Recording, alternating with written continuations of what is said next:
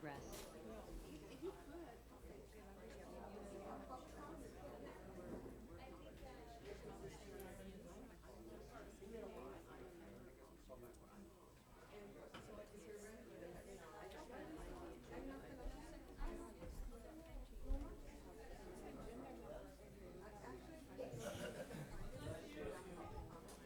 Ready? Good evening. This is a special and regular joint meeting of the Hollister City Council and the successor agency to the Hollister Redevelopment Agency on March 18, 2024. Meeting is now called to order. It is 6 p.m. Note, Council Member Dolores Morales is participating in this meeting via teleconference from the Sheraton Grand in Sacramento. This notice and agenda were posted at the teleconference location.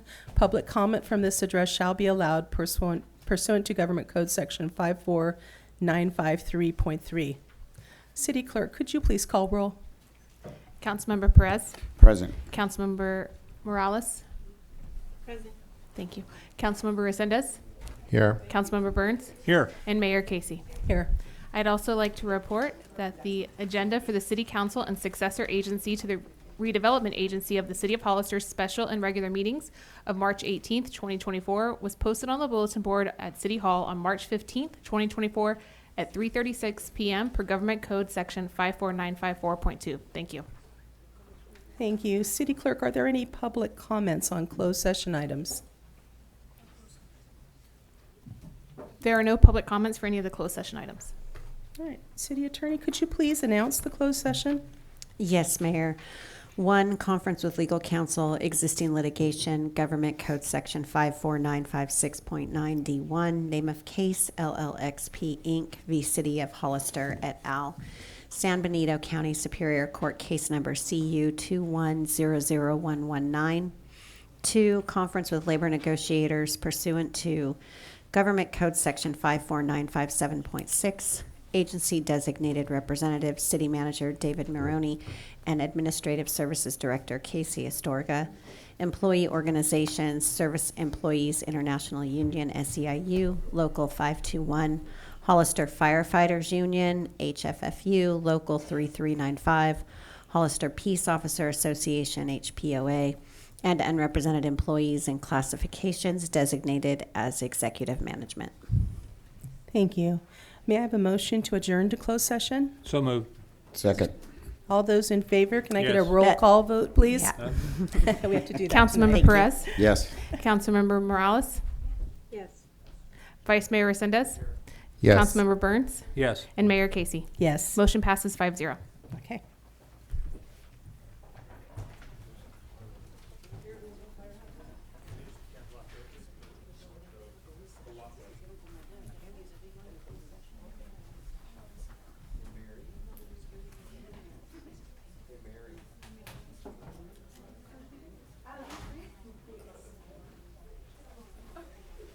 Hello, everyone. Thanks for coming tonight.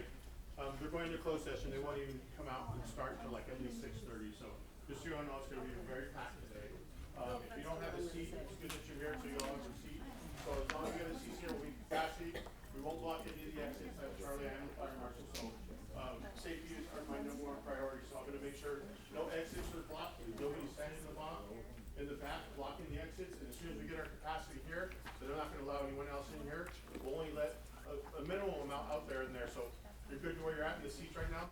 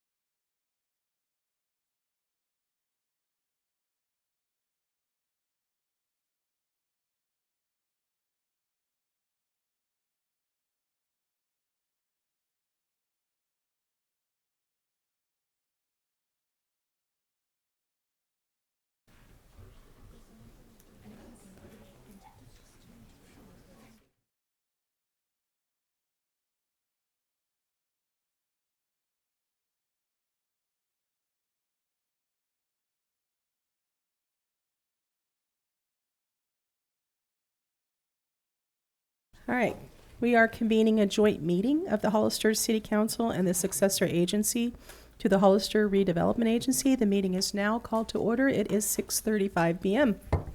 Madam Mayor, Yes, council member. thank you. I see that we have a lot of people here. I hear that there's people outside waiting to come in.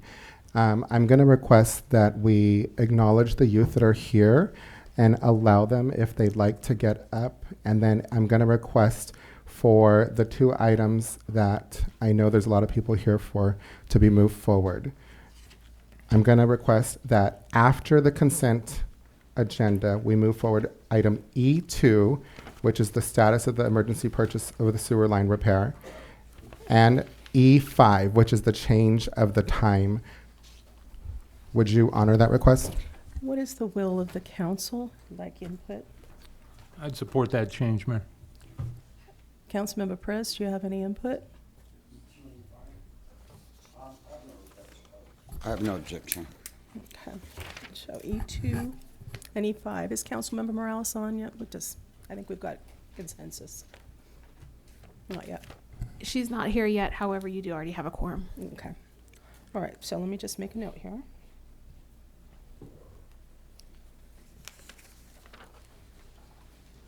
So we're going to move these items before public hearing. Is that what we're doing here?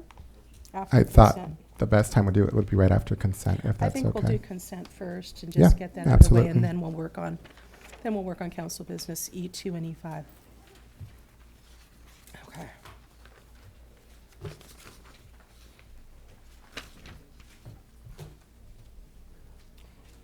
All right. Councilmember Burns, would you lead us in the Pledge of Allegiance, please? Thank you, Mayor.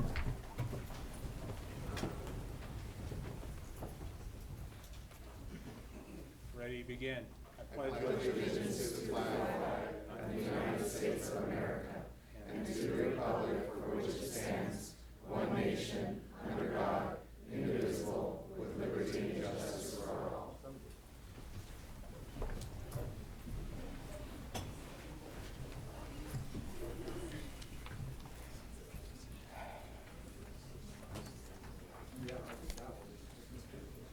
City Attorney, is there any reportable action from closed session? Nothing to report, Mayor and Council. Okay, well, we're going to start with special orders of the day. We're going to recognize the Hollister High School robotics team. If you guys would like to stand up and come on down here.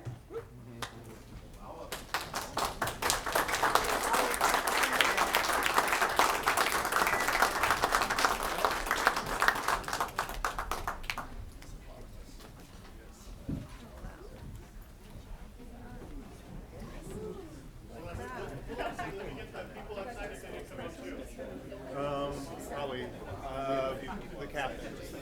So Fisk and Nathaniel in the middle.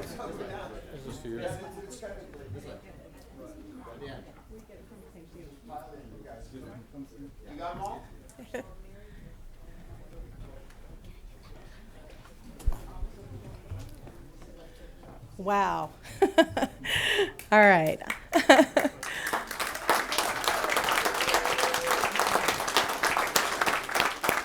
Yeah. So we have a couple things for you. First, a proclamation, which I'm going to read to you. Recognizing the Hollister High School robotics team number 6884, Deep Space. Whereas the California Park and Recreation Society District 6 held their awards and volunteer recognition breakfast on February 8th, 2024, and whereas at this special event, CPRS honors outstanding individuals for their professional and volunteer contribution to the fields of parks, recreation, and human services, and whereas the Hollister High School robotics team was recognized for their exceptional community service, specifically their dedication to volunteering, and whereas their notable involvement in events like the City of Hollister's annual Halloween trick-or-treat event and Christmas in the Park was highlighted as they received acknowledgement for their significant contributions. Now, therefore, I, Mia Casey, Mayor of Hollister, do congratulate robotics team number 6884, Deep Space, and thank them for their contributions to the Hollister community. So, who wants to receive this? All right, so there's a proclamation, and then we've got a little plaque for you as well. Does anyone Anyone want to say a couple words? Do you want to say something? Go for it. Okay. I want to thank the city and the Parks and Recreation Service for supporting us. I also want to say thank you to my team for being good volunteers and good citizens of the city. And then also to everyone in the community that supports our team. So, thank you.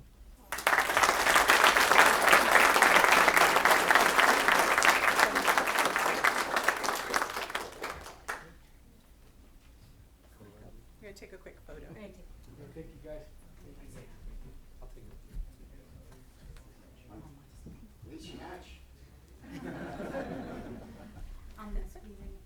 You guys are gonna have to squeeze it. More.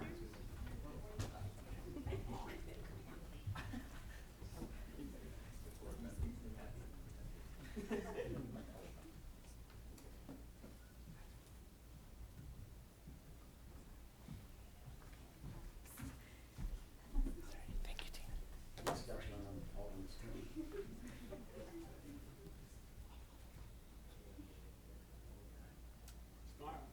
Everybody wave and say, hi, Mom.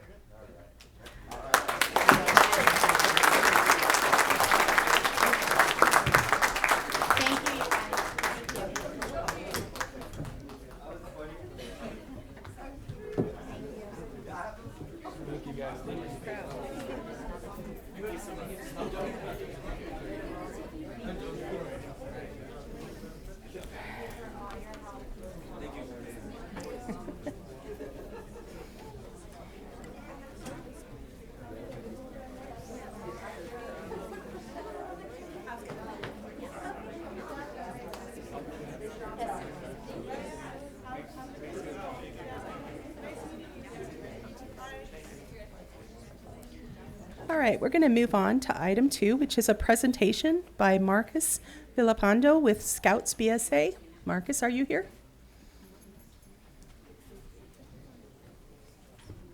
Can we give it a quick second too, so I can call any people that are outside, Okay.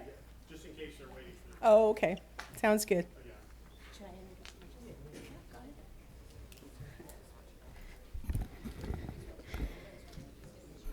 Gotcha.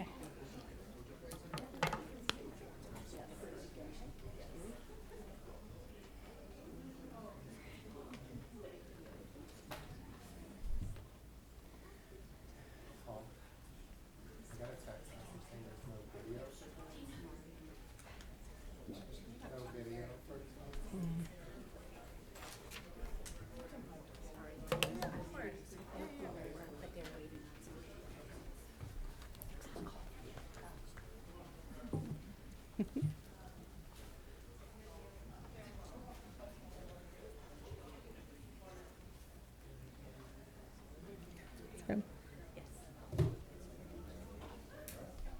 A few more coming in.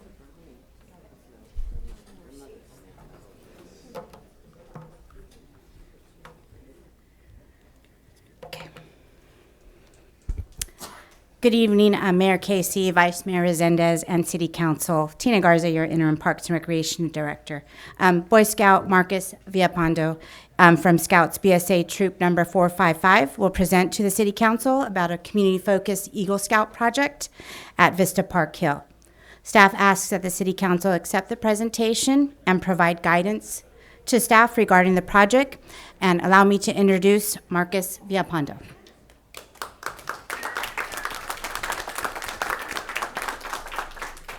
Hello, council. Hello, council. I'm Marcus Villapando. Oh. I'm a 17-year-old at Hollister High School. I'm a senior. I'm currently a Life Scout, and I'm wanting to get my Eagle project approved. This is the area to be approved.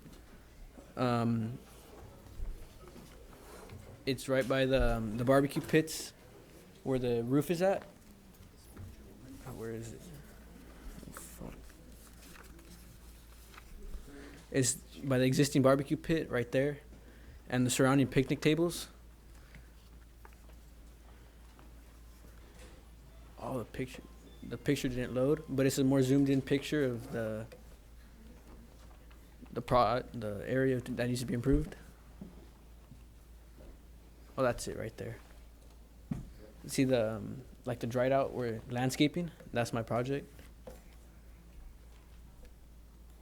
These are detailed pictures. I want to remove some the border fence. I want to remove stumps. I'm gonna repaint the curb. There's the border. It looked like it had fallen. That border right there. There was a border. It has fallen, and I want to replace it and fill it, make it a nice defined line. I'm gonna bring in some plants and walnut grinds to make it look more appealing to the baseball park that has been redone. I'm gonna use these plants, drought-resistant plants and drip lines. I'm gonna tap into the water lines that are existing and run drip lines. It's roughly around 1,600 square feet.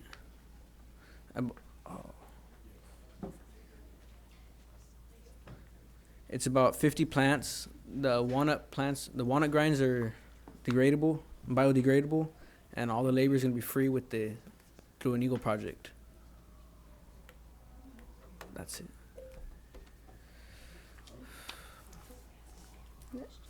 Do you have any questions? Councilmember Resendez, do you have any questions? Thank you. For staff, first off, thank you for coming up here and presenting this. And thanks for choosing a park in our city to do your project. It's greatly appreciated.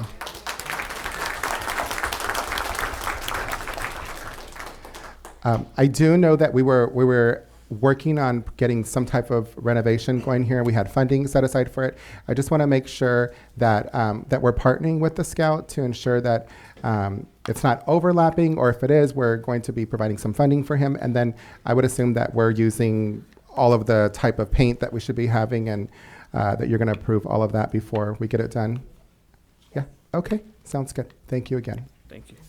Councilmember Burns, any questions? Thank you, Mayor. More for staff again. I just want to ensure that I really appreciate the work he's prepared to do, the physical work that takes time, but I don't think he should have to have any out-of-pocket costs whatsoever. And so I assume that it's in our park fund somewhere to offset this. And then I would, what I didn't see is I think there should also be some sort of a recognition for the work done on maybe a plaque or something, because this is not normal. I mean, it is for the Scouts, but we can certainly encourage more of this moving forward. And so some sort of a recognition for him for the work done in the vicinity, I would recommend. Thank you, Mayor. Thank you. Councilmember Perez? So I agree, you know, to work out the funding and finances for that. And especially because I know we were talking about handicap parking and all that stuff up there, so I'm sure you guys will work together. How did you pick that? I was just seeing that the park needed improvements, and I talked to Tina, and she suggested that was one of the projects that needed to be done. I love that thinking. See a need, fill it. That's Hollister thinking. Thank you. Thank you. Is Councilmember Morales online? Did you have any questions? I did. Thank you for the great presentation. Can you turn the sound up a little? Native to Hollister or San Benito? Okay, can you repeat the question, Councilmember? Yes, if the plants that were going to be used were going to be native to San Benito or Hollister? Are the plants native that you're planning to use? That was the question. I think they are. Yes. Yeah. Okay. Any other questions, Councilmember? I didn't hear the name of the park. I just wanted to know what district that was in, or the name of the park, either one. Park Hill? Vista Park? It's Vista Park. Thank you. It's Vista Park Hill, and it's District 1. Okay. Thank you very much. All right. I don't have any questions, just thank you. Thank you for doing this and for selecting the park to do the work. Appreciate it.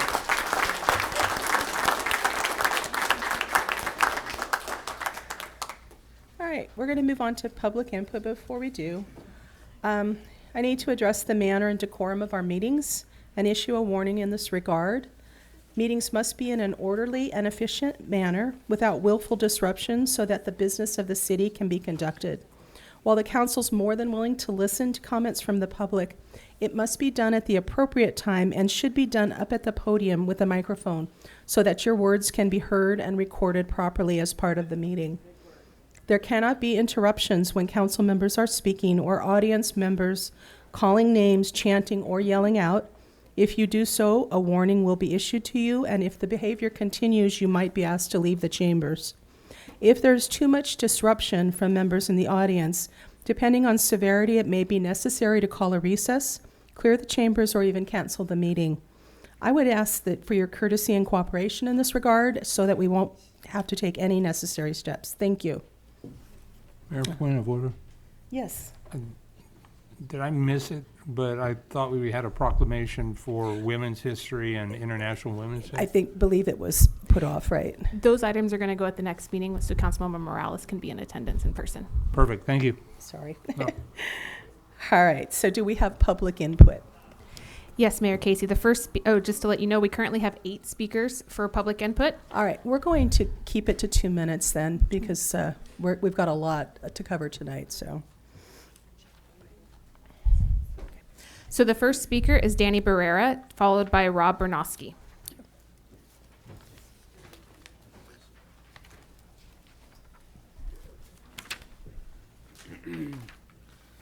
All right. Good evening, everybody. I thought I had 3 minutes. 2 minutes is awesome. I can work with that.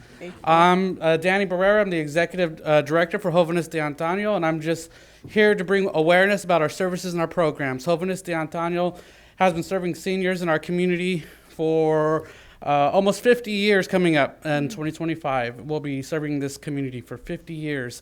We do provide free meals and transportation. Call my office, ask my staff about our programs and services, and we'd love to get you that information. Please send your seniors to our senior center at 300 West Street, at the community center, at the Pauline Valdivia Memorial Community Center.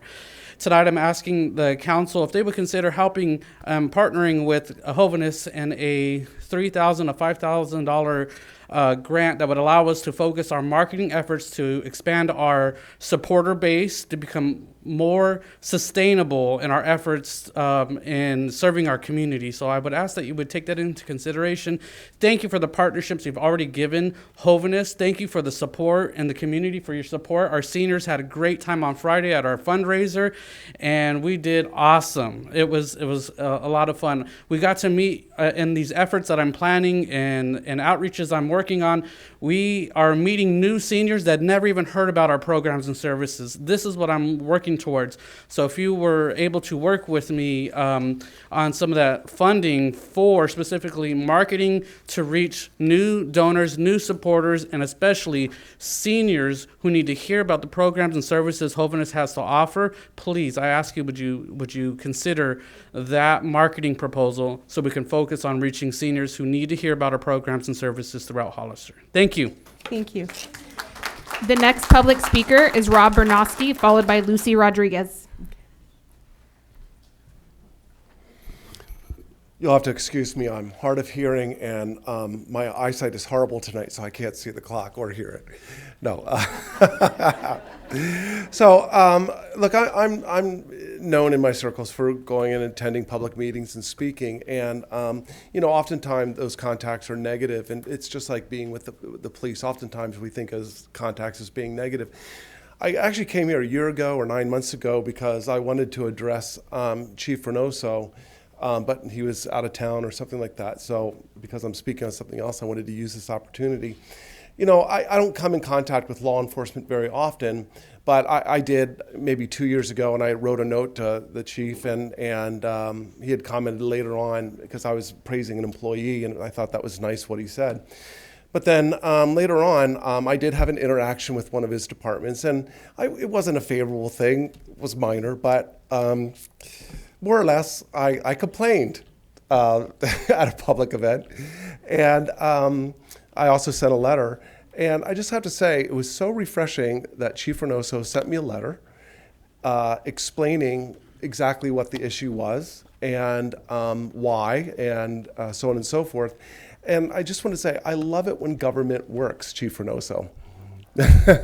And your department actually, works with, again, when the public has a concern, you're able to address it in an intellectually satisfying way, even though you were pointing out that maybe I'd been in the wrong about something, but I just want to let you know that I do appreciate it, because when government works, we're getting our money's worth. And so when departments do well, we, the public, want them to know as well as our criticisms. So thank you very much. Thank you. The next public speaker is Lucy Rodriguez, followed by Andy Shaw-Corin.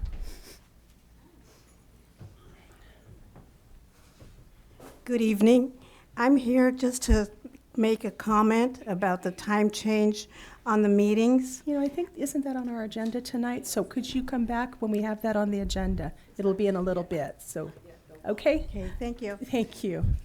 The next public speaker is Andy Shaw-Corin, to be followed by Carly Robles. Yes, good evening. I want to talk generally about the issue of democracy and public participation in government. As some of you know, I was a teacher for 30 years, and most of those years I taught in prison, 20 years at Soledad Prison, where I had to convince my students that they actually still had a role to play when they returned to their communities in engaging in community. But a lot of times our educational system, our government system, rather than welcoming participation, in spite of the fact that they're funded by the public, they're responsible to the public, they're not necessarily always that anxious to welcome the public. Our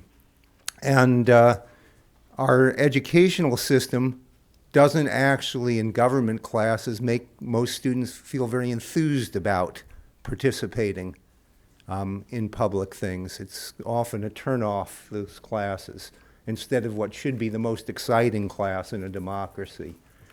As Lincoln said in the Gettysburg Address, and he said it best, democracy is government of, by, and for the people. And in the case of California, in our Constitution, the legislative powers are actually reserved to the people, very explicitly. That's why we have the initiative, the referendum, and the recall in our government. And so what we do with government officials is we delegate certain decisions unless we're not happy about them. So I just urge you to think a lot as we move forward. There's going to be many issues coming up that really the public has a very vital role to play in all of it. Thank you. Thank you. The next public speaker is Carly Robles, followed by Bella Rosales.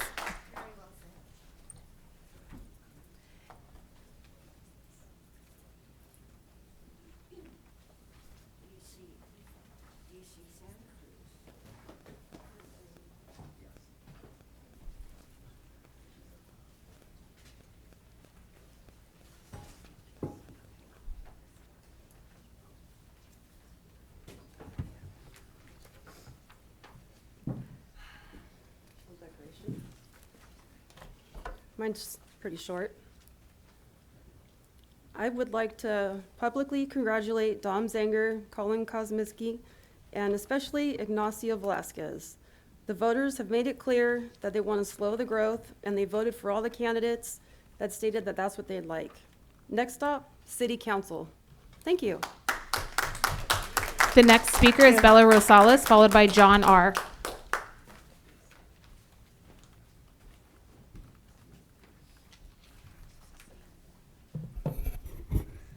Good evening.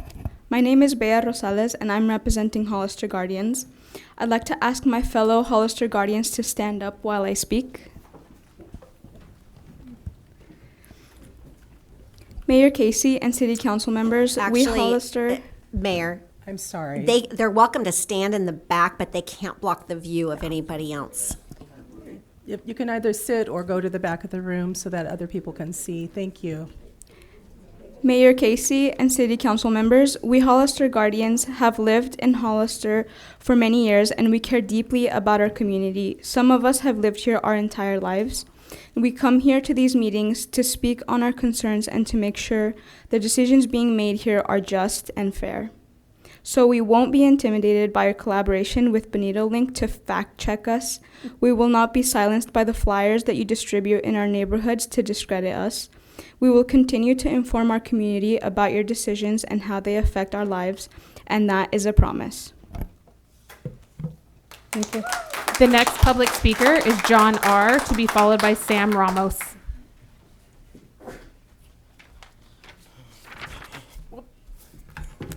Wow, I'm just all over the place here.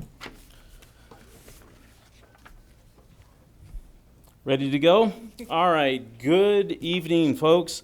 2024, I think this is probably the first or second time I've spoken this year. Last year was a great year for the people of Hollister. We saw the introduction of exposure of integrity-compromised politicians and their antics. We saw the birth of public solidarity to stand behind the oppressed voice of West Hollister. All wins for the people, your constituents. I would like to congratulate our new county board-elect. Those who ran in opposition to the victors were pro-unbridled growth, and they lost in a landslide fashion. This should send a chilling message to those who support uncontrolled growth and those who sponsor political puppetry. All right, finally, a train has been set in motion, a train of sorts, a train of accountability, a train of scrutiny, a train of truth in politics, a train of true support for the people, not developers. And that train is a-roaring down that track, straight to integrity-compromised politicians near you. Thank you very much. The next public speaker is Sam Ramos, to be followed by Bridget Bauman-Thorpe.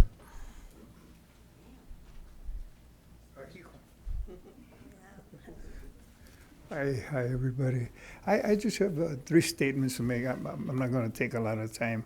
First of all, I am a Hollister Guardian, even though I live on the east side of the city. But I'm a Hollister Guardian. These are my people. The other point is that I agree with Mr. Resendez and Kosmicki that there should be a thorough study of the sewer system. I think that's important. And the third point is that I'm really for keeping the time as is, you know. I'm really concerned about that. We're going to be discussing that at another agenda item. Okay. So you are welcome okay, to I'm come done. back and talk more about Okay, that. thank then. you. I'm sorry. It's okay. Okay. It's all right. Thank you. That's it. Gracias. Bye. Thank you. The next public speaker is Bridget Bauman-Thorpe, to be followed by Julio Rodriguez.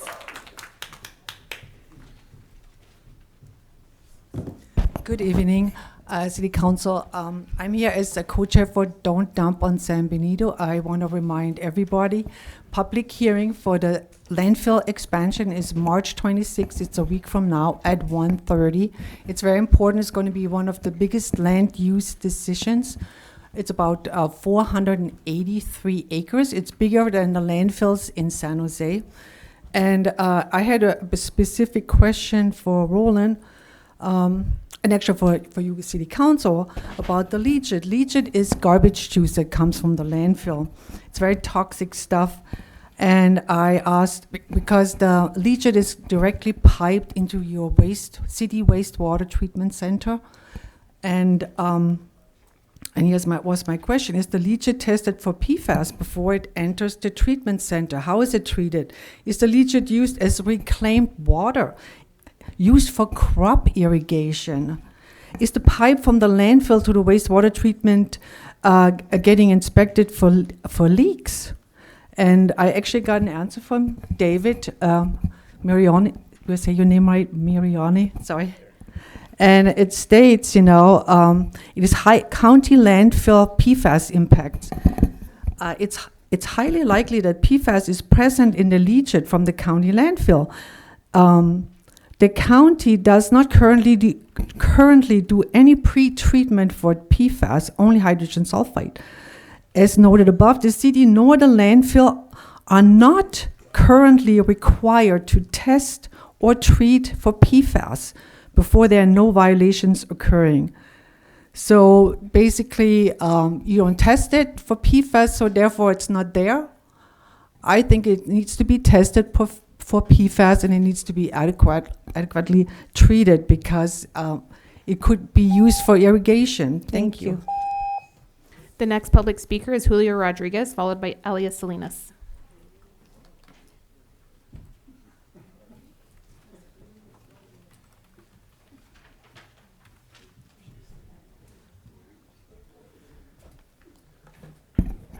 Hello, my name is Julio Rodriguez. I'm also a Hollister Guardian. Just some things I wanted to first off address is I think the primary election, it showed us that this community at large, San Bernardino County and Hollister, and San Juan Bautista included, we want candidates who are going to respect our environment, our lived environment, preserve our agricultural land. You know, it's really telling. Because the institutions at large obviously endorsed the established candidates. So it's very telling. I also wanted to address some things from past agenda items, such as we can't afford to build affordable housing. I have the progress report for KB Homes. And like I said, you're more than happy to have this. For public record, but adjusted gross profit margin per house in 2023 was about 20%. So KB Homes is making about 20% on each home. I guess my concern would be, is staff providing this information? We say it's not feasible to build affordable housing. Is this small builders? Is this local builders? Because corporations like KB Homes, I think their CEO like $15 million. We need to be addressing these issues, because just saying arbitrarily like, oh, we just can't afford to build affordable housing, it's very clear from their progress report that people are making billions of dollars in communities such as San Bernardino County. Thank you. Thank you. The next public speaker is Elias Salinas.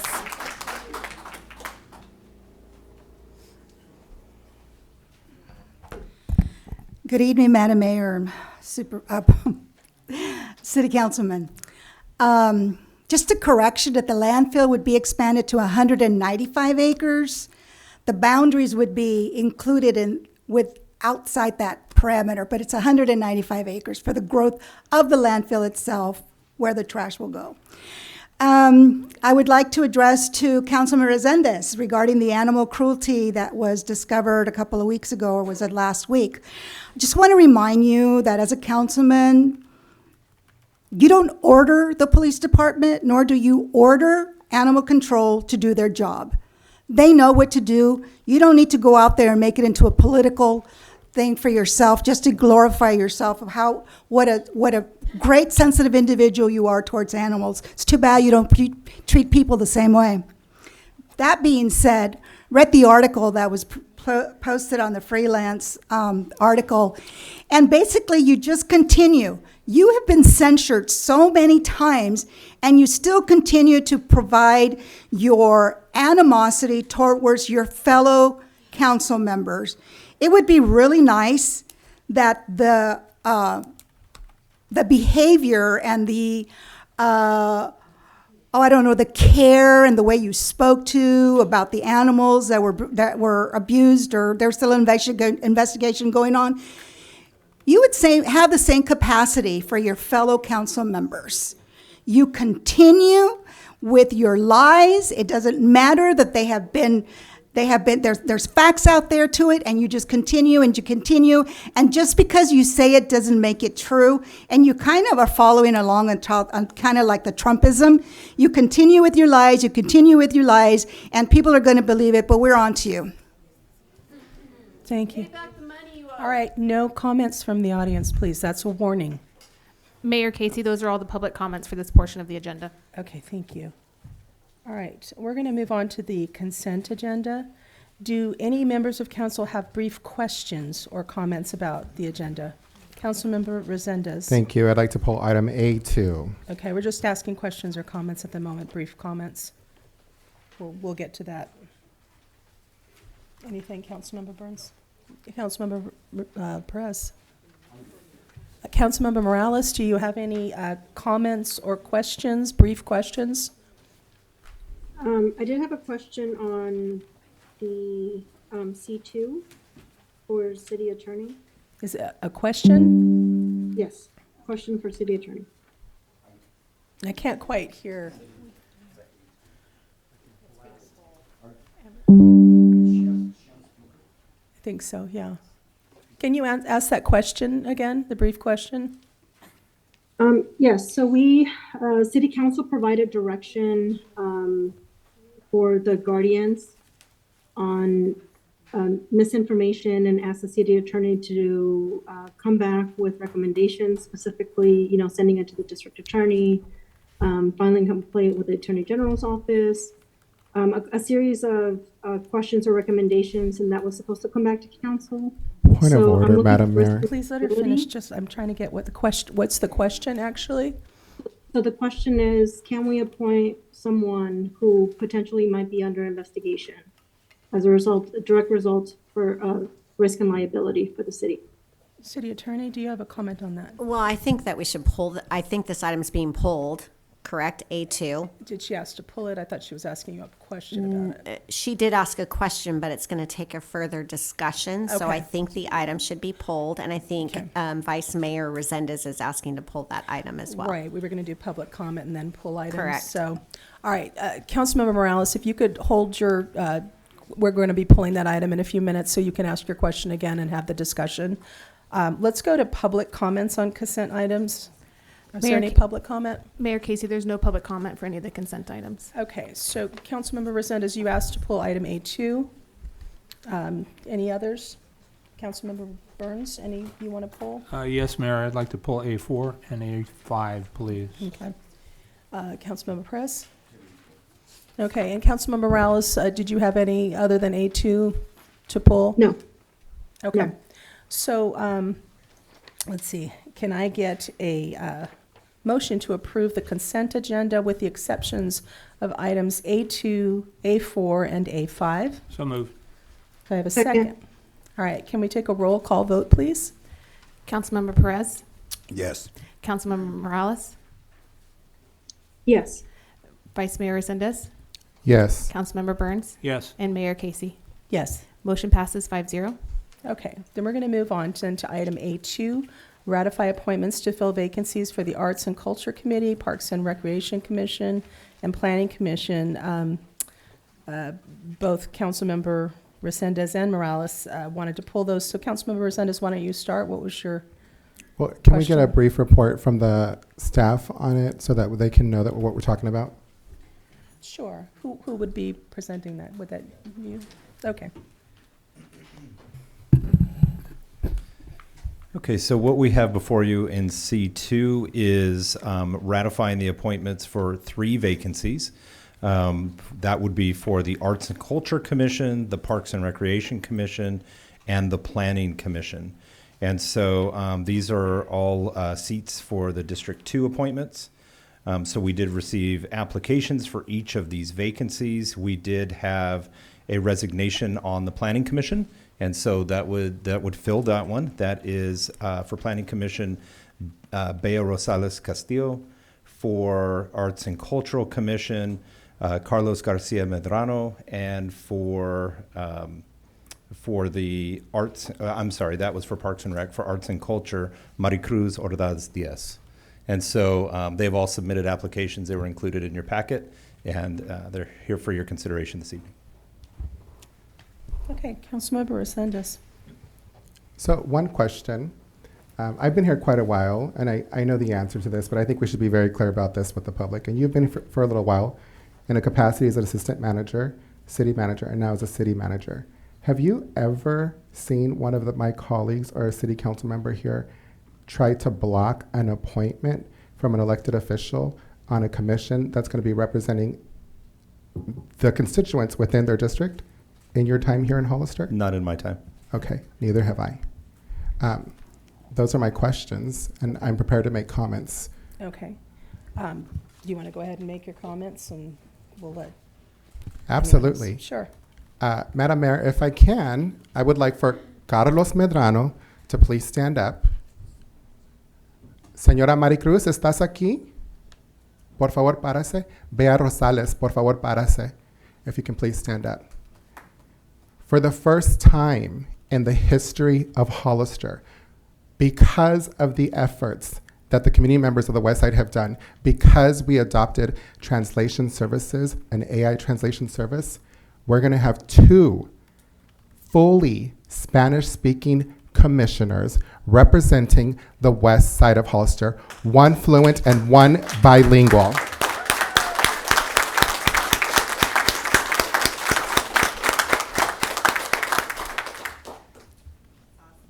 It is within my right to represent a commissioner. There has never, ever been a concerted effort to block a commissioner, and to do it at a time like this when our city is creating history would be an absolute shame. Gracias. Thank you. And I look forward to appointing you tonight with the support of my colleagues. Okay, Councilmember Morales, you had some questions that you were posing to the city attorney. Did you want to repeat those or ask more? I can repeat them. Is that something that you need me to do? I have the question. It's someone under a potential investigation. Can they be appointed to a commission, specifically the Planning Commission? And the Planning Commission rules don't have any bar to that. And I know of no bar under the law. Okay. So the answer would be no, City Attorney? You haven't been recognized, sir. That's correct. Thank you. Did you have anything else, Councilmember Morales? No. So, if I'm understanding correctly, there is no, in terms of risk and liability, the city's okay in terms of making an appointment and defending and the consequences related to the appointment.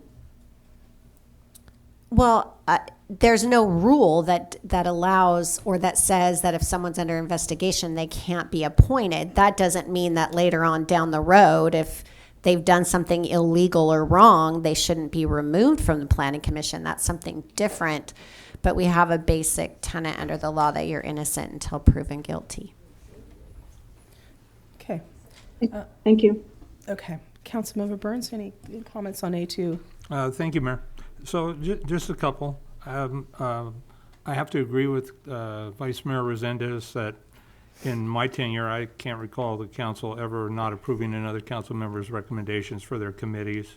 I'm excited by the bilingual potential for greater communication. We struggle mightily. We've just seen that recently with the housing element, trying to get the community's engagement. And so I'm supportive of it. I don't know how you enforce a rule that doesn't exist. This is the first time I'm hearing about an investigation, whether it be criminal or civil or any of those things. And I think this actually speaks to Mr. Shockhorn's comment about trying to engage the people. And so 100% support moving forward with this based on the past practice and frankly where I think we want to go. So I will support it. Thank you, Mayor. Okay, Councilmember Perez, what are your thoughts on A2? In my tenure, I haven't heard of anything close. I've heard a lot of complaints from the vice mayor about my appointments, but I never tried to block it. Do I have concerns about someone that's bad talking, that's giving misinformation out? Moving on to our planning commission? Oh yeah, that's a big concern of mine. We can't even trust what she's saying. How are we going to trust what she's doing inside? That's what I say. Okay.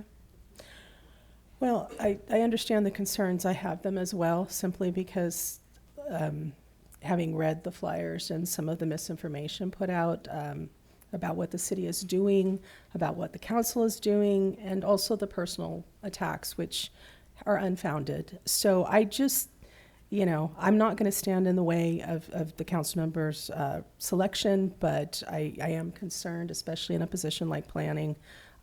So that's all I have. So do we want to take a vote then? Madam Mayor, public comment. I'm sorry, one more question? City Attorney, so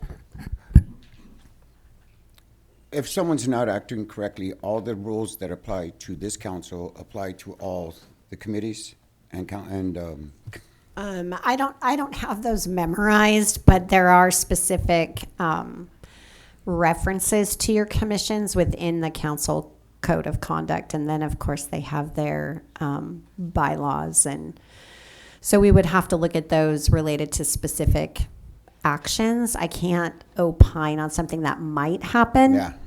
Yeah, no, I was just wondering if there's something in place, because you know what, our job up here, in case you didn't know it, in case you don't agree with us, either way, is to protect the city.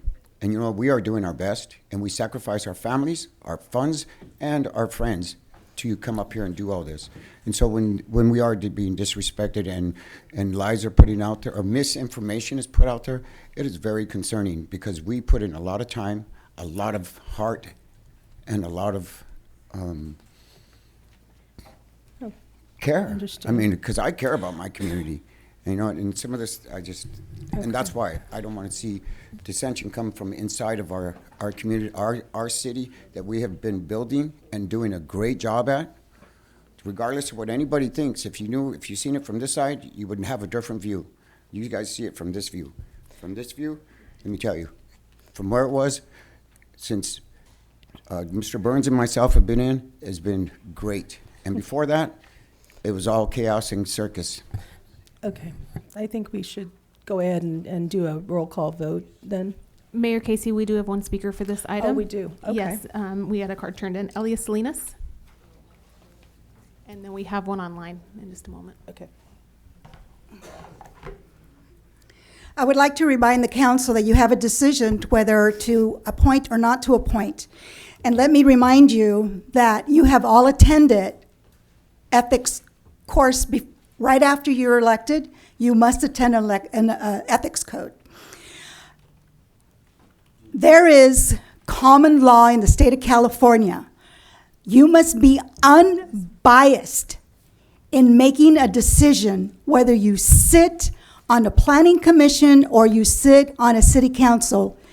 It is against the law to publicly state how you will vote.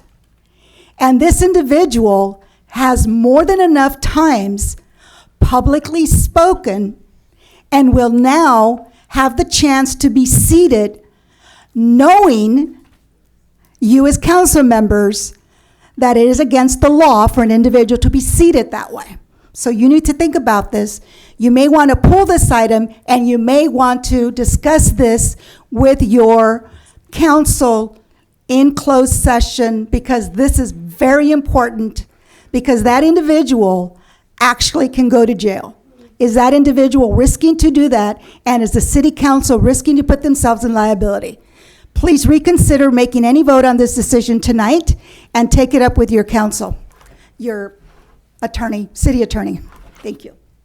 Thank you. The next public speaker is Carol Lenore. Oh, I'm sorry, she put her hand down. The next public speaker is Carly Robles.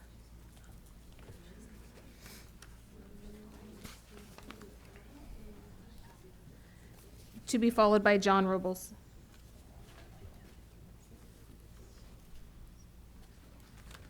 So I didn't plan on speaking on this tonight, but I'm going to. And I'm not going to yell into the mic like some people do. So this mailer I got in the mail was done with a lot of research and a lot of research behind it. This is true. Everything on here is true. Just because you're friends with Benito Link and they do a fact check doesn't mean that it's not true. There was a bonus for developers in San Juan Oaks, and we did give them a sewer pipe 7.5 times what is needed. we did gift developer Lee access to the sewer because he threw a little fit. And you did silence the voices of the West Side residents. They came here and you wouldn't let them in.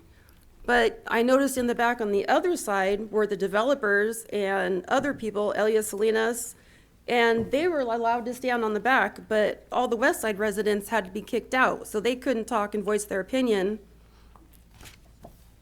On the other side, rewrite the general plan for developers. That's exactly what you've done. The general plan was wrote with... What? I'm sorry, please don't call out from the audience. The general plan was rewritten, and it was rewritten to cut the affordable housing from 20% to 15%. You did expand the sphere of influence for room for thousands of houses to be made. You did make the Hollister residents pay $762,822 to rewrite the general plan to benefit the developers, when even Mr. Burns said, why don't we let the developers pay for it? But no, Mia Casey said, oh, but I feel sorry for these farmers. I feel so sad for them. They want to sell their land. Yeah, Mayor, this is a, excuse I'm me. sorry, Ms. Robles, you have to stick to the topic, which is Yeah. the appointment of the Planning Commission and Arts Commission, so if you could. Thank you. Stick with that, thank you. My point is, the Hollister Guardians is what's being talked about right now. And what they put out is fact. Just because Benito Link says it's not fact, doesn't make it Ma'am, not you're fact. getting off topic. We need to talk about the appointments. I'm talking about the Hollister Guardians. I don't see any reason why. I just said I don't see Okay, any reason why. How is that point of order? City Attorney, could you weigh in on this, please? What? Yeah, how far did we the go? agenda item is specifically dealing with appointments of commission members, and that's what the comments should be tailored to. I do understand that. But the only words that came out of my mouth was, I don't see why. And you went, point of order. Okay, look, You we're didn't even know not what I going to was have gonna back and say. forth. If you want to finish up, we can let her finish. The time is up. Okay. Mayor, I'd move that we extend for 30 seconds because of all the bantering back and forth. If she has a direct point that she wants to make about the appointments, I would All right. like to hear it. Can we do that, please? I know 30 that the seconds. member of the Hollister Guardians is under question, and she's under question. I believe in America we are innocent until proven guilty, and she should be let to do her job. Thank you.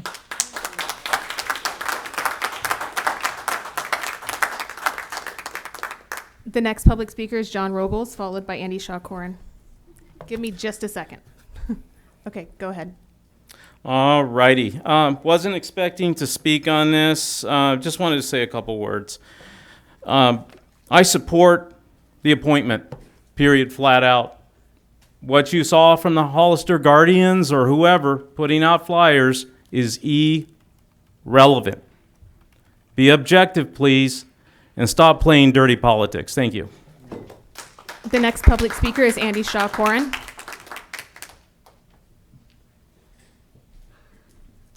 Evening again. In terms of appointments, and I thank you, Mr. Burns, for acknowledging that what we're trying to do is to get a community engaged in their government. And essentially, I've heard it said that these people appointed should be unbiased. Now, that is really nonsense. The only unbiased person is a dead one. We all come to everything that every activity that we're involved in with our biases and our histories, our priorities. You know, that's who we are. And I don't see how you could expect anything other than that. Now, Mr. Resendez is obviously going to be appointing people that he thinks represent his communities and their concerns. That's his right. And a person coming to the Planning Commission should come with the priorities that they think are important. All of the candidates, I've met all of them. They all seem to be good people. They all seem to be concerned about their community, and I think they all will bring a valuable perspective to the decisions of all of their appointments. Thank you very much. Thank you. The next public speaker is Julio Rodriguez. And while Mr. Rodriguez is coming down, if I can remind all of you to make sure you put your name on your speaker card as well as the item you're speaking for. Thank you. Good evening. I'll be quick with this because I know we want to get out of here at a decent time. You know, I've said this at the County Board of Supervisors meetings. You know, the whole point of having these appointments come from Roland Resendez or Rick Perez or Tim Burns, Dolores Morales. It's about putting someone who represents that district. And we try, I think politics, we use that word. It's a very dirty and ugly word. You know, we don't want to polarize things. We want to work together. But the reality is land use is inherently political. The people who suffer from the decisions that were made either by this board or by the previous board are the West Side, or in some cases, like the landfill, for example. Now, back on topic, Bea Rosales is my friend. I'm proud to say she's my friend, and I think she's very deserving of this appointment. She's smart. She's taught me many things, and I think that she would be an excellent member of the Planning Commission. You know, someone who's young and coming up. I mean, that's what we need. We need people who are going, you know, we are, you know, with all due respect, council, we are the future, you know? And I think giving her this opportunity, I think will empower her, will empower the community. How many young girls, women. Please don't speak out. Thank you. But I say girls because there are little girls at schools who will look at Bea and say, wow, she is up there representing me. Women girls who look just like her and came from the same background. I mean, that's just, to me, amazing. So whether or not you think, it doesn't matter what you guys think. I mean, just give this person an opportunity. You know, she's not dumb. You know, she's one of the smartest people I've ever met. And it's like you guys aren't even giving her the opportunity to represent her constituents. You know, thank you so much, guys. And yeah. Those are all the public speakers for this item. Okay, so those are all the public speakers for this item. Okay, so if there's no more discussion, then we'll go ahead and take a roll call vote on approving. You need a motion. Madam Mayor, I'm as well. happy to make that motion. Okay. Second. Okay. Can we do the roll call, please? Councilmember Perez? Yes. Councilmember Morales? No. Vice Mayor Resendez?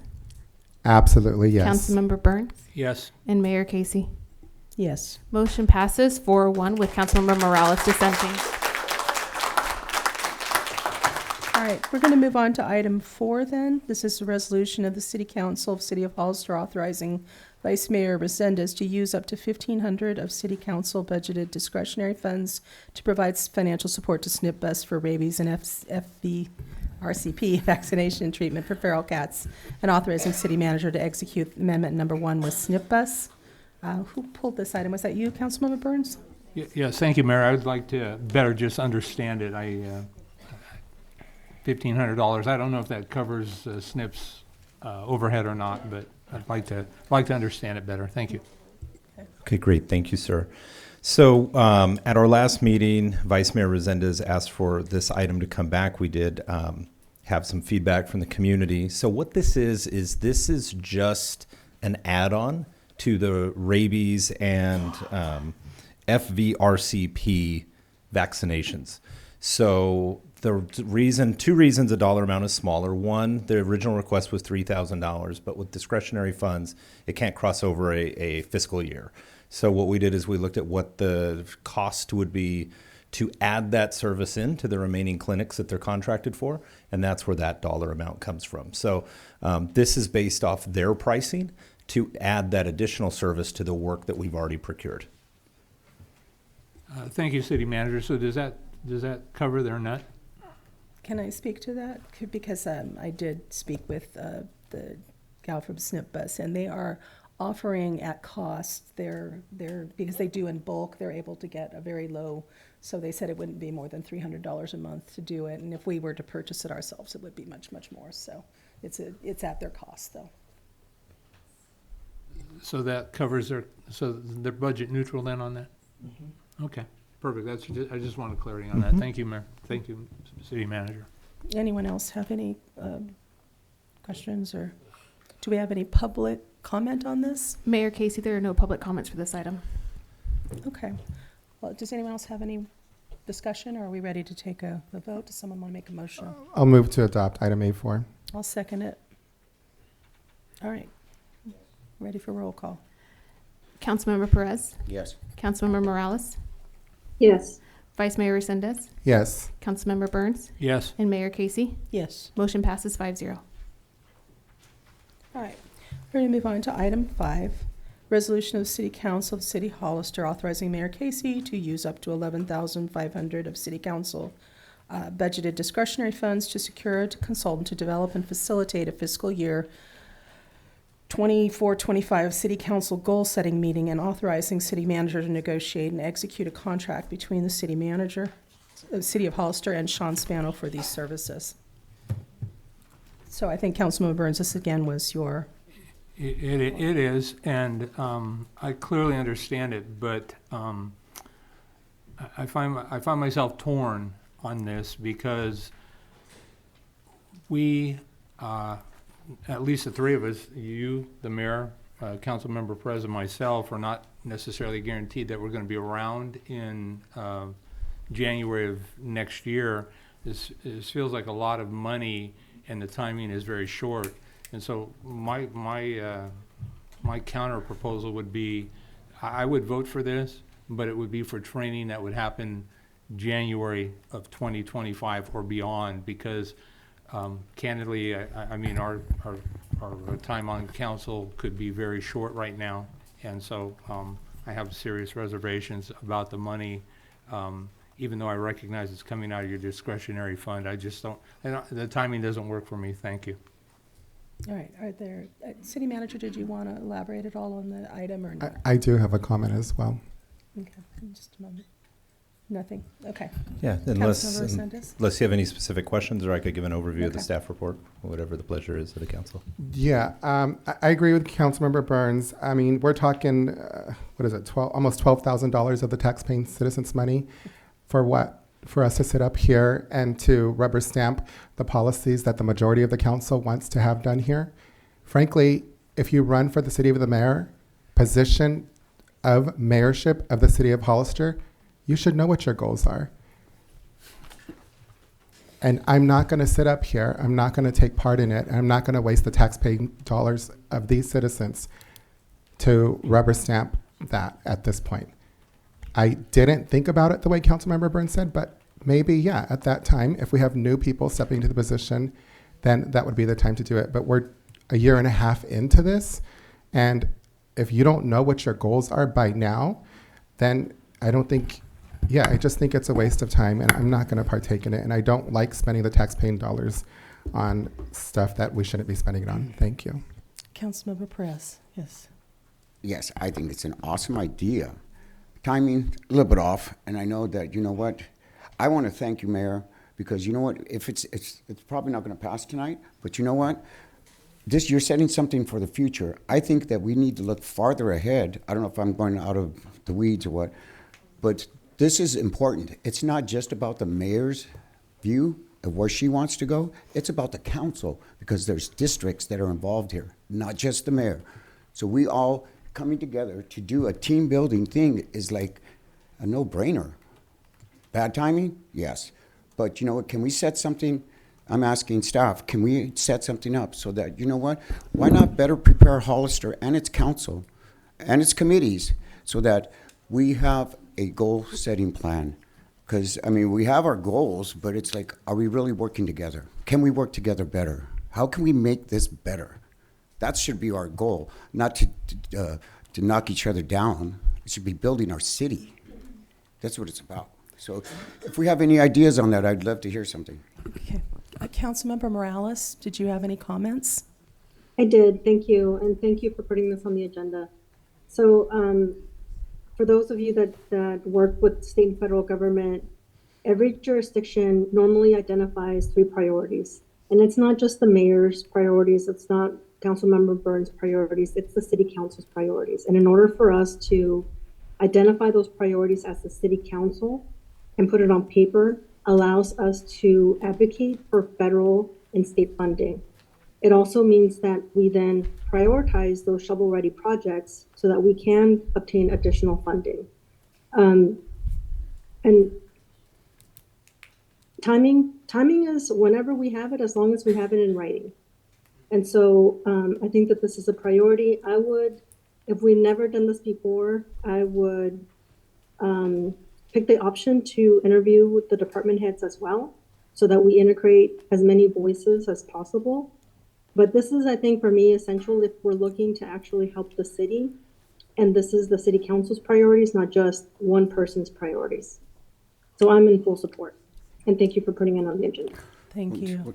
Okay, so I want to give some comments on this because I would agree with what Councilmember Morales said. Every agency, the county, all the cities around us, they all do strategic planning. That's what this is. It's not about, I like this goal or no, this is working together and working with staff and developing goals and prioritizing them, and that's what drives our budget. So this is precisely the right time to be doing something like this because we set our priorities and decide our roads are top priority. Well, then when it comes to the budget, we may put more in the budget for roads.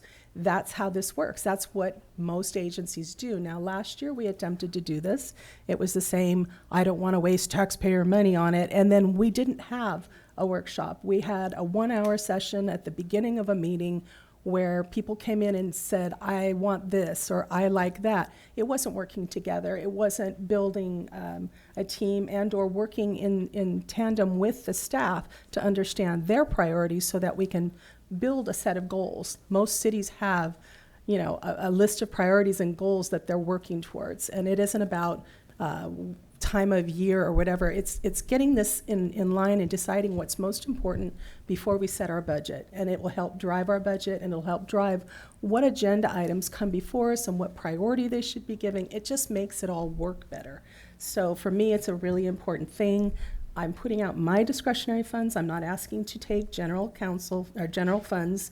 And to be honest, in our last meeting, we approved $11,000 for dog poop stations. So I think we could at least do that for strategic planning that's going to drive how we do business for the coming year.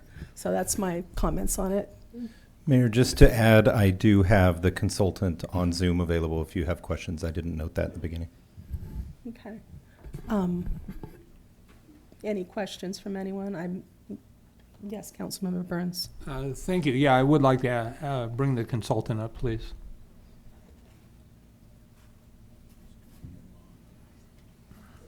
We did provide in the staff report a pretty detailed report on his background and other clients.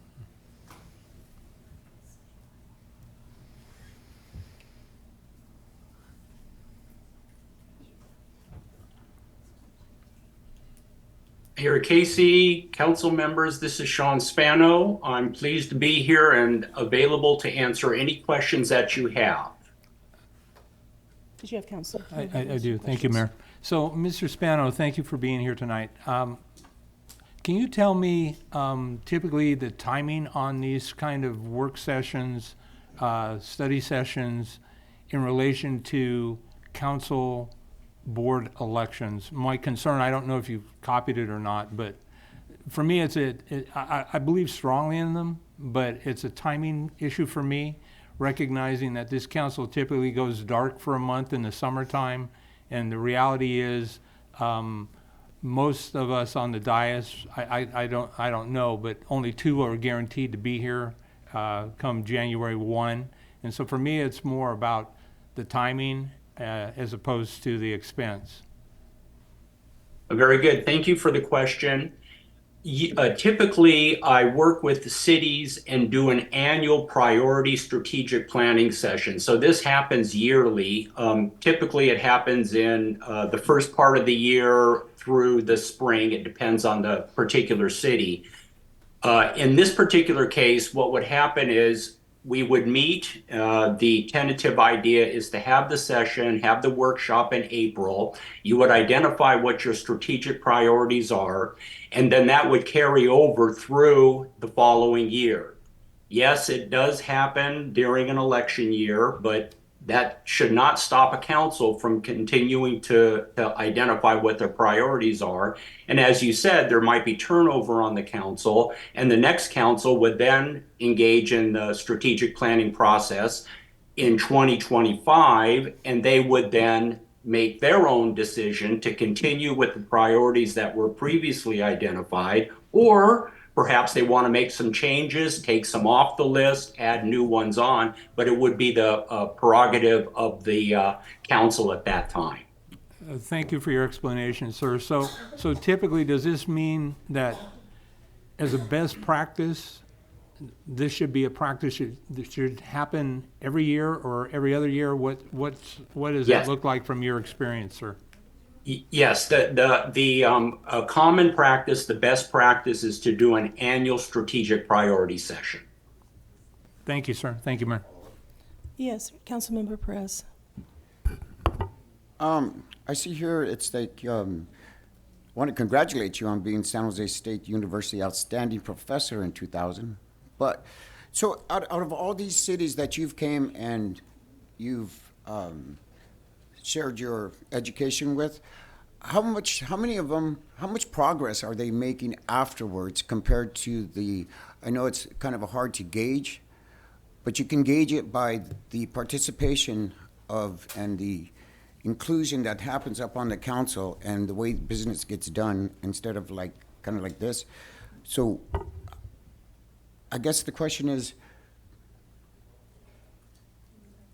I don't even know what the question is. It was more of a comment. I guess I'm asking you, in your experience, after your classes, and I know you're biased because everyone's biased except for me, but unless you're talking football, but we're not going to go there. But so your experience is how valuable is this? I mean, I know this is yours package that you'll be training and selling, but at the same time, what benefits have you seen other cities that weren't benefiting from the coming together and having a goal or a direction that they want to go in?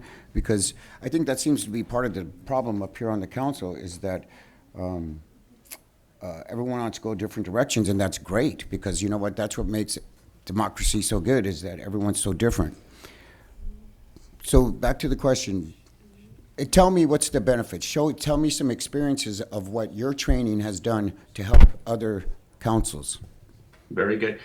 Thank you for that question. So as you know from the staff report, I do come out of I am an academic, a retired academic.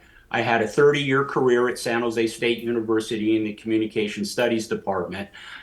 While I was on faculty, I was also doing consulting work, and I've been doing consulting work working exclusively with local government for at least 25 years. I had a very short stint working in the private sector with some tech companies. Where I want to be and where I feel like I can make the most impact and positive impact is with local government. In my mind, doing strategic planning is very important for a city. It is a best practice. And I would want to differentiate the operations, the day-to-day operations that the city engages in from your strategic priorities. We sometimes use the metaphor of the iceberg. What is above the water are the strategic goals. And those are councils, and as several of you mentioned, these are councils' collective judgment on what the strategic goals are for the coming year that are going to make the best impact and have the most a positive impact on the community. Those are different than the day-to-day operations. And council doesn't really see the day-to-day operations. You're responsible for the budget for resourcing those day-to-day operations. But what your purview is setting the high-level strategy for the city. And those come in the form of goals and objectives. That is your prerogative to set the strategy for the city. Underneath the strategic goals and objectives are work plans, and you're handing off those strategic goals and objectives to staff, and staff, of course, is responsible for implementing those. And so the success of the strategic plan depends on the collaboration between council setting the strategy and then trusting and monitoring staff as they implement those strategic goals. A best practice is staff would update you periodically on the status of those strategic goals. And at the next year at your annual strategic priority session, you would get an update from staff in terms of where you are on those goals and objectives, progress that was made, progress that was not made. It's another way of you all setting the strategy and then having accountability on staff to implement those strategies. So did I answer your question, council member? Yeah, you could have gave me the short version, but thank you, though, and I appreciate it. But so, you know what, I would like to see, I mean, Tim, how long have we done this? 4 years? 4 years? And we've been wanting to do this. So you know what, I'm gonna go for this because it makes sense. Timing, you know what, he said, it's before budget. It's not about our tenure, it's about the clock that's going on the budget, because that's what it's really affecting. It's not, yeah, we can set some goals, but it's like, they're gonna change them anyways, dude, if most likely. So, you know what, I agree, and I'm gonna go with this because just like I said, we need to make our city better, and we gotta try something, because what we're doing is just being stagnant. Thank you. Councilmember Morales, did you have any questions for the consultant? No, I did not. Thank you for the explanation. All right, Madam Mayor. Yes, Councilmember Resendez. Thank you. It's Vice Mayor Resendez. Sir, thank you for your presentation. Were you the same consultant that gave the strategic planning to the City of Hollister before? For the City of Hollister? Yeah. Is this your first time working with the City of Hollister? Yes, this would be my first time working for the City of Hollister. Okay, thank you. I just wanted to clarify that. I've been on the council for 6 years, and we did do this in January after everybody was elected. So I think that's a great point that Councilmember Burns brought up. And when I took part in this process, they did not say what did the previous council, what were their goals. So I again, when it comes down to it, is it something we should consider for future councils? Yes. Should we be doing it now for this council? No, I don't think so at all. And I'm not willing to support it. Thank you. Do we have public comment on this item? Yes, Mayor Casey, we have two speakers. One is Elias Salinas, to be followed by Peter Hernandez.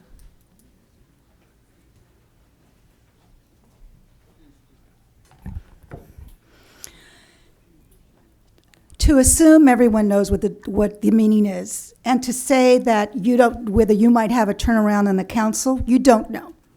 You don't know who's going to be sitting next to you, or the person that's going to be sitting next to you is actually sitting next to you right now. You have 9 months, and as your Mr. Spano has given you, I attend these meetings because they're public meetings with the County Board of Supervisors. And they all sit around the table and they all discuss what's going on, and what nobody is saying that the reason that you want to do this is because my district is more important and I want to get it done before the election. I mean, this is going back to why, certain judges didn't get appointed to the Supreme Court. It's election year. We're not going to do it right now. And they tried doing it before. And you have not had what is considered a strategic meeting. You have not had where the public comes, and they're called retreats.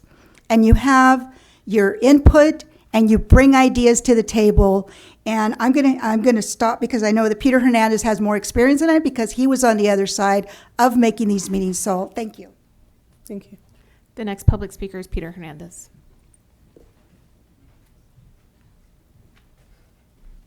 Good evening, Mayor, City Council. So just to give you a little bit of a couple thoughts to chew on, it's kind of like the business plan of the city when it comes down to a strategic plan. I was a part of it, and it actually really did help facilitate a lot of focus when it came to conversations, because every individual supervisor at that point has their own goals, but it really tries to create at the same time, not just with stakeholder input, but it tries to actually guide that board to setting specific goals that ultimately are implemented throughout the year, lined up with a budget, right? That way they're funded, and ultimately as these things are playing out, then you're actually seeing these things ultimately, you're able to track not only the goals of what you had implemented from the initial point of the strategic plan, but it creates a base. There's actually, if you pull up the strategic plan of the County Board of Supervisors, there's certain metrics that they expect. I was actually trying to remember some of them. It's been a while, but regardless, it actually puts you in a really healthy position that anything, even on the agenda, as it gets pulled up, that becomes your guiding document, their strategic plan to anchor every item on the agenda and unify the sentiment of the council to direct them ultimately to make sure that it is lining up with the goals of their initial plan. And because it is a foundation, it actually presents itself for the next council, if it does change, to have a base to build from, right? To basically, it's like a healthy foundation in a home. Then you can, if the house changes, if the windows change, you still have that foundation, and you can ultimately amend it as you go, as you see fit, as the needs of the city change. Hopefully that helped. Thank you. Thank you.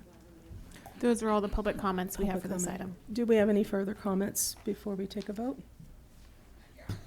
You know, just like I wouldn't stop anyone's appointment from picking their council, I don't think it's my job, as long as whoever's doing their discretionary funds is doing it the right way, I'm not going to get in the way of them stopping that. And I also support that, you know what, we need to get together and find out exactly where we're going. Because what was our goal-setting goals then? They weren't. There was none. So we need to get it done so that we can take care of our city that much better. Stop this divisiveness. Okay. Well, before we take our vote, I just want to thank you, Mr. Spanos, for sharing your background and the value. I can say that on other agencies, local agencies, like I sit on the Council of Governments, we did do this. It was extremely valuable. It not only helped to make a more cohesive team, but each person had their various perspective, and you bring them all together, and you have a facilitator who helps you to get them organized and figure out what's the most important.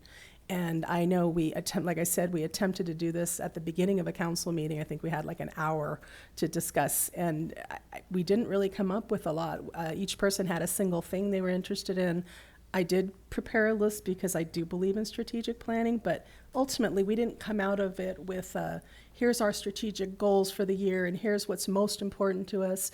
And to me, that's super important because it does drive, what happens with our budget. It drives, where energy gets put in by the staff. They get a lot of requests, and throughout the year, we're making all these requests. Well, if we don't have a set of strategic goals, how do we know where that fits in the priority and how much energy and time the staff should put into it? So it helps our staff as well at City Hall. So I'm, you know how I feel. I'm in support. So why don't we go ahead and take a roll call vote?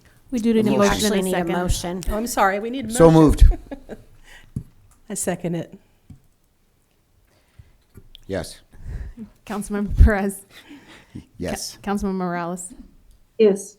Vice Mayor Resendez. No. Councilmember Burns. No. Mayor Casey. Yes. Motion passes 3-0 with Councilmember Burns and Vice Mayor Resendez opposing.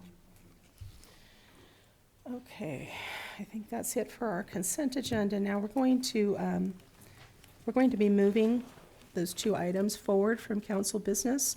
The first is the item 2, which is the status update of emergency purchase sewer line repair at San Juan Hollister Road, 4th Street, and Graff Road. City Manager, did you have the report?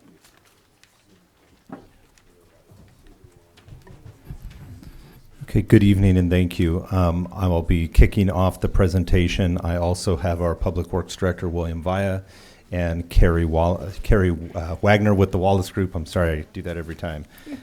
She is our technical expert that works with us on water and wastewater. So to start, I wanted to provide a report out as one. I'll just get this part out of the way that there is a requirement of our city municipal code that does require competitive bidding for all public works projects that exceed $100,000 unless an emergency situation exists. In the case of an emergency, the city manager is authorized to waive advertising and other bid solicitation procedures without regard to the amount limitation or prior approval by the council. The city manager shall, however, report to the city council at the next scheduled council meeting of any emergency purchase that have been made on behalf of the city. And so what I'd like to do this evening is give an update and then provide an update on next steps. So to provide an overview of the repair and the current status of the repair, I'm going to pass it over to William and to Carrie, and then I will talk about next steps, and then we are available to answer any questions that the council may have. Good evening, Mayor and council members. I'm William Villa, Public Works Director. So I'm going to start with a short timeline of basically how we got to where we're at tonight. In late February, on February 23rd, we hired a contractor to locate an existing line and inspect a manhole that's in the intersection of 4th and Graph, right in the middle of the intersection. And at that time, they located a collapsed pipe with a void above. They continued on February 26th to video the line and the lines around there and the manhole. And then they notified us with video of those lines. They presented us with video of those lines so that we could see the void and the collapsed pipe. Once that was notified, we asked Able Sewer, the contractor, to provide a quote for making the repairs. And the reason that it was an emergency at that time, in my view, was not the collapsed pipe as much as it was the void above the pipe. My concern was more for a collapse of the road than it was for the collapsed pipe. We received that quote on the 29th. In the meantime, received a contract template, a construction contract template from the city attorney, in which I filled out that template, filled in the pertinent information, and then I sent a draft of that agreement back to the city attorney for review on March 5th. On March 6th, and also on the 5th, I requested an update for the insurance requirements for that construction contract, that emergency construction contract, from our insurance provider and risk manager. And I received the insurance requirements back on the 6th and the draft agreement back on March 6th. On March 7th, we got the agreement back signed from the contractor, at which time the city manager signed that and the work began.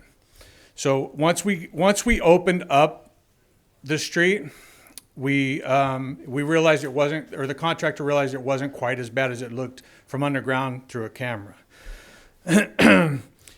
The initial thought was once we opened it up, it might collapse all the way around it, just start falling in the hole more and more and more. That didn't happen. The ground wasn't as saturated with water as we had thought it would be. It was basically dry. They then put a pump and hoses in to bypass that area of the sewer so that there wasn't sewage running through that collapsed line while they were investigating it. Once that was in place, they put in a temporary pipe to reconnect the two manholes. This was between two manholes about 21 feet apart. They put in a temporary pipe, so now the sewage was flowing through that pipe.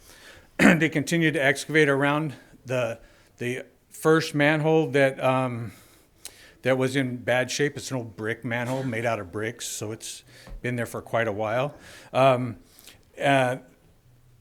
Once they excavated around that, they removed that. We removed that because there was no need for that manhole. So now the pipe just goes directly from the pipeline to the other manhole, which was then replaced.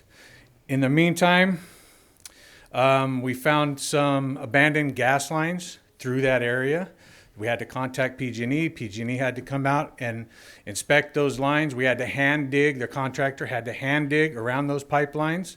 And then we had to slurry seal, which is a concrete, it's like concrete with sand, around those pipelines so that we could get compaction. We had to wait for that to dry. So where we're at now. Today, they paved half. So they've backfilled, they've made all the repairs. They've backfilled and compacted with gravel and chipped rock, and they paved half of that intersection today. The other half will be paved tomorrow, and the project will be completed.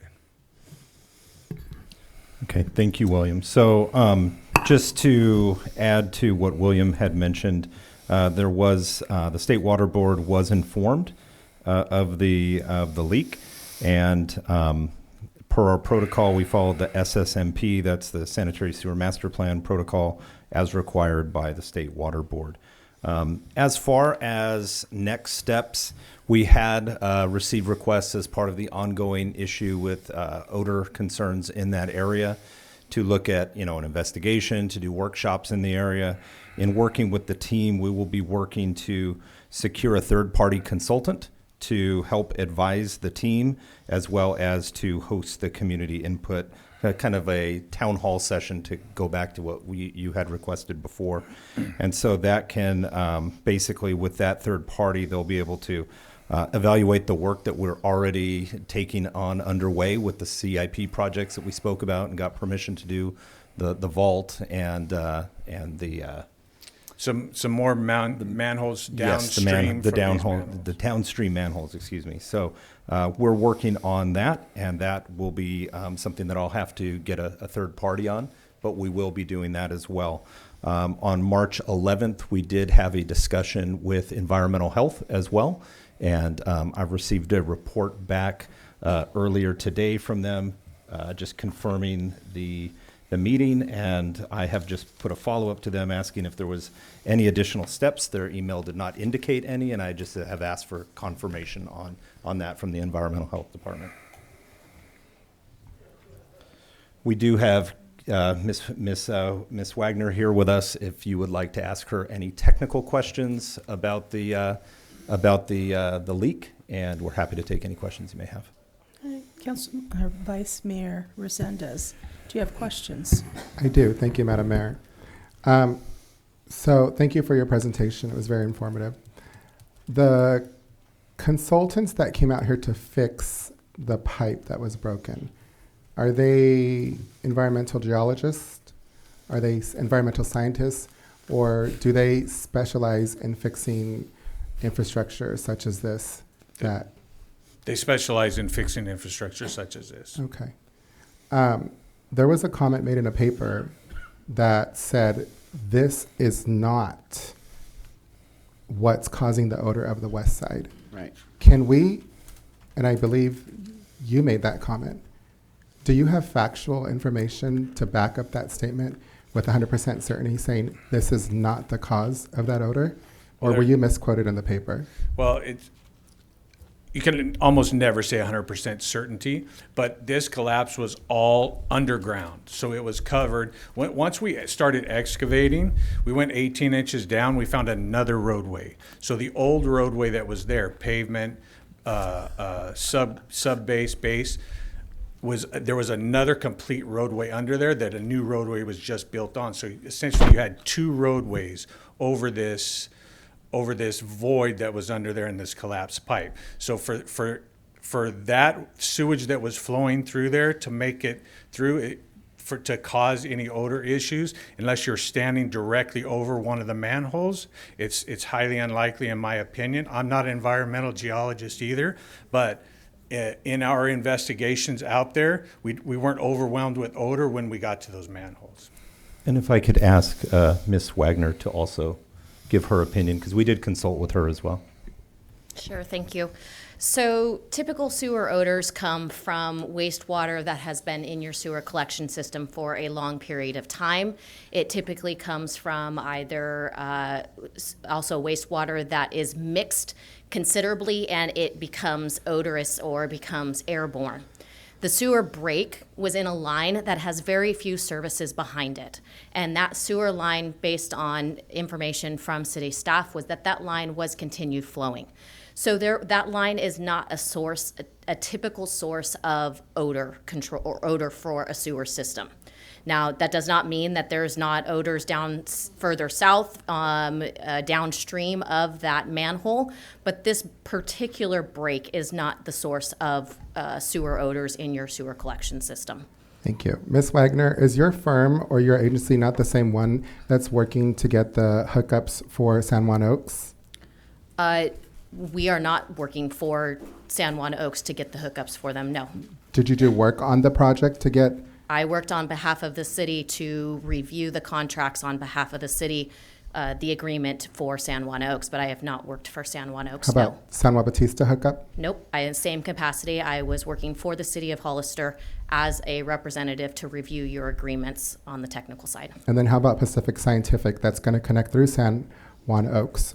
Pacific Scientific has hired Wallace Group to evaluate their wastewater collection system, of which we have proposed multiple opportunities for them to construct new wastewater treatment facilities on their site, as well as potential options to connect to the city of And Hollister. before you contracted with the city of Hollister, worked with the new city manager or with this new council, did you disclose that to them before or after the approval for San Juan Oaks was done? The previous city manager is the one who authorized Wallace Group to work for for Pacific Science, and I have notified city staff of that working relationship and reaffirmed that with the city manager after that connection time. Good. As I was understood that he was not aware of that. Okay, that's what I understood too. So thanks for being forthcoming with that. Mm-hmm. Collection study. What is a collection study? This is what you specialize in.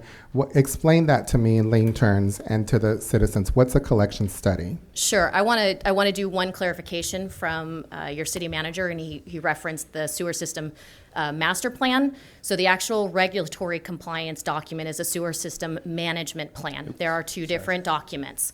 So a sewer system management plan is a requirement by the Regional Water Quality Control Board on all collection systems throughout the entire state of California. This regulates the rules and requirements that your agency must abide by in terms of monitoring and reporting, your inspection process, your permit to operate your facilities. It is the sewer system management plan. There are very specific timeframes of when you have to prepare them. It's every 5 years with audits every 2 years. Those have been completed by the city staff and consultants. Wallace Group has prepared your SSMP. That SSMP identifies, again, your procedures for monitoring and reporting, spill estimation, a variety of regulatory compliance requirements. It's a very long document with your contacts, when to contact different agencies. There is a separate report that is also a component of your SSMP, which is your sewer collection system master plan, or capacity, as they call it now, sewer capacity analysis plan. And essentially that is the analysis that evaluates the capacity within your sewer system to ensure that you are keeping capacity with existing development and future build out. Wallace Group prepared your sewer master plan in 2019. The update was in 2019. We prepared one back in 2013 as well somewhere. Don't quote me on the exact dates. We did one back then. We did an update in 2019, I believe it was. And so that master plan identifies capital improvement projects recommended based first on priority 1 being any existing deficiencies. Those are deficiencies that are within your collection system based on existing uses. There are then future development also impacts that if any future development that we've evaluated, those impacts as well on the sewer system. I guess what I'm getting at I'm going to make it real simple. What studies can we do to ensure that our pipes aren't broken? Sure. What have we done? Are we in compliance with that? Is there something that we can do to make 100% certainty that we know what the pipes, in particular the sewage, the water pipes look like underneath the roads? Sure. Karen, if I could interject Yeah. for 2 seconds. Just in pulling from our website, the Sanitary Sewer Collection System Master Plan update. Thank you. March of 2018. 2018, thank you. So a sewer master plan has two different components. There is a hydraulic capacity analysis, which we use a modeling program to evaluate the capacity. There is also physical inspections, which is actually how this inspection or this broken pipe was identified. And that is through CCTV inspections. So as part of the SSNP, all agencies are required to conduct CCTV inspections, and they provide, as part of the SSNP, a program that they put forward to inspect the collection system over some period of time, be it 1 year, 2 year, 5 years. It's your determination as a city agency to determine what that regulatory or what that CCTV inspection. So it's based on financial budget, it's based on capacity. We work for a variety of municipalities who have a number of different methods on how they do that. Some do it in-house with in-house cameras and inspection and staff. Some will hire out CCTV contractors to do a more expedited version of that. I understand. And my understanding is that our cameras were broken and that we were doing maintenance, as is just described by Ms. Wagner. We were using someone else's cameras, and that was what determined it, is because we were doing maintenance. Is that correct? Correct. We have been having issues with our cameras for at least a year and a half since I started here with the city. We've been having problems. We're getting very close. We've got, it's contained in a trailer. It has generators, computers, air conditioners, all of that. We got all that fixed. Now we're having problems with the camera. We do have a stormwater camera that we use to inspect the storm system, but it's a larger camera, so it can't get down into the smaller pipes. And when we use the stormwater camera for sewer, then we have to sanitize it afterwards before we can use it in the storm. So we try not to use it, but we are able to use that in the larger pipes. But to answer your question, yes, we hired a consultant to come inspect this because our camera was down. And then, Ms. Wagner, thank you for your memo about the landfill leachate. I hope I'm saying it correctly. Leachate. Leachate. Do we know if the pipe that was broken has leachate from the landfill going through it? No, it does not. It does not. Nope. So the leachate from the landfill goes on Bridgeville. It doesn't go across the street, because my understanding is everything in the city of Hollister goes down Bridgeville.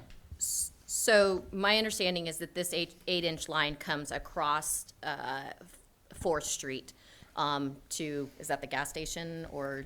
Yes, this sewer line only serves the gas station. I forget the name of that gas station. Stop and Save, that gas station.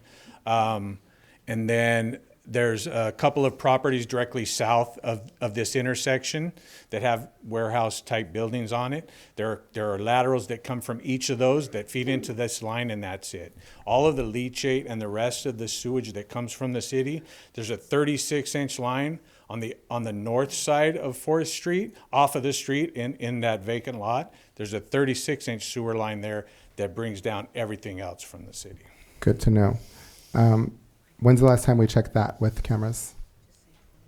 That's a little bit more difficult to check with cameras because it's a large pipe with a lot of flow, so it's really hard to camera when there's flow in there. So we haven't inspected that with cameras. I couldn't tell you the last time we have, but we have been out there in the past week, opening manholes and inspecting at least the manhole and seeing what the flow is like in that line. Very good. The third-party consultants, are we going to have scientists? What are their qualifications? Why are we hiring the third-party consultants? And who are they to do the work that we need them to do to get to the bottom of what the odor is? So I've made recommendations. There's nothing been approved or presented to city staff at this point. So Wallace Group is the consultant on board to assist with the sewer improvements that are happening at the siphon, as well as the sewer main, the sewer manhole replacement on the frontage road, and some other sewer upgrades. One of the proposed recommendation is there is a operations firm known as Fluid Resource Management, or FRM for short, that are located out of San Luis Obispo, whom Wallace Group does a lot of work with. They are operators, wastewater and water system operators. And they know and understand. They have offered, or through obviously with a contract, to come out and do some site inspections with city staff. My recommendation is that prior to that is that we hold a workshop and have the community come, and I can listen to the community, find out where the community is that is having the smells, the odor control issues, where we can try and pinpoint it. Is it a certain time of the year? Is it every single day? Is it nighttime? Is it daytime? What are the conditions? Because a lot of the information that's been transpired to me has been anecdotal.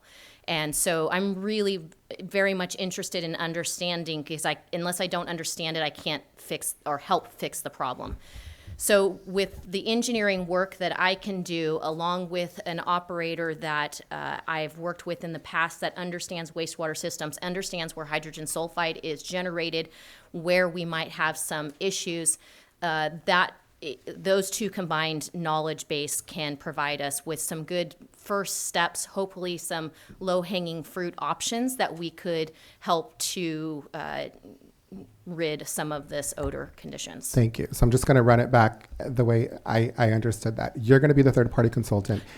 No. You're going to work with the people from San Luis Obispo. I am going to present a contractor to the city. It is going to be their decision to hire the consultant or not. Got it. And then we're going to have workshops with the people on the west side. Well, it's everywhere, in District 2. Mm-hmm. It probably crosses that border as well. We're going to have workshops. We're going to gather information. My biggest concern, I know I'm asking questions, but I want to get this out there, is that there is something else going out there that is not just low-hanging fruit. That we have a break, we have a potential environmental safety hazard, and I really think that we need to partner with whoever the powers may be to get to the bottom of that with 100% certainty. And I know I'm not asking questions, I'm asking questions now, but you reminded me of that, so thank you. And then environmental health, it sounds like we've done everything we were supposed to do with them and the water board, but what else can we do to partner with the county? What else can they help us with? Because the city of Hollister is also, that part of it overlaps with District 2. So I would imagine that the county is willing to partner with us and cooperate to serve the constituents on that side. So I would urge for you to reach out to them and see what can be done in that sense. Thank you so much. Councilmember Burns. Thank you, Mayor. Just a couple additional questions. I want to go back to the actual break that led to this being agendized. So first of all and foremost, thank you to the Public Works Department, thank you to the City Manager's Office and the City Attorney's Office for working on this thing diligently to solve a problem. I'm amazed. Again, this is great interaction amongst departments, and I appreciate it very much. It did not go unrecognized. With regards to the break, there was a collapse. Was it determined what was the cause of the actual collapse? No, we don't know exactly what the cause was. We don't know if the pipe collapsed in first. And just for some clarification, the bottom half of the pipe, I say half, just estimating, was intact. So the top is what was missing. So we don't know if the pipe collapsed in first and then the ground started falling in over it, or if the ground started falling in and broke the pipe and pushed the top of the pipe into the bottom of the pipe. It's really impossible to find that out for sure. That's basically. How old was that pipe estimated to be? How many years? I think it was a clay pipe, so 50, 60, 70 years old. It was clay pipe, which is sorry, it was clay pipe, and clay pipe is a common pipe that was installed in the 1950s and 60s, which is a lot of time when a lot of the city was constructed, especially in that area of the city. So it's not an uncommon failure for cities to have that kind of failure. Clay pipe is brittle. If it gets a hairline fracture, it will collapse. Okay. And so what's the life expectancy of a clay pipe?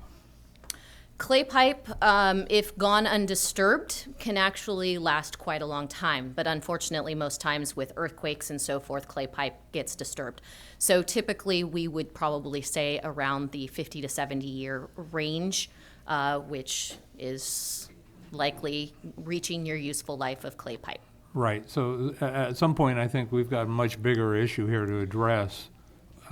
And so how much of the city of Hollister has clay pipe? That's all contained in our sewer system management plan. I printed a portion of it, but I'm not sure I printed that page. I think it's fair in the front, pretty close to the front. I can move on to a couple other questions if you want. Well, okay. So there was a specific amount of pipe that's been replaced, if I understand things correctly, right? So what was done to shore up on both ends to ensure that now where we've got new pipe, that we don't have the same thing happen to the pipe that connects on both sides? So we went a little further than what was actually collapsed, because we removed a little further upstream, because we removed a manhole, the old manhole that was in place. We removed that, so that's beyond where it was collapsed, and we didn't go all the way back. That line actually begins at Line Street, but nobody's connected upstream of that gas station. So we didn't go all the way back to the gas station. We can inspect that line and determine if it is clay pipe and probably schedule that for a replacement. It does serve 2 sewer laterals. It's an 8-inch line, so I think it may be a little bit larger there, but it doesn't have a lot of flow. But that could be. Did you find it? Oh, I'm sorry. So it could be that we need to replace that line so that doesn't collapse. The section that we replaced, we replaced with HDPE. It's basically very thick, very strong PVC pipe that I don't even know what the life expectancy on that is, like forever almost. It's I you know, won't it's worry like about plastic. that. I won't be around. No. So. And then the other manhole, the one that we didn't remove, we replaced. So we have a brand new manhole there, and then we have this new section of pipe going back to the pipe. We did inspect upstream of there and didn't find any other breaks. Okay. All right. It seems to, I'm sorry. Go ahead, please. Just to clarify, the sewer system management plan does not call out, it calls out your length by sizes, but it does not call out your system by pipe material. So if you would like to know that answer, I can follow up with the city staff afterwards and provide that information tomorrow. Right. I think that would be helpful for a bigger, broader discussion of where we go from here because, well, I'll save my comments. Just a couple other questions and I'll move on. We have a plan to video the lines citywide, but as I understand it, the terminology is CCTV, and we have problems with the cameras, and the cameras have been problematic for a year and a half or so. And you've been here how long now? Year and a half. Year and a half. So there's something you inherited. Congratulations. Thank you. What do those cameras cost? What's the price on those? So the camera itself is anywhere from $5,000 to $10,000 for the camera. One of the things that I'm going to include in this budget cycle that we're in now is an entirely new system with a van. So it's all self-contained in a van instead of having a trailer that we have to hook up. And that, depending on the options, the top of the line is about $500,000 and starts at about $300,000 to about $500,000. We did We did have about 8, I think it was 8 employees. This is part of the sewer system management plan also. About 8 employees certified under NASCO. I updated the council, I think that was about a year ago. So they went through this training and learned how to inspect the pipes, how to call out the deficiencies that they found in the pipes through a camera. We also have software that records all of those things, and then they can call out all those things, and then we have a report at the end of it that says this section of pipe from manhole number 1 to manhole number 2, and then it calls out all the deficiencies, or if there's no deficiencies that it's in, and then they learned how to rate those through that association. So that's part of the plan that we worked on while we were trying to get the cameras operational. The last step is to have an operating camera that is reliable, because we have had our camera operational, but only for 3 or 4 days, and then it breaks, and then something else breaks. So I guess my concern is, well, I guess my question, you said we have 8 people that are trained in how to do this? Yes. Are they still all employed with the city? Yes. Nice. It sounds like the price of the cameras is really insignificant in comparison to the problems they could prevent by being proactive in this regard. And so I really will look forward to your, and I presume you said the budget. So you're talking about this budget coming up, yes. this current budget that we're going to be discussing. Yes. Okay. And as soon as if this purchase is approved in there, July 1, I start working on making that purchase. So. Could we do this sooner? I don't see, to me, I think, why would we wait? Yeah, we could certainly look at it sooner. Okay, thank you. Thank you. I appreciate you guys very much and what you've done to make us better. Thank you. Thank you, Mayor. Thank you. Councilman Press, questions? How much more, I mean, I know you've only worked here for a year and a half, but with your previous experience, and it's like, Hollister's, the ground's moving, correct? A lot. Mm-hmm. So we have a lot more breakage in pipes than normal. And we have old pipes. So it's like, and I just want to, I guess it's, what the question is there any other type of different common practices that might be implemented instead of just, I mean, not just repairing as we go along? Because that's pretty much how we're going to have to do it, because there's no way just to tear up the whole town and just replace pipes. So that's part of what the inspections is for, to Yeah. identify the worst areas of the city. Correct. And then you address the worst ones first, and then as you go, you get down to where it's as we replace these old clay pipes with the new HDPE pipe, we're going to see a lot fewer problems, and these are different than water lines. Water lines are under pressure, so those could have just a weak spot, and then the pressure makes them break. Almost all of our sewer lines are gravity sewer lines, so they're just flowing through gravity, so it's not under pressure. It's the material that they're made of, and then if the earth moves enough, even the HDPE pipe's going to break, but. I just hope that doesn't happen anytime soon. But. So I wanted to thank you for all the information and stuff too, but also for the staff getting out there and handling this, because this is a major artery coming into our city. And kudos to staff for handling it. Thank you. Yeah. Councilmember Morales, did you have questions? No questions. I think my colleagues asked a lot of the questions I had. I did want to thank staff and William and just his team. I know that there was a lot of concern in terms of what was happening, and so thank you for providing the detailed report on it. I have comments, but I'll do that later. Okay, thank you. So I had a whole list of questions, and about half of them were answered, so I'm going to try to skim through so we don't ask the same ones over again. So I just want to get this out there. So do you feel that pipe break was due to excessive sewage flow? I don't believe so, no. Okay. So we talked about the pipe being from like 50, 60 years ago, and we know that it's very common for older pipes they become brittle. So the section on, this was under 4th Street, and the section that collapsed was part of the street, right? Did you notice any collapse beyond the street area at all, or? No, and the street never collapsed. I don't mean the street Yeah. collapse. I mean the pipe that was collapsed was under the street, Yes, right? yes. Not- About 15 feet down. Okay. So I guess my question would be, 4th Street used to be our route in, our Highway 156 or whatever, and we had a lot of truck traffic then. Is the heavy truck traffic, does that tend to cause issues with the pipes? Can it? I mean, I could let Carrie speak to that. Yeah. Sure. She's the expert. So the pipe being 15 feet down, that clay pipe has the loading capacity and the bearing capacity to handle that truck load from it. I would not, I mean, excessive loading over time, I mean, you're talking 50, 70 years, the pipe broke. So again, clay pipe is infamous for having these kind of failures. So and it's one of the reasons why we do not use it for current practice, for current installation. Thank you. Okay.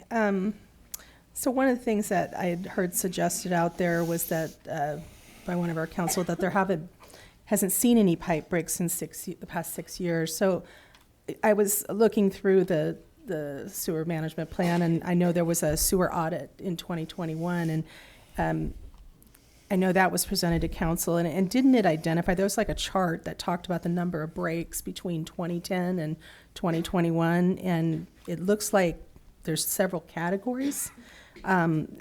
So for the lowest level, it says that there were actually an average of 4.19 per year for every 100 feet of pipe. So we actually have had breaks over the years. That's fairly common, especially in older pipe. Is that not right? Yes. So there have been, and we've had a few of the category 2. And both of those, though, if my understanding is correct, those are below the surface, so they aren't as significant as like a level 1 that you get sewage out there. And so I guess my question for you would be, this break, what would you categorize it as?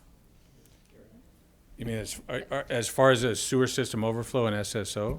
Is that? Yeah, the chart that talks about the breaks. I think it did say So SSO. this is not considered anything. It is considered a break. That is it. There was no sewer spill in accordance to the documentation of what the Regional Water Quality Control Board considers a spill. Okay. The wastewater was still contained in the pipe. It did not reach the surface. It did not reach any bodies of water for contamination. Okay. And so per your SSMP, those due to those definitions, it was not a reportable event. Okay.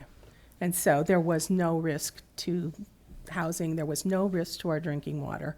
Okay, I just want to make that clear because that was kind of put out there as well. And I know I got a lot of calls from folks and contact about people being frightened over their drinking water being contaminated, but there was no risk of that. And just to clarify also, your drinking water comes primarily from West Hills Water Treatment Plant, as well as from groundwater wells. I don't know what was inactive at the time, but your groundwater wells are all located down closer to the high school.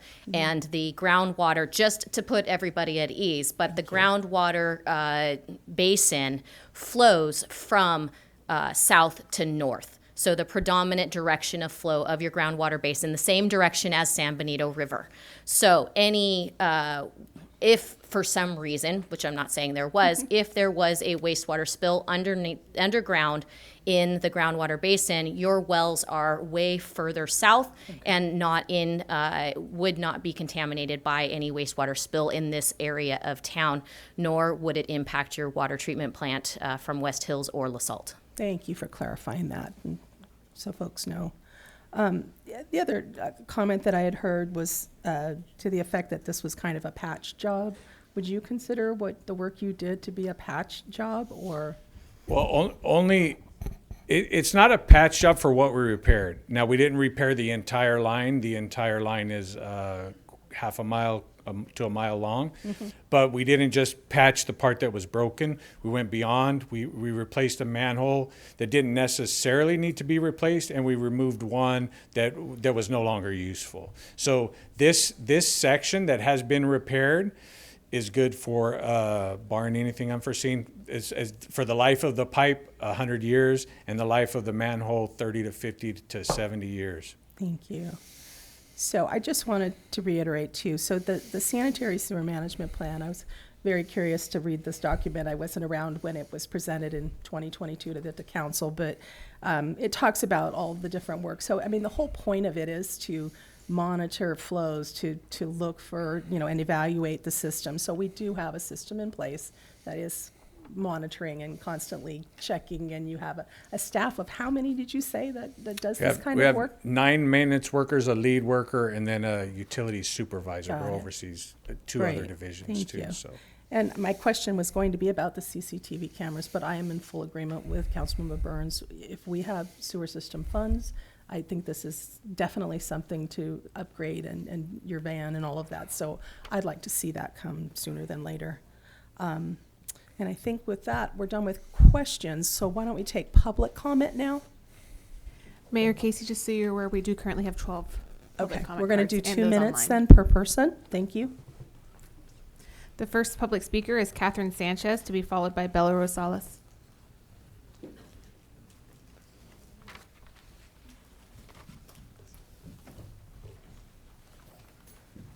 So who do I give my, I made comments, can I give them to you? My name is Catherine Sanchez. I'm a resident I live in District 1, and I'm a Hollister guardian. Regarding the sewer collapse at 4th and Graff, what was the estimated size of the spill? How much wastewater spilled from the collapsed pipe? Does Hollister suspect there are additional sections of pipe at risk of failure? Is there anything infectious present at the broken sewer line? Is Hollister in compliance with state or federal regulations regarding this sewer spill? And then in general, the sewer collection system challenges, I hope that's considered still on point for this item. How many miles of sewer collection pipes flow into the waste treatment plant? What inspections are being done of the sewer collection system? Who has a map of the sewer collection system pipes with their age or condition marked? How much has Hollister invested in the last few years to repair the sewer collection system under our streets? Describe to the residents the sewer collection system inspection and repair program done by Hollister. What are the highest priority sewer collection system challenges faced by the city of Hollister? Then a general question that I think was answered, but is the storm water pipe system separate from the sewer pipe collection system, or is it the same? Thanks. Thank you. The next public speaker is Bella Rosales, followed by John R.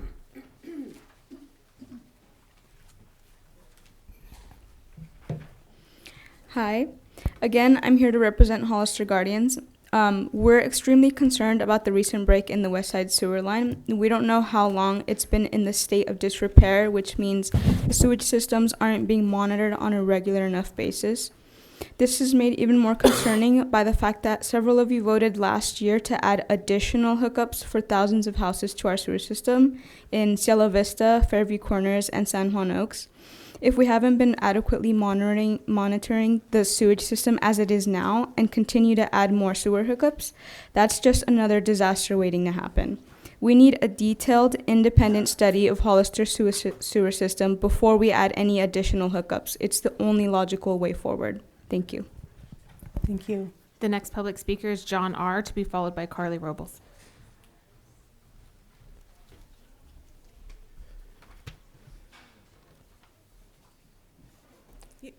Okay. Hello again. Council members, it sounds like you have a big problem with respect to the sewer, and an expensive one, and from what it looks like, a preventable one. How did we get here? I have a lot of questions about that. Changing gears, I saw a recent commentary in the Hollister Freelance where, Mayor, you indicated that Mr. Resendez was the source of the problem by not getting out in front of this. The truth is the mayor, as Bea has indicated, has spent much more time in an effort focusing outside the city limits to appease developers, not the folks whom put you in office to perform for them. With respect to the city infrastructure, you have failed to take responsibility for this problem. You are at the top of the food chain. You own this. Mr. Resendez, I would venture to guess that if you were to turn around, we might see some tire tracks on your back. Courtesy of the mayor throwing you under the bus, rather than focusing on mitigation of the aged infrastructure inside the city limits. I would suggest that an independent investigation or audit on the implementation of recommendations issued in September with respect to deficiencies found with the maintenance processes be carried on. Where are we with that? Did you hit the ground running with that?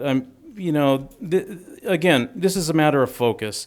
At minimum, you can explain why the problems we are seeing have materialized when, in my opinion, this could have been mitigated immediately after taking office. Mayor, you own this. Please stop pointing fingers and focus on taking care of your constituents. Thank you.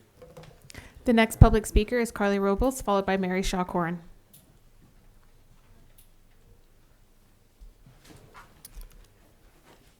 All right, I want to talk about the sewer system maintenance plans audit from 2022, September 2022. They found in the sewer lines, and this is verbatim, the city SSCSMP identifies 6 areas of existing collection and conveyance system that are capacity deficient under existing maximum flow conditions, and 9 areas of existing collection and conveyance system that will be capacity deficient under future build-out conditions. As we have recently been reminded, our sewer system is in very poor health. Now I want to talk about fog, fats, oils, and grease being put into our sewer system. The city is supposed to have public education on this. Fog has been identified as a historical cause of sanitary sewer overflow and maintenance issues. The city does not even own or operate a fog disposal facility. The city is supposed to communicate to the public about what they are going to do to handle this through social media or through flyers, any way they can. I've never even heard about fog until I recently have done my own research today about it. I want to know how restaurants are being educated about fog, considering it has been identified as a historical cause of sanitary sewer overflow and maintenance issues. This is a huge concern regarding the fact that we will now be taking in sewage from San Juan Bautista, San Juan Oaks, and many more places since you, Mayor, have extended our sewer system outside of the city limits. I'm very concerned what our future of our sewage system will look like, especially for our West Side residents. This is an injustice, and we will not forget. I want an independent study of the complete sewer system to see what it can handle, especially before we expand it. Some of these pipes are 100 years old. Thank you. The next public speaker is Mary Shaw Corrin, to be followed by Andy Shaw Corrin.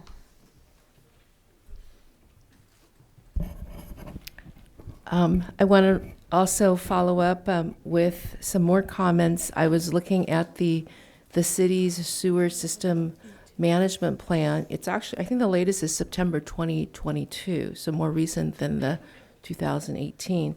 And it includes an audit report by the Wallace Group, and it identifies quite a few deficiencies. So I think just the mere existence of having this plan, as Mayor Casey has mentioned, is not really sufficient. It identifies a lot of problems or deficiencies, as the previous speaker mentioned.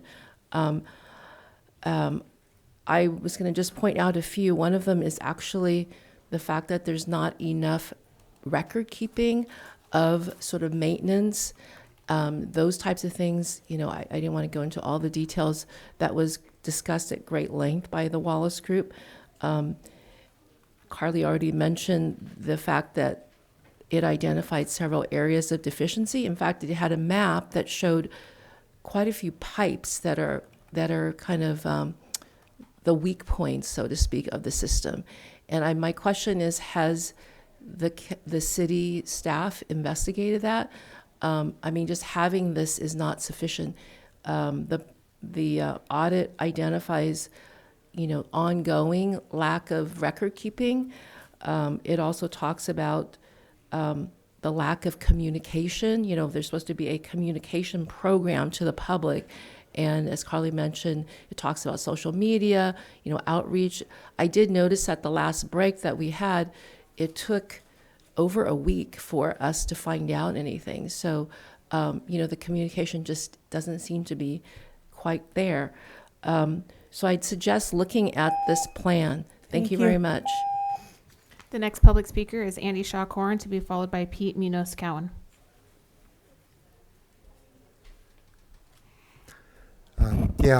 I was here during the earlier discussions about extending sewer service to areas outside the city, and I think it was mentioned by a number of folks that you had an aged system with infrastructure put in a long time ago that had the potential for not being able to handle all this additional load. And it's clear that that is the case, that, it's not your fault you've got an aged system, but it does raise issues about whether you're building on a foundation that's inadequate. We kind of try to argue based on metaphor. If, people think about it, you don't add additional stories to a house when your foundation is termite ridden. It just doesn't make any sense. And this system in this city is old. It's very, as pointed out, we're very seismically active. We've got wet soils. We've got a system that's subject to failure. And before we overburden it further, we should do a lot more work at upgrading it and at evaluating it before we rush to go ahead and just put more people on it. Thank you. Thank you. The next public speaker is Pete Munoz-Cowan, followed by Jasmine Castillo-Rosales.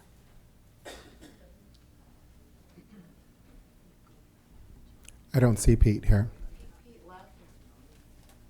The next public speaker is Jasmine Castillo-Rosales, followed by Fallon Grieg.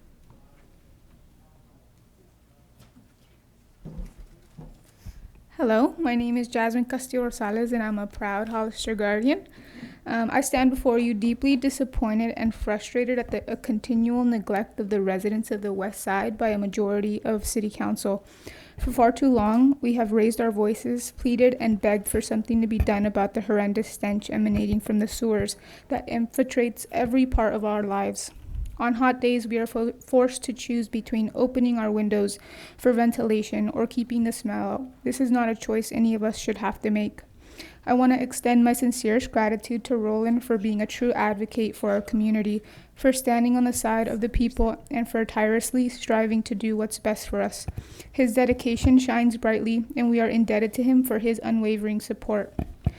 My friends, my neighbors, my fellow residents, I stand before you today not just disappointed, but utterly devastated by what has been uncovered by the recent sewer study. How could the City Council majority turn a blind eye to the suffering of their own constituents and wait this long for the problem to get this bad? And yet, in the midst of this crisis, we hear talk of more houses being built, more strain on an already fragile system. It is madness, pure and simple. We cannot continue to expand when our foundation is crumbling beneath us. My friends, it's time for us to rise up, to raise our voices in unison, and to demand the action that is long overdue. We cannot afford to wait any longer. Thank you. Thank you. The next public speaker is Fallon Grieg, to be followed by J.W. Payne. Good evening, Mayor and council members. My name's Fallon Grieg, and I'd like to take a minute to give a shout out to Roland. Roland, you were the first to alert me. I don't live in the West Side, but I am interested in what happens in the city that I live in. You were the first to alert me on and residents on the West Side and the public at large about the massive sewer leak. You kept on top of the situation, informing the public on what actions were taken to contain and repair the leak, and I applaud you for your diligence. I know I can always rely on you to give me the information about what is happening. Thank you so much for the job that you do. The next public speaker is J.W. Payne, to be followed by Tom R. Brewster. I'm going to be quick. I'm not here as a candidate for state assembly. I'm actually here as a citizen of this town. I'm going to talk about two things because I got to go to work at 4:30 in the morning. First thing is the sewer. We need to do a moratorium. I remember in the 90s, we did it. I know it's something you guys don't like to hear that, but we are building too much on the sewer, okay? We need to think about what is flowing down, and it's going to get worse. Second thing that I was going to do, and I got my time, so I want to go ahead and take it. 6 o'clock. Where's it at? 6:30. I'm sorry, but we can't talk about the time of meetings. I'm going to bed. I I'm going to know, bed. but this So is 6 the o'clock agenda item is for the not going to sewer work. only, sir. I'm sorry. Okay, I'll stay. The next public speaker is Tom Arbruster, followed by Colin Kosmicki.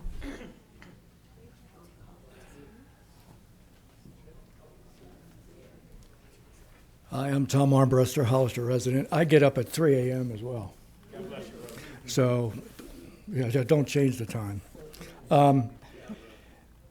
This whole plumbing situation has been a problem for years. Years. That was the prior administration and the current one for over a year and a half. Speaking of strategic planning, it should have been at the top of the list day one when you came into office. I sympathize with the manager who has adopted a department that's deficient and with a lack of updated equipment. He needs a budget. So when he asks for what he needs, hopefully he'll get it. Hopefully that'll make Bonito Link. I'm a commercial plumber myself. I don't work in public works. I don't pretend to know all the ins and outs of public plumbing. But I have had some experience in service. And you can't just look at public plumbing. You got to look, or you just can't look at public works plumbing. You have to look at how the public laterals are designed. I know for a fact, well, this is an old city, and some of these lines are very shallow, and they run for great distances.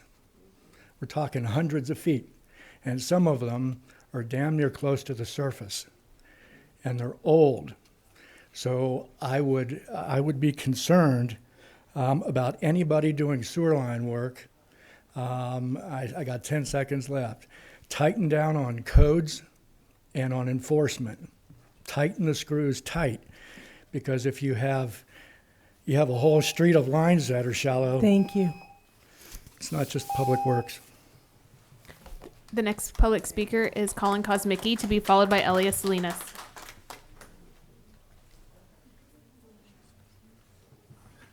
Hi, this is Colin Kosmicki, District 2 County Supervisor.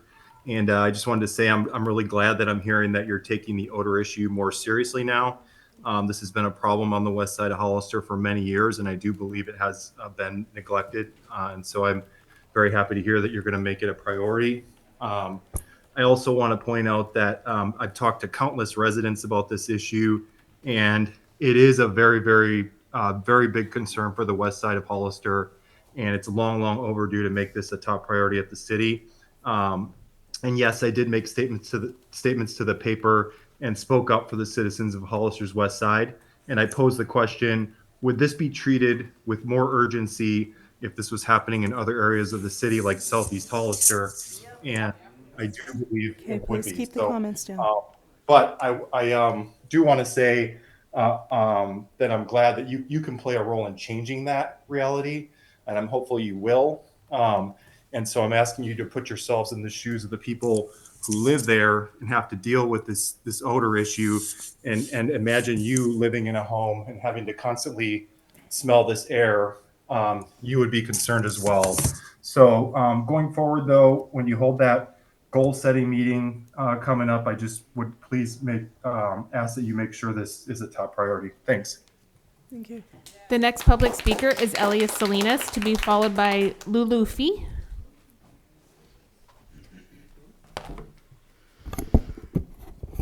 It's absolutely ridiculous to turn the sewer issue into accusing the city council as being racist. It's absolutely divisive, not necessary. Earlier, Councilman Resendez said that every year in January, that's when they did their strategic meeting.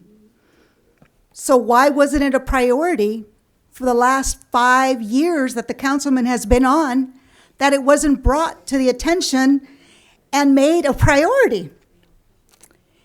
The city had an opportunity to have Sunny Slope Water and Sewer District, a highly qualified management company, take over. The previous mayor said, oh no, we know what we're doing. So who does the problem belong to? It belongs to the entire city of Hollister, not one individual. You cannot blame the mayor for 50 or 60 years of old clay sewer system or an earthquake. Now, they're working together. You all got a report about it. So what is it that can be done? Fix it? Where's the money going to come from? Okay? I can picture every single street in old part of Hollister getting redone, and there is no policy or a code that says how deep. It wasn't an individual that did the sewer system. It was actually the city that did it in Public Works. So you're going the right direction. You're going into unity and not divisive in this issue, but you must concentrate. Where's the money going to come from? Because it is going to be a major dollar issue. And let's reconsider having the sewer system become a regional sewer system. Thank you. The next public speaker is Lulu Fee. Sorry, I can't quite read the writing. I hope that's It's right. just an F. Thank Oh. you. Good evening. My name is Lulu. Now, correct me if I'm wrong, but I heard that the sewer for Pacific Scientific is to merge with Hollister, or it's something that's being considered. Now, this is concerning, as they are a company that works with materials such as lead, copper, aluminum, and they were found to, in previous years, I believe it was in 2017, I believe, maybe 2014, don't quote me, that lead was found in their water. There are signs all over the building saying this water is not drinkable. Now, we already have enough issues with our sewer system. Why bring on something else? That's my thought, my penny. Thank you. Thank you. Mayor Casey, those are all the public comments for this item. Okay, let's bring it back for a little deliberation. Any further discussion? Councilmember Vice Mayor Resendez. Thank you, Madam Mayor. I do. For the city manager, sorry. Well, first off, let me just say thank you. Thank you, thank you, thank you. I know it's a long time, but your input and your participation in government is very valuable. We learned more about you. I appreciate you guys staying here. So let's give yourselves a round of applause for being here. Thank you for that. Appreciate you guys. Thank you. For the city manager, so I hear a lot of us being reactive rather than proactive. And what happens when we're reactive? We are spending their money. And we talk about strategic goals and planning. Well, this hasn't been prioritized by this council, and I'm only speaking to this council because that's the council that's sitting up here now. What are we doing, or what are you and your staff doing to be proactive? How are you investing in our infrastructure, and what do you plan on bringing anything up for this budget cycle to address some of the concerns that the public has said? Yeah, absolutely. One of the things that we're doing is, as part of budget, we'll be bringing a 5-year CIP plan, which is all our big construction projects, many of which will be sewer improvement projects that have been identified and have been, or in various states of engineering, which is required to put out to bid. So staff has diligently been working on it. The team that you have in place has been here a relatively short time and have jumped in to really try to get this thing moving. So, and thank you all for doing that. Thank you, thank you, thank you. Welcome. What happens, basically there's a lot of politics going up here, and the first thing we see, minimize the problem, deflect, right? So they don't see what I'm really doing. And then let's place the blame on someone else. Here are the facts. And those hundreds of people that have been coming here have been saying it over and over again. There is a problem with the odor on the west side of Hollister. The facts are that this council approved to hook up more sewer to our sewer, and the way they did that is by spending your money and lying about it. There are 3 things that we can use that money on. The mayor wrote an article and she only told you 2. She said you can only use it to expand the capacity, which is what they needed to do because we were at capacity by our permit, or we can use it to maintain. She left out the part about taking that funds, paying down your debt, lowering your sewer bill, and not expanding the capacity of the sewer to build more houses out at San Juan Oaks, out on Fairview, out on Buena Vista, from the same people who gave her money to do that. That is the facts. That is true. And that's why we had hundreds and hundreds of people coming out saying, do not approve more sewer connections. Before you do that, let's look into what the problems are, especially for the west side of Hollister, but for the entire city of Hollister. And unfortunately, we did have a sewer break. And this council, this mayor, has to own that. We want to talk about strategic plans. The staff just told you what they're doing, but that idea didn't come from any of us up here. That's the facts. The idea of turning your farmland into more development. Councilmember, you're getting off topic. Can you stay with the sewer? The idea of approving more hookups to a sewer that's already at capacity. The roads that are crumbling, the schools that are impacted, we have to own that. So stop minimizing, stop shifting blame, take ownership of the decisions that you've made, and listen to the people who elected you into office. Thank you. Councilmember Burns. Thank you, Mayor. So tonight's the first time I've heard about Pacific Scientific, is it? And did I miss something? Was I asleep at the wheel, or? No, at the when we had our meeting back in August, where we had the discussion about the MBRs, the capacity, I did provide an update the next day via council memo regarding Pacific Scientific and working with the Wallace group. They have made inquiries about connecting to the system. We have not brought anything forward. So they're in unincorporated San Benito County? Correct. And so I guess my question is, and I've apparently missed it, but why would we pay a consultant to consider bringing a business in from the county? That's not what we were doing. No. So who's paying for the consultant to work with the business?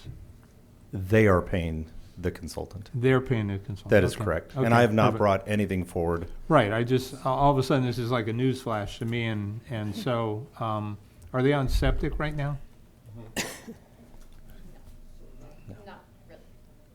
Yeah. Well, I look to our city attorney. I'm not sure how far. Yeah, I don't know how far we should go down this road because this is an item that was an update on the sewer break. Right. But Carrie did bring it up answering the questions from the vice mayor. So if you want to briefly respond, but the focus needs to be around the status update of the emergency repair. Got you. Whatever you can, I appreciate, but I understand. Sure. Pacific Science has, as I mentioned, we have evaluated their wastewater treatment plant. So they are not on septic technically. They have their own on-site wastewater treatment plant that treats about 5,000 gallons per day with a projection of up to around 10,000 gallons per day.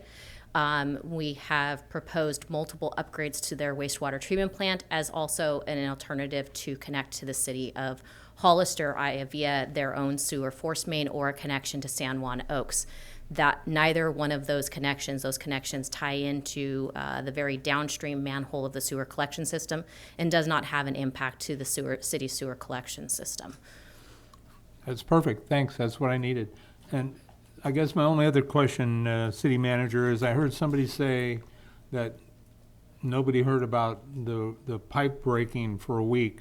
How soon after the pipe broke did the city issue notices? I would have to go back and look, but we had road closure information out the following day.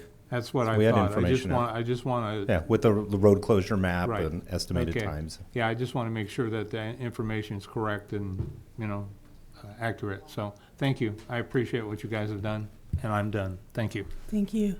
Councilmember Perez? Well, yeah, I have a question for staff. When anyone is hooking into a water system, or maybe either one of you can answer, is there not levels of water coming in that are acceptable and unacceptable? I mean, you can't just send anything there, right, to the sewer plant? I mean, from another company or from like San Juan, they're not just sending us sewer. It's already some of it's treated, correct? So from San Juan Oaks, they are treating. Okay.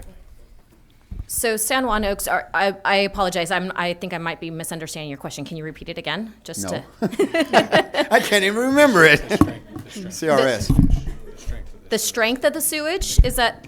Yeah. So I mean, there's the levels. I can't think of the definition. It's the BOD and the TSS. Those are the TSS, and I can't remember the BODs. But I mean, everything that's like anything we're getting from San Juan, it has to be at certain levels. Correct. So anything that comes from anywhere has to be at certain levels, otherwise we cannot accept it. Correct. Okay. As per agreements with San Juan Oaks and San Juan Bautista, the same level of agreement would go with Paxi if it were brought forward to the city, that they are to maintain limits within your current permit discharge requirements. And William, again, like I forgot who was it that said it from the Guardians. They said this massive spill. How big was this massive spill again? It wasn't considered a spill. Oh, so the break. How much was this massive break? Did it contaminate the rest of the city? Very, very little, correct? There was no spill, so there was no contamination. It was contained within the pipe. Oh, so, okay. Capacity. When the MBR, I don't know if I'm going way too far.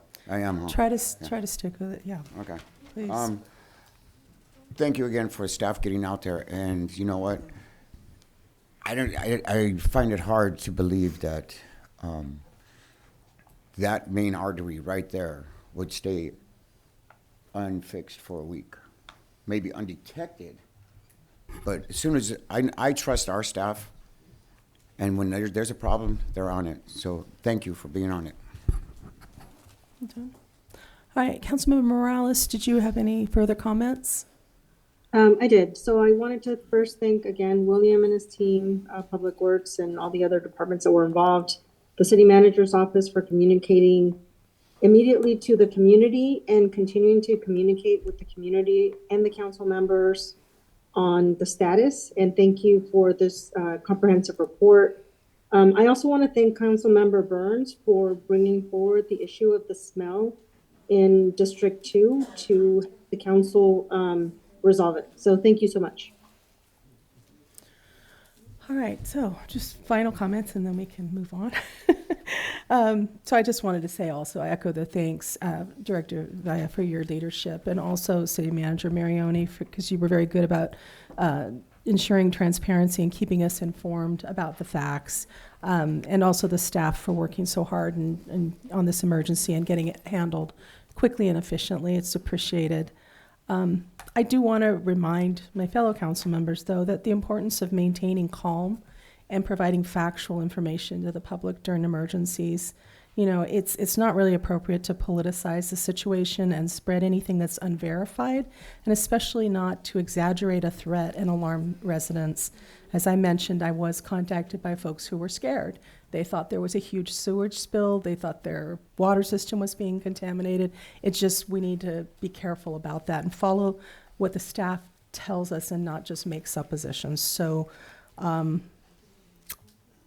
I think that's all I really want to say. I think we've talked this one out enough. So thank you so much. And I think we'll move on to our next item. Thank you. that is our next item. So that would be E5. Phew. All right, so number 5 is ordinance number 1249, an ordinance of the City of Hollister, amending section 2.04.050 of chapter, am I in the right place there? Of chapter 2.04 of Title II of the Hollister Municipal Code. Can we get a staff report, City Attorney? Yes, thank you, Mayor and Council. So before you again tonight is another introduction of the ordinance amending section 2.04.050, which is the meeting's time and place. At the last council meeting, it was introduced via public hearing for the meeting, or the revisions to state the meetings would occur on Mondays at beginning at 4 p.m. Council then gave direction for the ordinance revisions to reflect Tuesdays at 9 a.m. So that's why it's before you for another introduction. Depending on what council does with this tonight, it will come back on consent calendar at the next meeting. And I'm available for any questions. Okay, let's have some questions. Vice Mayor Resendez. I'd like to hear from the public first. Thank you. Councilmember Burns. Thank you, Mayor. So, a little spoiler alert for City Attorney. I'm sorry for this, but I'm gonna, I actually, I think, made the motion to take it to Tuesday at 9, given the fact that there was a majority that were willing to go that direction. I would like the council to reconsider taking it back to Mondays and prefer the 4 p.m. start. And I apologize to the city attorney's office for me being wishy-washy on this. I'm not convinced will have a chilling effect on the public, but I'll save those comments for after public comment. So my apologies, and I would hope this council would consider maybe bringing it back again for introduction with going back to Mondays at 4. Thank you. Councilmember Perez, do you have questions? No, I am definitely good. I am going to go for daytime. I think this is the best time for council to be, it's the best time for us, is daytime. And I think that it's going to, this, like the roundabout, is going to turn out to be something that everyone's going to be happy about instead of so mad that they're stopping at a stoplight. It's going to be the same thing. We won't know, we're not here. I'm sorry, you're not supposed to be talking. Please just focus. Anyways, so I think that this is going to be like that. Can we quiet this courtroom down, please, or this room down? Because there's a lot of chatter. Okay, I think we're good. Go ahead. Okay, so thank you for being quiet, Commissioner. Thank you for showing the people how to follow the rules. Point of order. Good job. Unacceptable. Very. All right. Very, all right. very acceptable. We're good. Let's move on. Councilmember Morales, did you have any questions? Good job. No questions. Okay, I don't have any questions either, so I'm going to go ahead and open it up to public comment. Okay, our first speaker is Catherine Sanchez, to be followed by Marta Garcia. How many speakers do we have? My apologies. We currently have 19. Okay. What? 1 minute. 2 minutes or 1 minute or? I wouldn't recommend going below 2 minutes. Let's leave it at 2 minutes, but please try to, if we could not clap between everyone, we could probably get through this a little quicker. Yeah, okay. I'm Catherine Please go Sanchez. ahead. I'm a Hollister resident in District 1 and a Hollister Guardian member. I'm against the proposal to change the start time to daytime. It's not fair to members of the public who work in the daytime and are interested in attending a meeting in person or online. It does not treat the current council members equally. The ones who have day jobs will have to arrange to be at the meetings so it doesn't conflict with their day job. Remove the proposal. It's not in the public interest. The public interest is your primary concern. This proposal does not assure fair and equal treatment of all persons. Yo estoy en contra de la propuesta de cambiar el horario de inicio al día. No es justo al público que trabaja durante el día y están interesados en atender una junta en persona o en línea. They have the ability to translate, so you don't have to translate for them. City Attorney, can we stop the clock and can you weigh in on that? If somebody wants to speak in English and something in Spanish, do we have the right to stop them from doing that? No, they can still speak that way. Thank you. I think what it was that we have a system that translates, but regardless, you can still speak in whatever language you want to speak in. Can you give her a few seconds back on? Thank you. Back to one. Interesados en atender una junta en persona o en línea.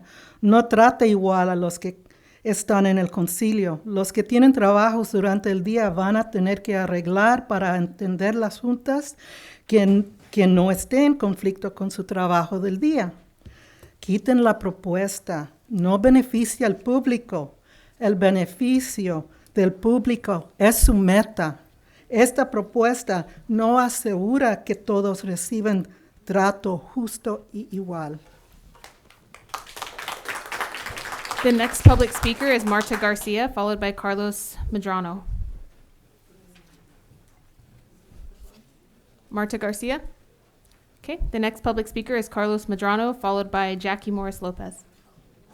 Carlos is not here. Vote. The next public speaker is Jackie Morris Lopez, followed by Bella Rosales.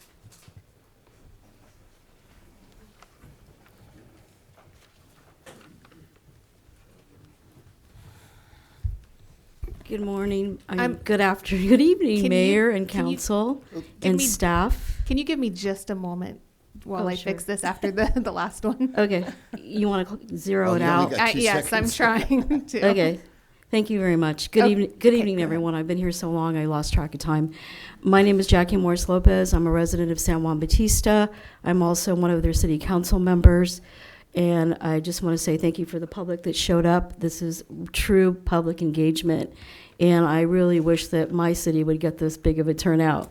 Anyway, I'm here tonight in protest of your ordinance that you're about to consider changing your meeting time from Monday, first and third Tuesday at 6:30 p.m. to what was originally Tuesday. Now it looks like it's maybe going back to Monday at 4 p.m. That's not good enough. And for all the obvious reasons, you're really going to limit public participation. You're only going to get a crowd of maybe some retired people or maybe night shift workers, but you're not going to get a diverse crowd out here. And this is your job to represent your constituents, your residents. And by doing that, you're not going to do your job. I, as a city council member, have come up against this in my short tenure of a little over a year. Lo and behold, we had a hidden ordinance that said we had a hard stop at 10 p.m. So the mayor, the vice mayor, the rest of you council members can take control of your time. You can do it very many ways. You can write an ordinance that has a hard stop. You can have a second meeting, a special meeting. You can limit the presentation. You can limit even ourselves on the dais. How much do we want to talk? If we're not making cogent points and we're repeating ourselves, we too should be held to a higher standard to not drag this on. Just for your information, I did a hard research or quick research this weekend. As far south as King City, as far north as Morgan Hill, only 2 cities had weird times that started in the morning, and that was only 2 out of 7 cities. So I urge you to not change the time. Thank you. The next public speaker is Bella Rosales, followed by John R. As you've heard, many of us here oppose the proposal to shift the city council meetings to daylight hours because that would make it impossible for working residents to attend. The people I represent work so hard to provide for their families, and they shouldn't be barred from participating because of that. These meetings affect their lives, and every concerted effort should be taken to make the meetings more accessible. Because you can say that you want the community to get involved in these meetings, but if you make this change to the meeting time, that would suggest otherwise. Because we cannot be in 2 places at once. We cannot be at work and be here. Prove to us that you mean what you say. Don't adopt this amendment. The next public speaker is John R., followed by Pete Munoz-Cowan. Ready to go. Okay, let's talk time. According to the Bureau of Labor Statistics, which is a division of the Department of Labor, 66.1% of the workforce starts on or before 0900. If you've seen Highway 25 during the early commute, you've seen the evidence. If we were to take a statistical sample and just apply it to Hollister, there's probably a higher percentage of people that start earlier.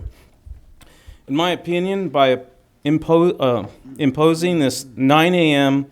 city council meeting start time, you've already made the opportunity for those who work before 9 o'clock or 10 or 11 painfully difficult, if not impossible, to attend. Decision making, in my opinion, has no clock. If you are having trouble making decisions late into the evening, you should question your professional fortitude. Quite frankly, in my opinion, I've seen some very poor decisions, and they had nothing to do with the time of day. You have better options for making times, and you can even explore other days of the week. So here's some friendly advice. There is so much downside to starting at 9 a.m. For one thing, look at optics. Who causes this the most problem for on the city council if you start at 9 a.m.? We've heard this song before, and I'm getting quite sick of it, quite frankly. It would be much better to keep the current time of 6 p.m., even if it means late nights or an extra day. It's as simple as that. Thank you. The next public speaker is Pete Munoz-Cowan, followed by Andy Shaw-Corin. The next speaker is Andy Shaw-Corin, followed by Carly Robles.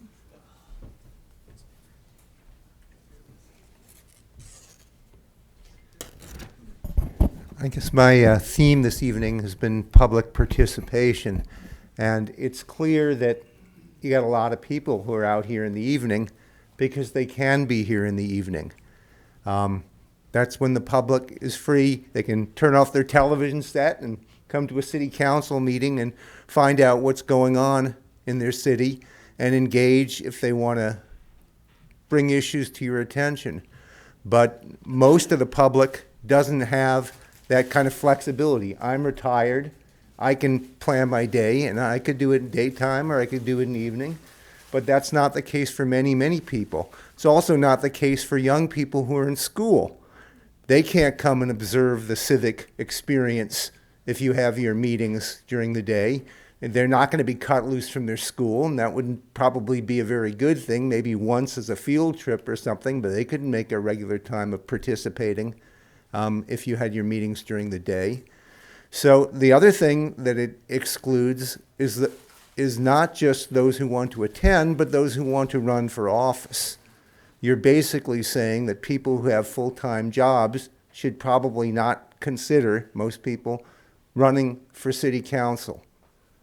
Because, unless they've got an employer that gives them tremendous flexibility, which a lot of employers do not, then they wouldn't be able to come and serve on this council. So I think all in all, it's probably not a good idea. Thank you. The next public speaker is Carly Robles, followed by Jasmine Castillo Rosales.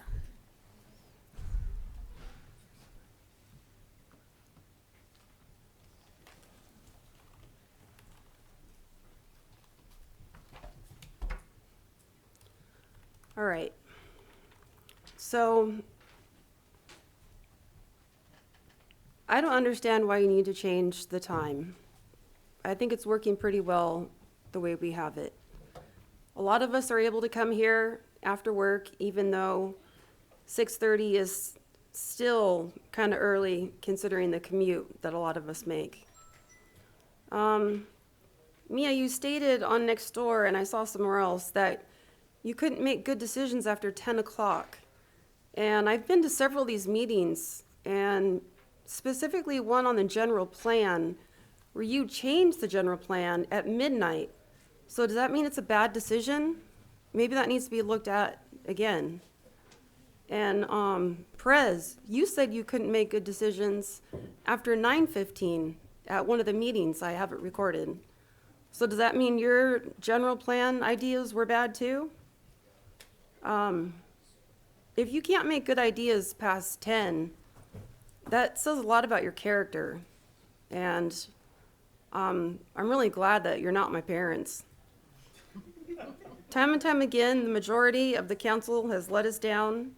And when I say us, I'm speaking of their constituents, not the developers. It doesn't matter what time of the day or night it is. I honestly believe they just don't want to hear from us. I know you're getting tired of us and our signs and us complaining, but if we have to come at 9 in the morning, we'll make it happen. We'll come at any time we have to. But it would be a lot easier for us and for people who don't usually come and would like to start coming and learning about how government works. I think you should keep it at 6:30. Thank you. The next public speaker is Jasmine Castillo Rosales, followed by J.W. Payne.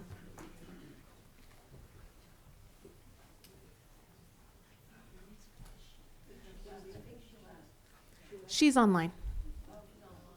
Thank you. Can you hear me okay? Yes, we can. Go ahead. Awesome. Thank you. Hello, City Council. Again, my name is Jasmine Castillo Rosales, and I am a proud Hollister Guardian. Today, I come before you not just as a concerned citizen, but as a voice for the countless individuals in our community who feel silenced and marginalized by the proposed change in the timing of our City Council meetings. The suggestion to shift these crucial gatherings to 9 a.m. is not just inconvenient, it's an outright injustice. It's a slap in the face to every hardworking member of our community who struggles to balance their daily responsibilities and still find time to engage with local governance. Imagine the single parent who works tirelessly to provide for their family, only to be told that they must choose between attending a city council meeting and putting food on the table. Or the dedicated student who dreams of shaping the future of our city but finds themselves unable to participate because their classes conflict with this new schedule. These are the voices that will be drowned out if we allow this change to go unchallenged. And let us not forget our District 2 representative who has tirelessly fought on our behalf, only to be sidelined by a decision made without regard for his commitment and dedication to our community. How can we claim to have a representative government when one of our own elected officials is unable to speak for us? This is not just about logistics or scheduling conflicts. This is about fairness, about justice, and ensuring that every member of our community has a seat at the table and a voice that is heard. To push forward with this change would be to betray the very principles upon which our democracy stands.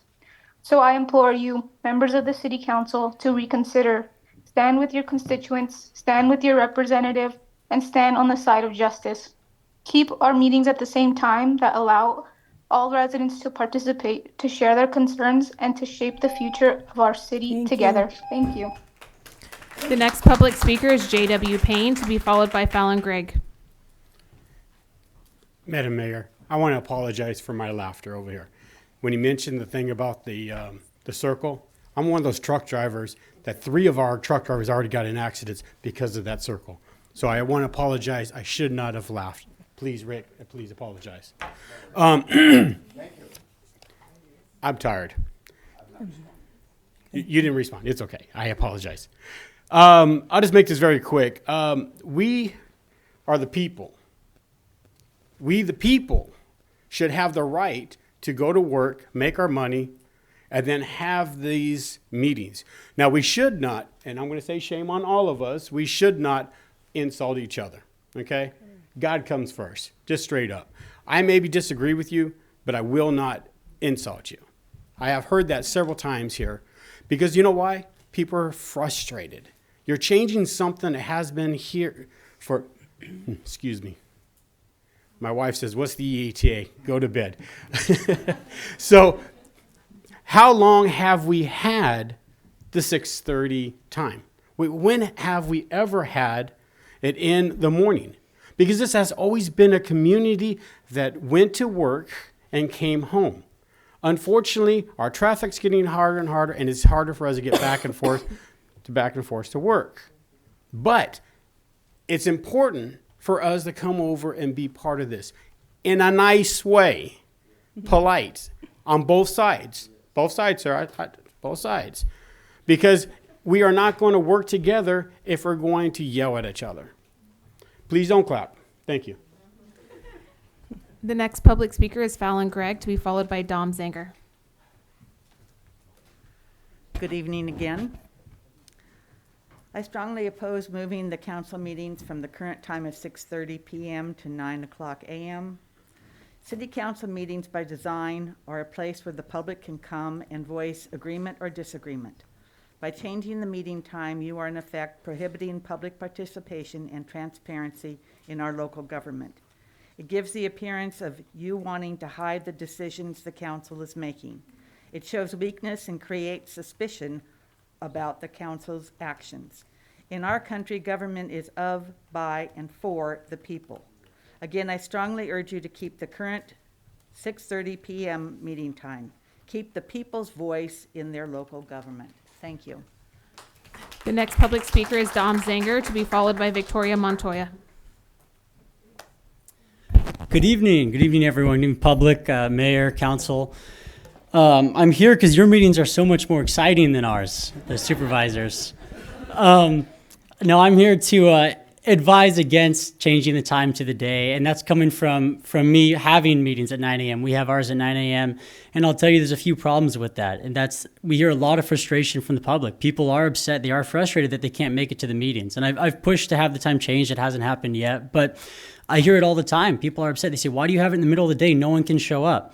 And they're right. They have a right to be upset about that. And so it does create problems. And the other problem it would cause more for you guys than for us as supervisors is that you're limiting the candidate pool that could run for office. You're drastically limiting that pool that could run. It has to be someone that's retired or owns a business or something like this that can make their own hours. And that's something else you really don't want to be doing. And so I thought about Councilmember Burns' I think it was your original idea of the 4 p.m. with a hard stop. I think it's obvious that you should go with something that, I guess in the medical world, they'd say, least invasive treatments first. Doesn't make any sense to me to dramatically change the time to the day. If there's a problem, it's not working, maybe set a hard stop at some point and continue, have an extra meeting every now and then. Maybe move the time a little bit, tweak it as needed, but it really doesn't make sense to me to change it so dramatically. I would think make a lot more sense to go with the smaller step first and see if you can fix it before doing something so drastic. So that's just my advice coming from someone that has the 9 a.m. meetings. So I hope you consider it. Thank you. The next public speaker is Victoria Montoya, to be followed by Lucy Rodriguez. Okay, I'm here only to say about 3 or 4 things. No on the timing change. The second one, timing like this, when there's a special problem, should be a special meeting. It's too long. Number 3, I like to see the personal stuff between city council outside of the public. It's just not what I like to see. Also, number 4, voters don't work for the city. We vote people in city council to do the work. All I want to know is, you got the job done? I saw it, I heard it, you told me. And if this is not gonna happen, I believe in volunteers doing a survey or doing a community, finding out how everybody feels, get that information in before we start attacking each other and getting it's too long and it's too boring. It's always the same people complaining. I like to say a change and more respect. Thank you. Thank you. The next public speaker is Lucy Rodriguez, to be followed by Rob Bernowski. Good evening. My name is Lucy Rodriguez. I'm just here for a short, a little brief input. I don't think that the 9 o'clock time for the meetings is a good idea. There's a lot of us that have jobs. We have grandkids to take care of. And the only time that we have to be able to be out is in the evening when the parents are home to take care of their kids. And I wouldn't be able to make any of the meetings because I have 2 grandkids that I take care of. And I just want to know what's going on in my city, so that time just wouldn't work. And then we have a lot of our workers that are at work at that time, making the money for the families. Some of them work late also, and they rush home from work to be here. And, some of them work in the fields, long hours. They're tired and they come to the meetings. I just don't think it's a good idea, and I hope you guys reconsider and we keep our same meeting times. Thank you. The next public speaker is Rob Bernowski, followed by Peter Hernandez. Good evening. The real reason I'm there. This is Rob Bernowski, chairman of the San Benito County Republican Party. You know, I'm open-minded. I'm against the daytime meetings, but I'm open-minded because what I see is missing here is whoever is proposing this, or the city is, make it a business case. Is this going to result in more participation or less participation? Is it going to result in city employees not being available during the day? I see the chief sitting up there. If he's up there during an entire day meeting or half day, he's definitely not managing his department because he's there when most of the employees are there. Will it save the city any money? Does it change the quality of life for the employees? But to do this based on just emotions or personality, I have to tell you, I'd be disappointed if you do make that decision without actually, again, stating the business case one way or another and just see where it outcomes so that you can make, again, a decision based on facts instead of those, again, opinions or emotions or personalities. So I also would encourage you to figure a way to have more efficient meetings. By way of example, if people emailed their comments in and then each council member, their respective council member, actually responded, I don't know if they do or not now, so the constituents felt that they were being heard, would that reduce the number of public speakers at the public speaker's choice so that your meetings would become, again, more efficient? So anyway, good luck, but I do know this: local control means local participation. So Thank you. Let's try to keep that. The next public speaker is Peter Hernandez, to be followed by Lulu Fee. I share this as an encouragement, Mayor and Council, obviously disagreeing with the sentiment of change it to 9 a.m. So your actual ordinance says, or the brief description, a change to the City Council meeting start time requires an ordinance amendment and must comply with the Brown Act. So that is under Government Code Section 54950, which is basically talking about the deliberations of the people's business. If you read that code, it specifically says the people of the state do not yield their sovereignty to the agencies which serve them. The people, in delegating authority, do not give the public servants the right to decide what is good for the people to know and what is not good for them to know. The people insist on remaining informed so that they may retain control over the instruments they have created. That's, I think, pretty powerful because it's the reality. I served as a county supervisor and actually as the chair of the board, which I know that they're long days and they're long and drawn out, but efficiency can happen in a lot of ways. And I think if you really want to make sure that you're encouraging public participation, which actually has another really strong point is the people themselves are your greatest benefit, your greatest supporters, guiding your discretion. I go by the proverb that says there's wisdom in the counsel of many. When we learn to listen to the people that are actually involved in the pain of the daily lives of the city, they by default become your best informants as to how to resolve those issues. So as the chair of the board, we actually fine-tuned our meetings. We had strong conversations about making sure the presentations were limited. We set caps on them. We actually set an expectation for a hard stop. I, as the chair, would basically try to make sure that when the other fellow board members were speaking, that I would gently nudge them and encourage them, obviously, to get to the point and ultimately to tune their conversations and even set limits. So you can do things to make it efficiently while still encouraging the public participation. Thank you. Thank you.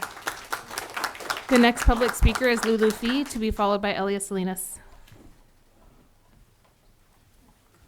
Hi, it's Lulu.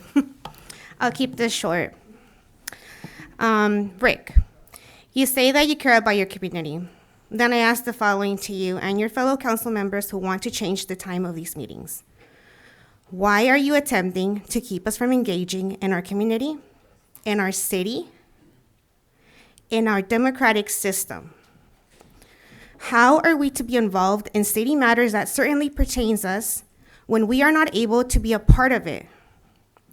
I urge you all to think about the harm that you are causing us. Thank you. Thank you. The next public speaker is Elias Salinas, to be followed by Julio Rodriguez. Good evening, Madam Chair, Madam Mayor, and council members. So, by looking around in the room, I can guarantee you that I have attended more city council meetings than anybody all put together in this room. I have been in this room when no one else was in this room except for your city employees. I have been in these chambers for meetings that lasted until 2 o'clock in the morning, and people were gone. And what happens the next day on Tuesday? You have a meeting of your department heads and your city employees every week, every Tuesday. And these folks, your employees, are here until you leave. Some of them have to lock up and you're already gone, and they're still here.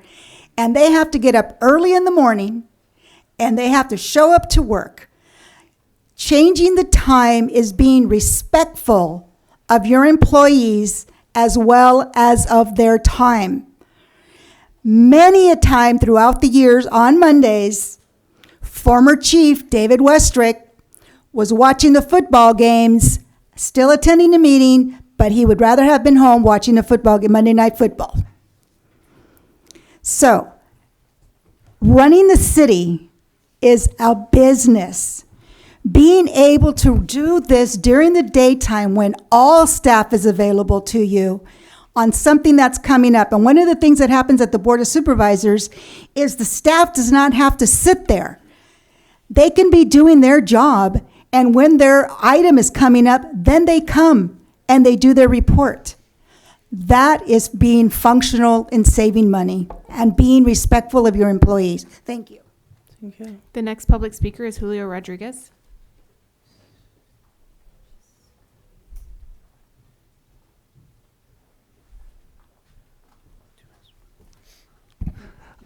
Thank you guys so much.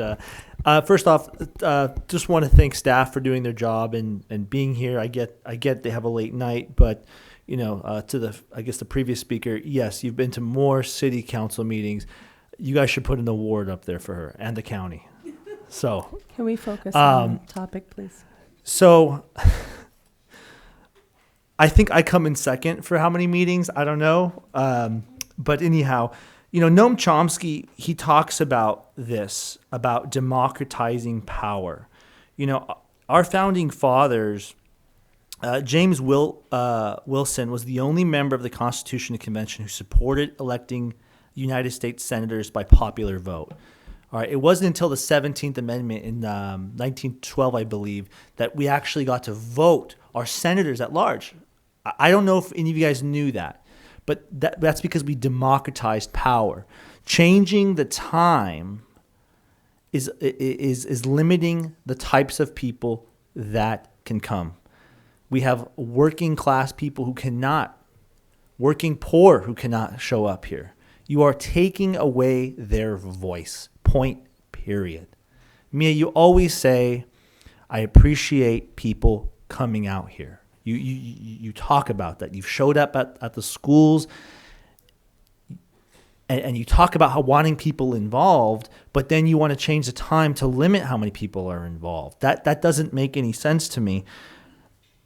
And frankly, I think it's an injustice to the working class. And I think I'll just leave it at that. Thank you so much. Thank you. Those are all the public speakers for this item. Okay, let's have a little further deliberation. Vice Mayor Resendez. Thank you, Madam Mayor. And again, thank you all for staying here. I know it's a long meeting, but it's an important one. I wanted to hear you speak because that is what democracy is. We're here to represent you. You elect us into office. We're here to work for you. And on that note, I think that we should conduct business during the time that you can participate in it. City manager, do you have any experience? I heard this over and over again about being more efficient. Do you personally have any experience? And I've brought this up before that it probably falls on us. Like, what can we do to be more efficient? What are some things that we can look into? I know there's lots of things out there. Have you ever had worked with anything that can help us be more efficient to conduct the people's business? So one of the things that I offer all is an agenda briefing where, you know, everybody is allowed to one-on-one and ask any questions they may have, as well as calls throughout the week. In my former experience, one of the things that we used, we did have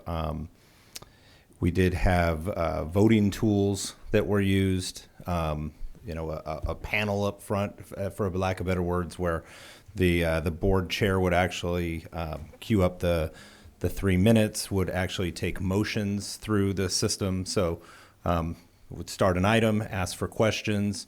The system would actually allow them to queue up if they wanted to ask a question. So you wouldn't have to go down the line and ask each person if they wanted to ask a question or if they had comments. It would be queued up in the order received. So oftentimes you'd have one or two, or maybe all, depending on the topic, weigh in. And then the chair would call based on that order, similar with making the motion and then ultimately voting as well.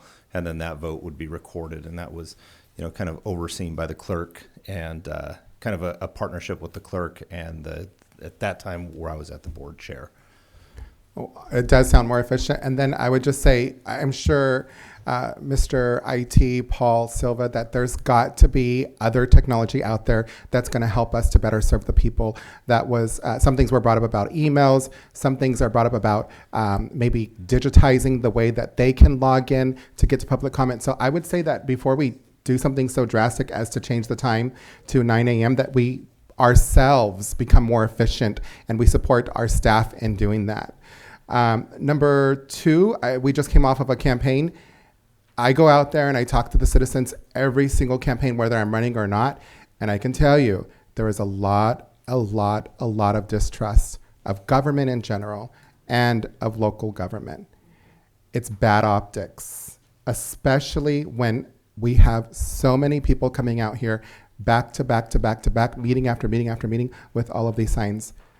We can't take it personal. I get criticized up here all the time. They have a right to come up here, and this is what we want. We want to hear from our constituents. So I welcome the criticism, and I welcome you guys being here. And please call me anytime. I'm available. I watched the two previous videos, and I heard from the mayor, and I heard from Councilmember Burns. If it's important to them, they will come. If it's important, they will come. Well, they're here. The people are here. They're telling you it's important. And I have heard from the constituents that this is an important issue. So please listen to the people that are here because this is important to them. Students, we had 50 students here. I'm a teacher. I have to take time off of work. I have to get substitutes. I haven't had to miss a day of work.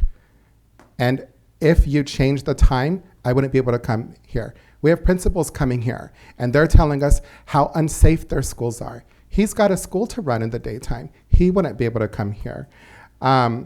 We've got somebody that's Zooming in from Sacramento probably on business, on your dollar.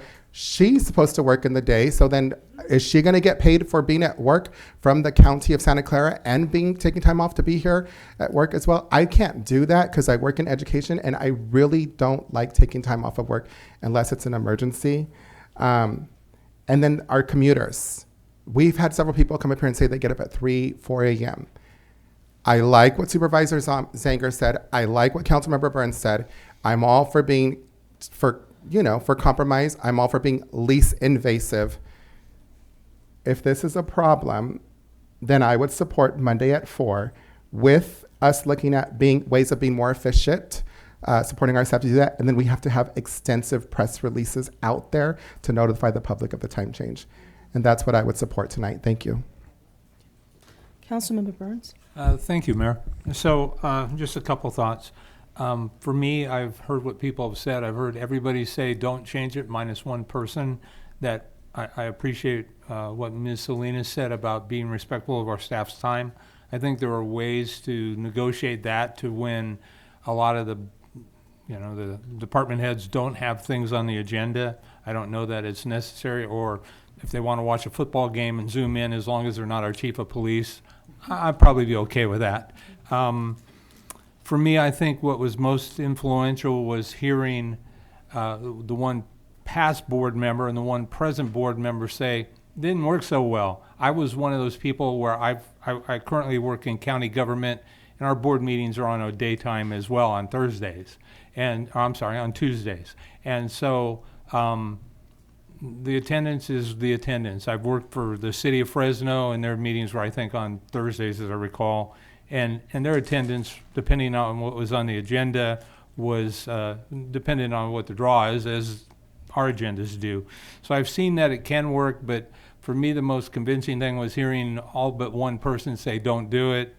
And in addition to that, the two board members. So I too would support better technology, and I've seen it work in other jurisdictions where you have the voting board and those kind of things.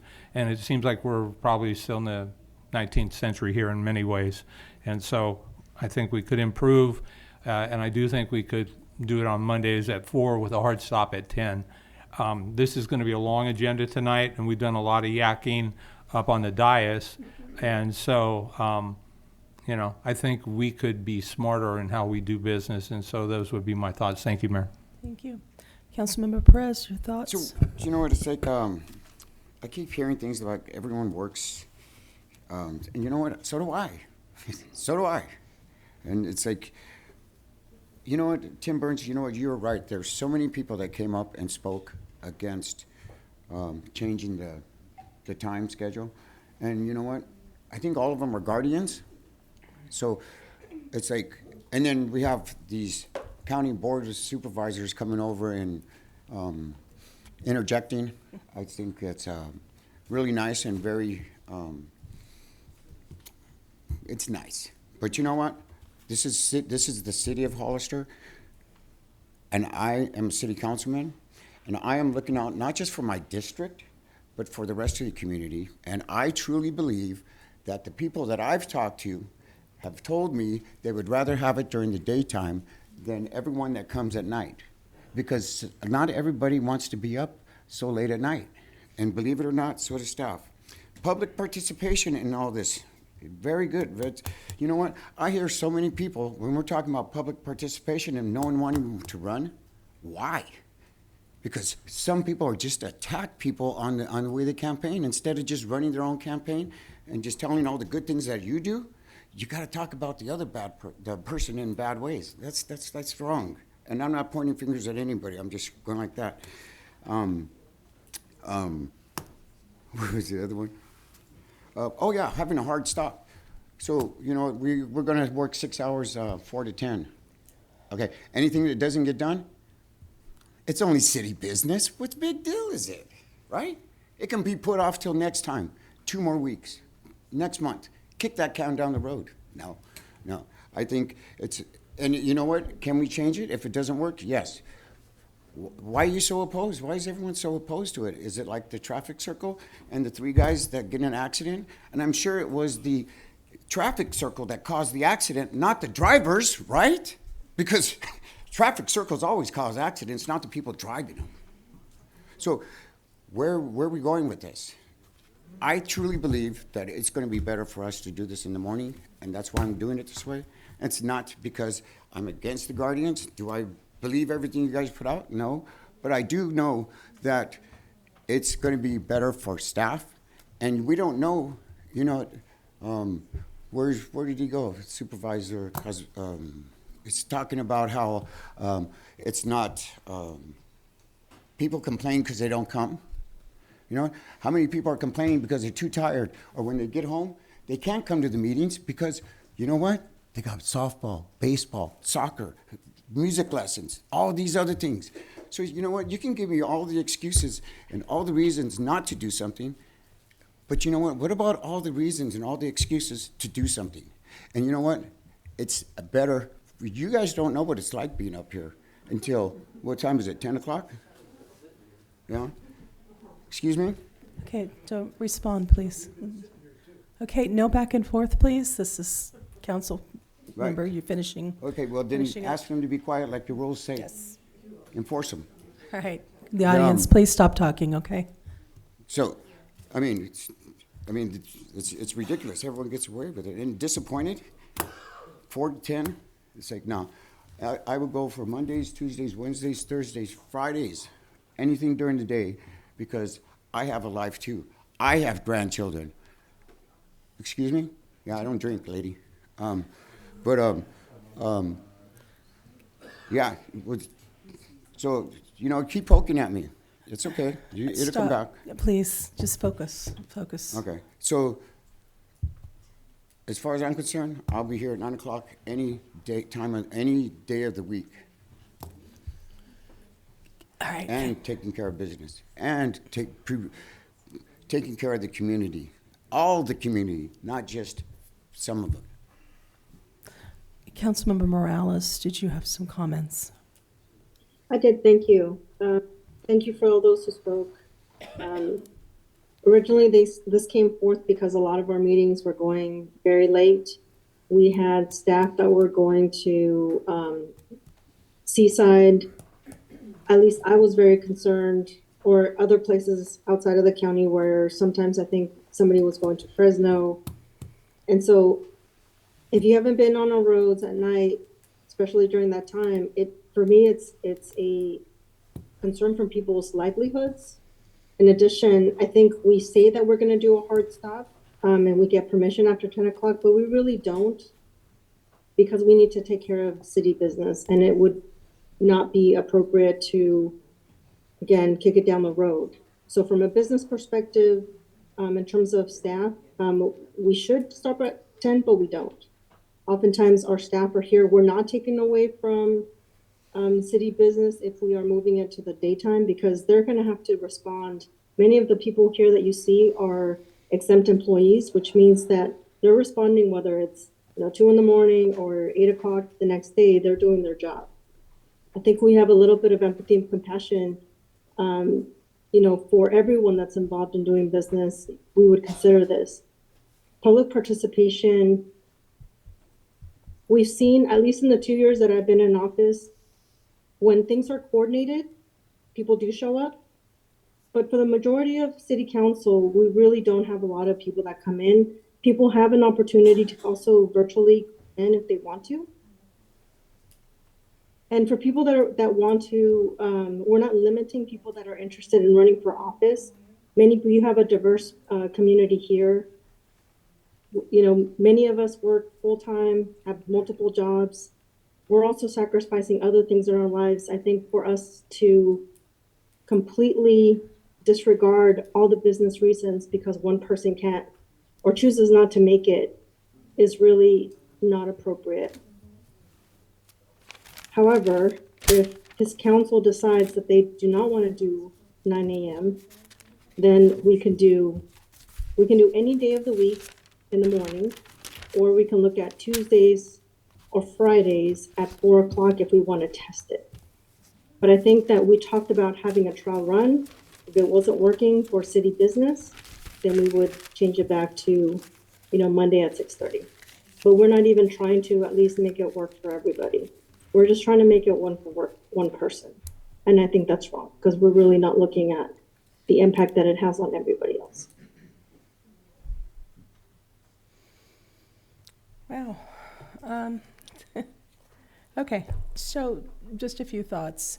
First, I want to say that, I know oftentimes people do like to point fingers my way, but this was not my issue. I am retired, and I don't have to work the same constraints as my working colleagues. So I've tried to be very flexible in their discussion around different times.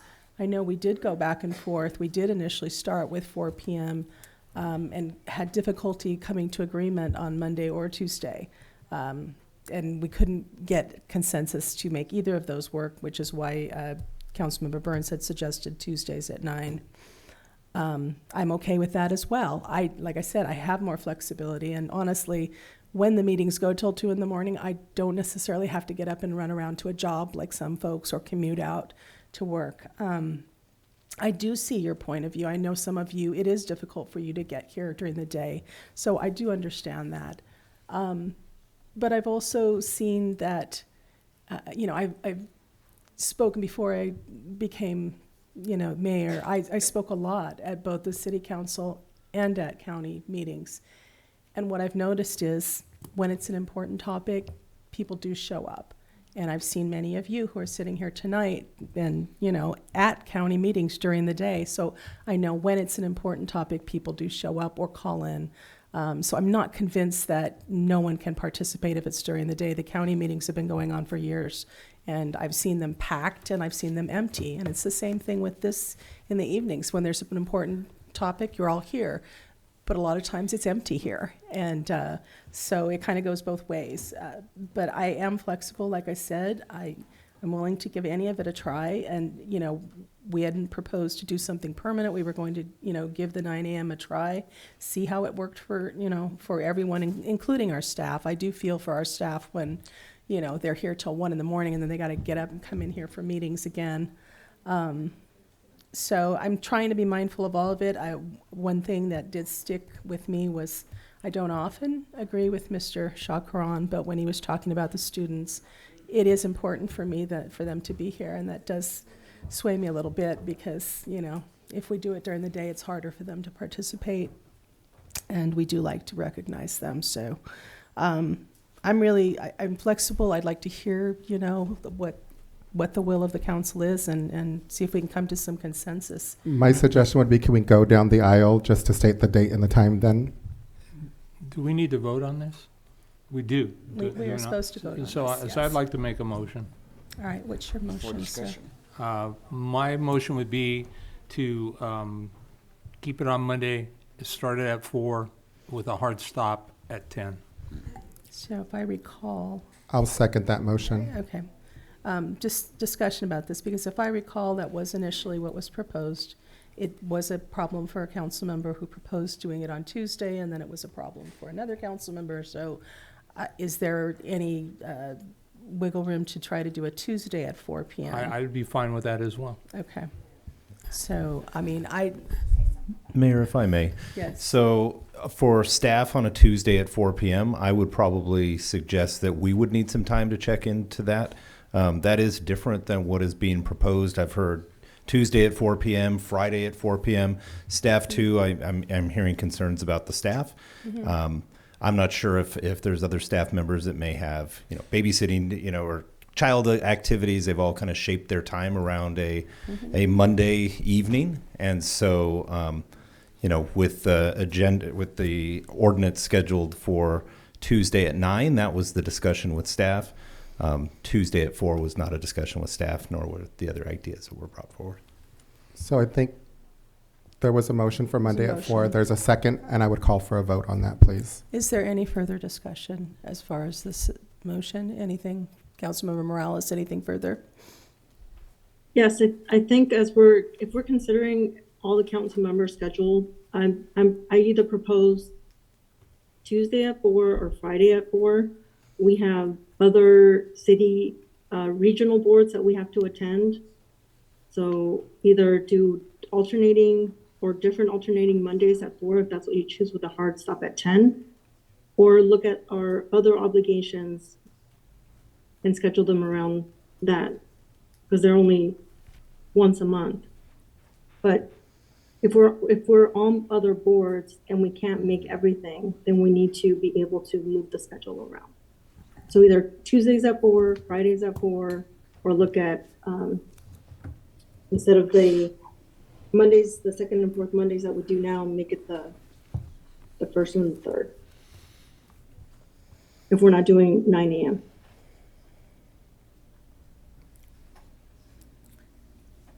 All right, so, I call for a vote, Madam Mayor. all right, can we take a roll call vote, please? Okay, so this is for the motion to reintroduce the ordinance for the regular meetings to start on the first and third Mondays at 4 p.m. with the hard stop at 10 p.m. Is that correct? Yes. Okay. Councilmember Perez? No. Councilmember Morales? No. Vice Mayor Resendez? Yes. Councilmember Burns? Yes. Mayor Casey? No. Motion fails 2-3 with Councilmembers Perez, Morales, and Mayor Casey opposing. So I think we need to have more discussion around other possibilities, because I'm sure if we try to do a 9 a.m. vote, we're going to end up with a Is it possible for us to bring this back or with alternative times? Yeah, Yes. I mean, you'd have some renoticing issues if you just want to engage in a deeper discussion about it, that's fine. And then come up with direction for an ordinance revision. Madam Mayor, if I It's can ask council a as well. question. Sure. Thank you. I see a sign that's being held up in the audience says referendum time change. What is a referendum? And can you answer questions about people that want to referendum time change? So I can't advise the public on a referendum or an initiative, but it is a process that allows citizens to collect signatures to place legislation on the ballot for the voters to decide. So there's very specific timing, very specific signature thresholds that need to be met, but any individual who's looking to do that would need to ask their own And that attorney. would stop the time change up until the November election, is that correct? I don't think it would stop the time change. If anything passed at the November election, that is what would stop the time And you change. need a 3/5 vote to pass this time change, or is it a 4/5 vote? 3/5. Okay, thank you. So Mayor, I'd like to offer up a second motion. Please. Tuesday at 4 p.m. with a hard stop of 10 p.m. Can I get a second on that? Second. All right, can we have a roll call vote, please? Councilmember Perez. No. Councilmember Morales. Yes. Vice Mayor Resendez. No. Councilmember Burns. Yes. Mayor Casey. Yes. Motion passes 3-2 with Councilmember Perez and Vice Mayor Vice Mayor Resendez opposing. Okay. All right. Pardon? Okay, you know what, we can't go back and forth right now. We're gonna take a break because it is after 10. I do need consensus from council to continue. Do we have it? Yes. Yes. Okay, we're gonna take a 5-minute break then.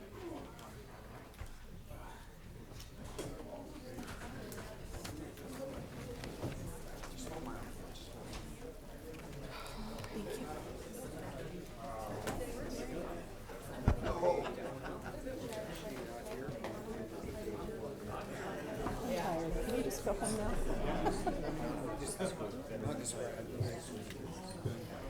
Yes, please. Yeah. Okay.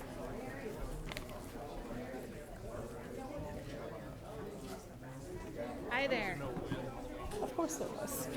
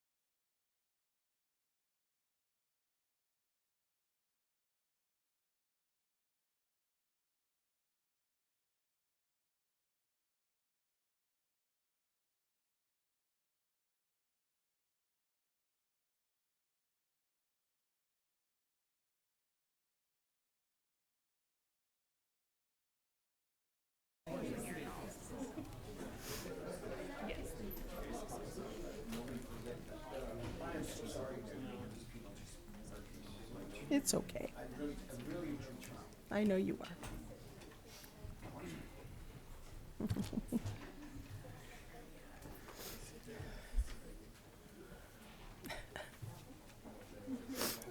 Are we ready?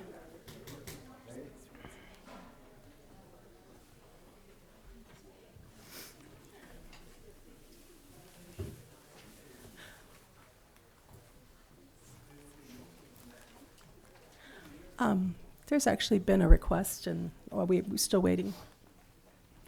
Councilmember You do have a Resendez? quorum present. We do. There has been a request. We've had some folks waiting a long time this evening. I'd like to ask for the Veterans Memorial Building Operating Agreement, item 4, to be brought forward. If that's the will of the council, if we could do that? Absolutely. Okay. All right.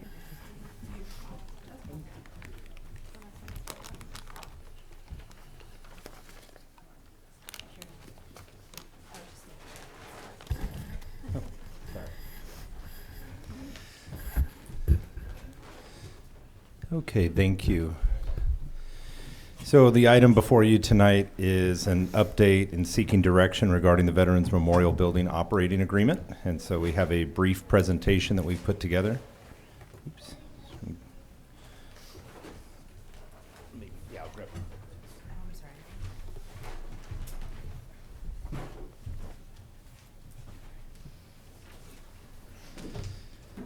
Okay, so we have a image here. This is from an old postcard, but if you see right to the right, you could see the American Legion Post 69 sign there.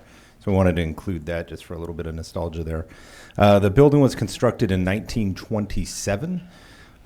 In 2000, the county transferred ownership to the city. In 2002, a $5 million renovation was completed on the building using RDA funds. And then that building was rededicated on Memorial Day of 2003. So the groups housed in the building that are using the facility. So we have the American Legion Post 69, and then programs of the American Legion. We have the Legion Riders, the Sons of the American Legion, and the American Legion Auxiliary. And then we have the Veterans of Foreign War Post 9242 with the VFW Auxiliary as well. Additionally, the building is available for rentals, community events, and all types of different events have been hosted there and throughout the community.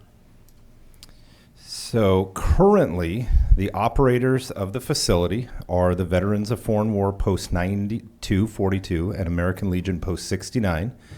We have an agreement with both parties that is set to expire on April 22nd of 2024. So when the city took over the facility, the city staff managed that from 2001 to 2013.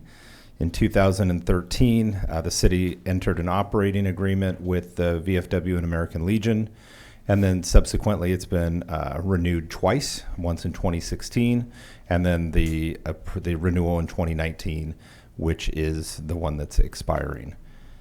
So staff is before you today regarding seeking direction. So we have three basically options that we can go with. One is to negotiate a new operating agreement with the American Legion Post 69. In having discussions with both commanders of VFW and American Legion, the VFW requested to, if it is the desire of council, to continue with the operating agreement, to not be part of that. They would still have access to the building as part of the condition of the transfer of the building. So that's simply just the operating side of the house. That's not impacting the usage of the facility. A second option would be to solicit proposals from potential operators. If that were the direction of the council, that does not preclude the American Legion from applying to be an operator, or finally city staff reverting back to operating the building. Currently, we have had discussions with, like I said, both the American Legion and the VFW. American Legion has expressed a desire to continue to operate the facility. Right now, the facility is under the operating agreement. We do 4 quarterly payments that add up to $110,000. With that, that provides staffing as well as handling minor repairs. For the larger repairs, we work in partnership with the building operators to get those items handled. In addition, the county veteran service officer has an office there, as well as there's a small area for 4-H. So with that, we do have members from the American Legion here to answer questions if you have from the operator perspective, and we're more than happy to answer any questions you may have. Okay, council questions. Vice Mayor Resendez. No questions at this time. Thank you. Okay, Councilmember Burns. Thank you, Mayor. Just maybe one or two for the city manager. My recollection is there's a bar at the back of the building of the organization, and so does that pose any liabilities to the city that need to be addressed in whatever the contract is?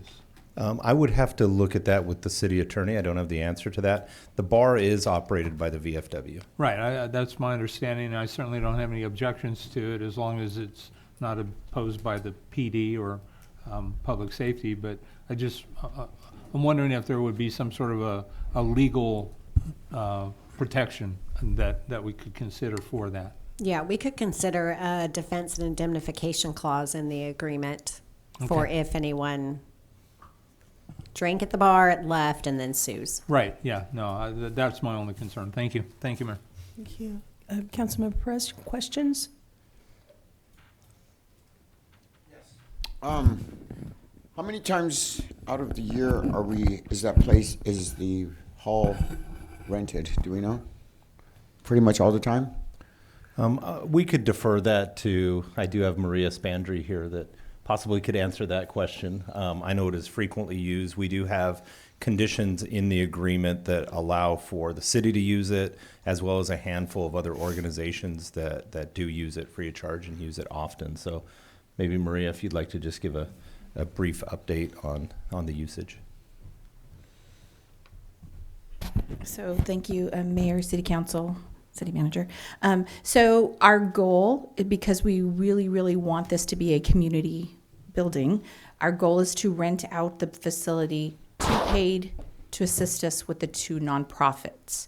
So that's what we're doing. So, I mean, we have in our building, we have 4-H, have a lot of meetings. We have scouts. We have, we did an amazing event with San Benito First Five. We've done, those are our passions. The elections department. I mean, we've done a little bit of everything. So we want this, since it's the hub of downtown and it's the center of town, this just seems to be a place for all of the nonprofits to congregate, to be able to get out there and showcase what they have. And that's what we're trying to do, is to make sure that they know that they have a place to go. Because most businesses don't want to take the liability, because like with us, everybody that comes into that building that is in there, we have to have a general use agreement. They have $1 million coverage with the city of Hollister, the VFW, the American Legion, as an additional insured. So everybody's covered. I mean, most of the time what they tell us is like, we have so many insurances with the city, with everybody. We have everybody covered. And that's to ease the mind of council for to be able to know that we're doing our best to make sure that everybody's safe. When Mr. Bedoya was here, I was very proud of myself because he's the one who was training me, fire exits, and so our whole goal is safety. So like I said, when our goal is to have two paid, two unpaid, so that the community can come and showcase their nonprofits. So, I mean, we've done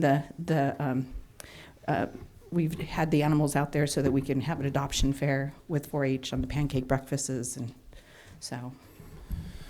And one thing I would add that if the council gives directions for us to negotiate a new agreement, I have been in discussion with the American Legion commander, Mr. DeLuna, and I believe he's back there we go, regarding usage policies and fee schedules, and making sure that's up to date, clearly available to the public, so we can promote it and have equal access in the community.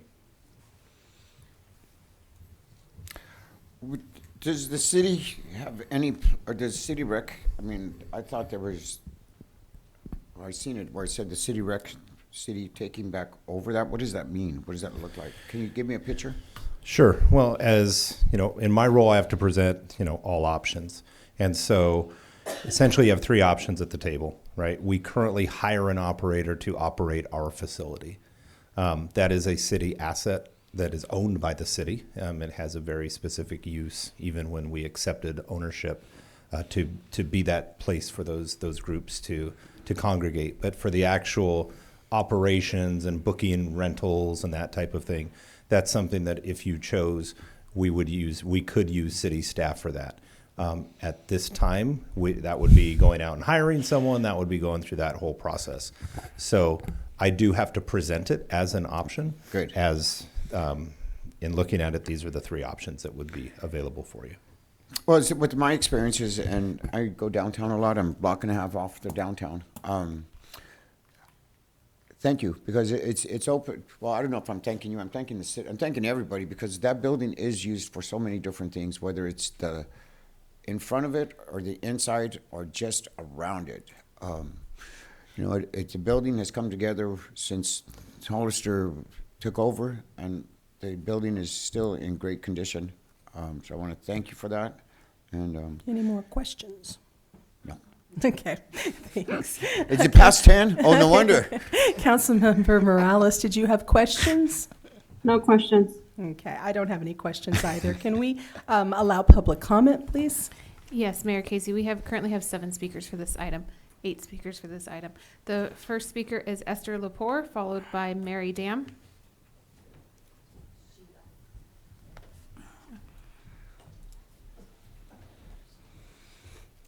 Hello, hi.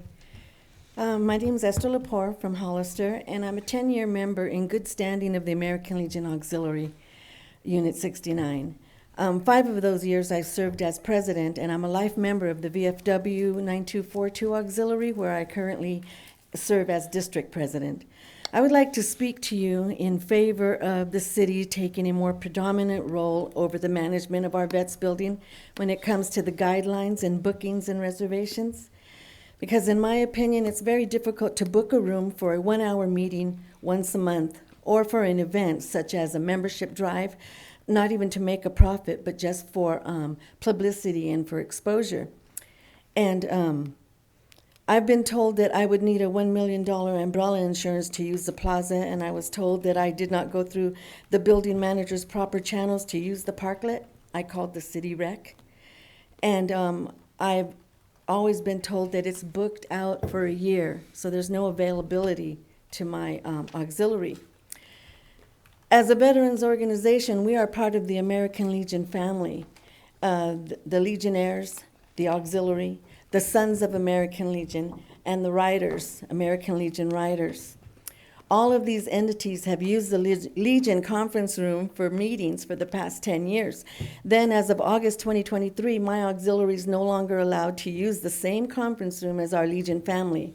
Our Constitution and bylaws directs the date and time and address of where we're supposed to meet unless we request a change submitted to the Department of California at convention.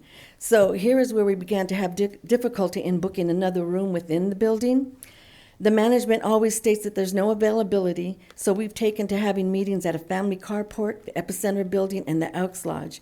And I feel some kind of irregularity in the rules against our auxiliary unit because the Legionnaires, the Sons of American Legion, and the Riders continue to meet in that private conference room where they've been meeting the past 10 years. I feel that the city staff could oversee the workings of the same conference room and that we've used for 10 years, and they will find that we would cause no disruption to the schedule of the Veterans Building when it comes to city events or private reservations. And I feel, in my opinion, the management of the building could return to a proper business office instead of a personal space.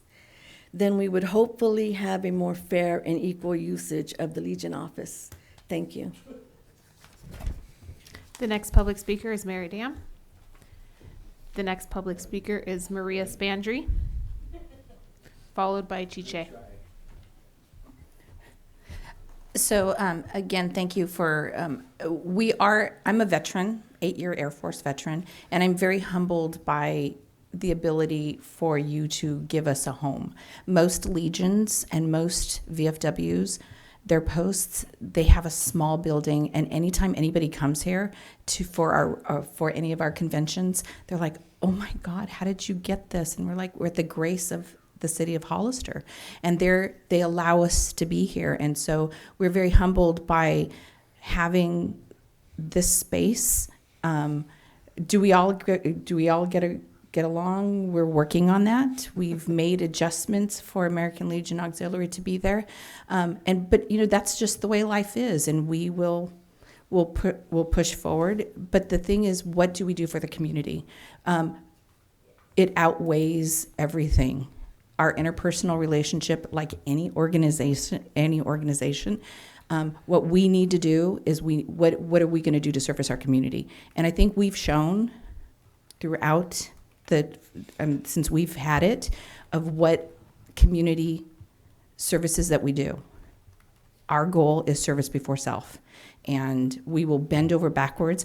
I know my husband is definitely telling me you need to not work so much, but it's the passion. And I can't tell you, when I see veterans on top of that building, I'm so humbled by being there, because that's who we are. We came there, and knowing that we have a place so beautiful, and we take such pride in it. Truly, our committee, we take such pride in what you've given us, and we are here to protect your assets. So, are we a little militant about making sure that there's no food upstairs because of rats? Absolutely, because we want to protect what you've given us, and so that's what our goal is. And so that's what I just want you to know. We are here to service and to make sure that little old lady is going to be standing in 100 more years. And for under our watch, we really would love to be able to keep the partnership with you. So thank you. Thank you. The next public speaker is Chiche, to be followed by Robert DeLuna.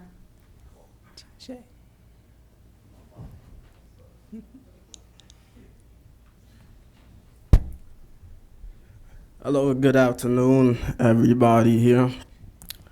I'm going to be speaking on behalf of Black Bonsai LLC, and I strongly oppose the city having a larger role in the Veterans Hall building just because of the opportunity that we were given.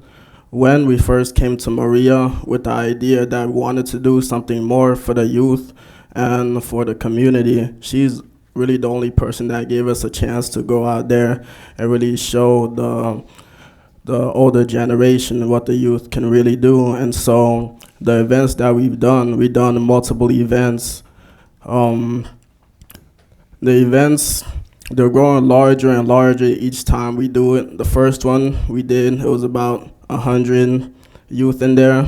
Then the second one that we did just this year in January, it was about 250 youth, and as well as older generation in there too that just enjoy music and enjoy what we're doing for the community.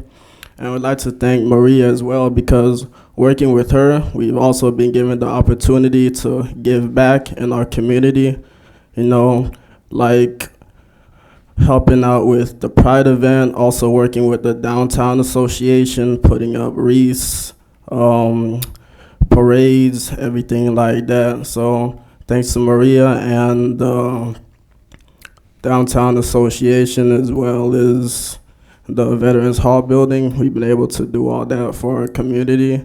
And so we really just have to thank them for everything that they've done for us and everything that they've done for the youth, because investing in the youth, it's the same as investing into the future. So thank you, everybody. Thank you. The next public speaker is Robert DeLuna, followed by Raymond Ramirez.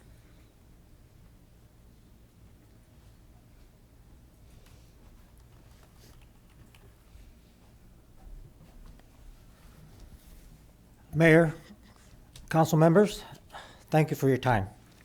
My name is Robert DeLuna, currently Post Commander for American Legion, Post 69. And I'd like to thank you for entrusting a veteran organization to help maintain and manage and upkeep the Veterans Memorial Building. what I consider a focal point in our city. We take great pride in doing so. With our current contract coming up for a renewal, I would like to express our interest to continue with the maintenance, upkeep, and management of the Veterans Memorial Building. We have done our best to do a good job, and I hope you agree. We are not perfect. We realize we can't please everyone, as I'm sure you all know. Our main interest is for the building, as Maria was stating earlier. The name says it all, Veterans Memorial Building. So with that said, I once again express our interest to continue the duties of managing, maintaining the Veterans Memorial Building, working together with the city, and servicing our community. Thank you for your time. Thank you. The next public speaker is Raymond Ramirez, followed by Elijah Hillstock.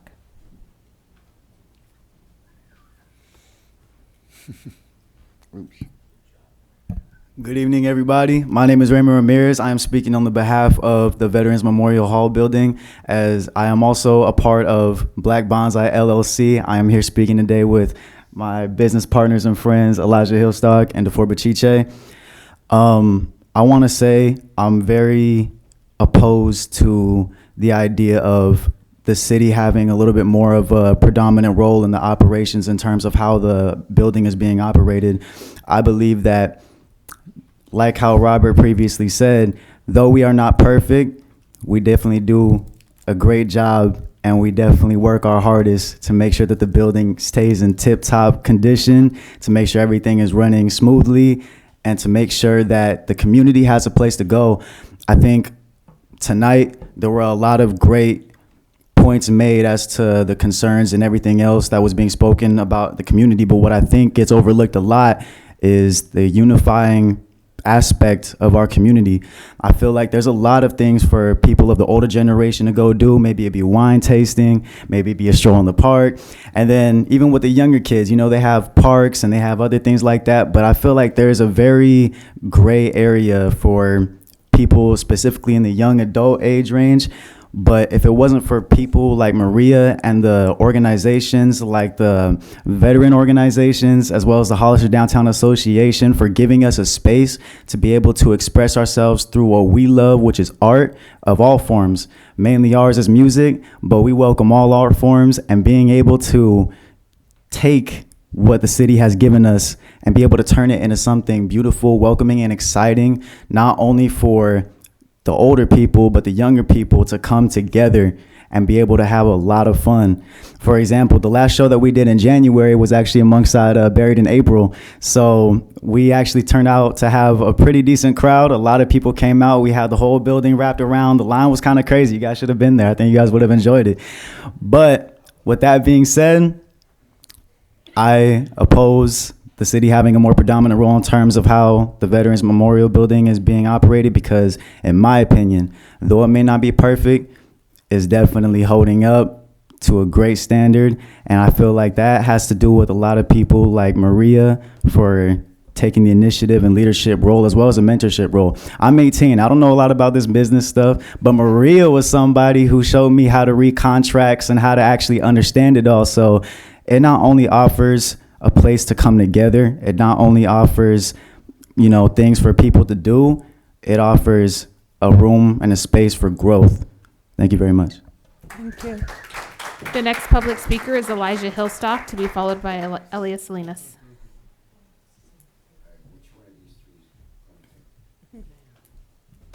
Okay. Hello, y'all can hear me. Good evening. My name is Elijah. I'm also part of Black Bonsai LLC, also speaking opposing on the city's predominant role in the operations of the Veterans Memorial Building. I really can't say it any better than these guys right here. They're true poets, you know. Some of you may be wondering what type of music we do. It is hip hop, and that is something that thrives in our community that not a lot of us really know about, you know, and a lot of people turn their heads at, but Maria, as well as the other veterans among them, were the only people who kind of looked at us and allowed us to have that space, you know, and allowed us to do what we want to do, to bring together and unify the community. And that's in my blood, you know. My grandmother was Pauline Valdivia, and, you know, sorry if I get a little emotional talking about that.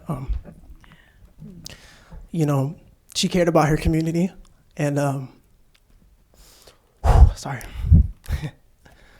She cared a lot about her community, and she showed me what it means to bring people together.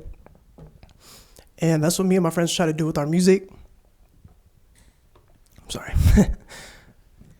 Sorry about that. And man, that's just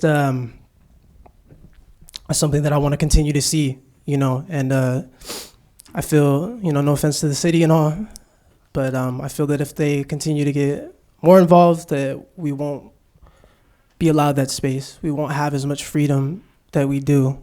And but once again, I can't say it any better than my friends here. Thank you for your time. Thank you. The next public speaker is Elias Salinas.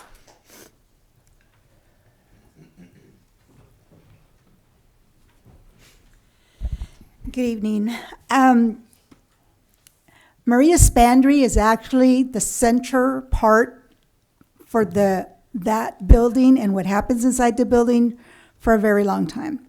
I have seen these young men in action, and I have seen the way they interact with Maria. Oh, yet I've never seen her sing or dance, so I think I'm going to try to see if they can get her to do that. If you follow the rules, then you will be able to do what it is what you want there. There's policies, there's procedures, and if someone thinks that they don't have to follow the rules, then I'm sorry, you're not going to be allowed in the building. Because there is a liability. I've had the opportunity to be able to use that building, and you do have to get insurance. And there's a reason for that. Nobody wants anyone to get hurt, but when somebody gets hurt, you have a policy that protects you. I've been in numerous types of events, seminars, workshops, both upstairs and downstairs. I've been there for also for the last year. I know last year I was there as an example for the for Halloween. And that was put on by the Hollister Downtown Association. And these young men were there. Maria said, I need this. They went in, they got it. After the thing, they were there to clean up and put everything away. And I think that what Maria has been able to show these young men is how to become leaders. And that's what they're becoming, is leaders in our community, and that is what we want. And the only negative that I have is that I believe in the separation of church and state. And there is a prayer meeting that happens in that building. And I also say the same thing, that there's schools that are used for prayer. And I just believe that there should be a difference between separation of church and state. But no one else is complaining. Let it go by. The best thing that you all can do is to continue to have Maria's organization have the management of that building. And I know that it was said earlier with regards to that there was a $2 million renovation and it was built in I don't remember what year, but that building also partly burned down and it had to be rebuilt. So part of that building is not the original because it did burn down. So just part of the history. Thank you. Thank you. Those are all the public. Oh, wait. Sorry. One more. We have Omar Rosa to speak.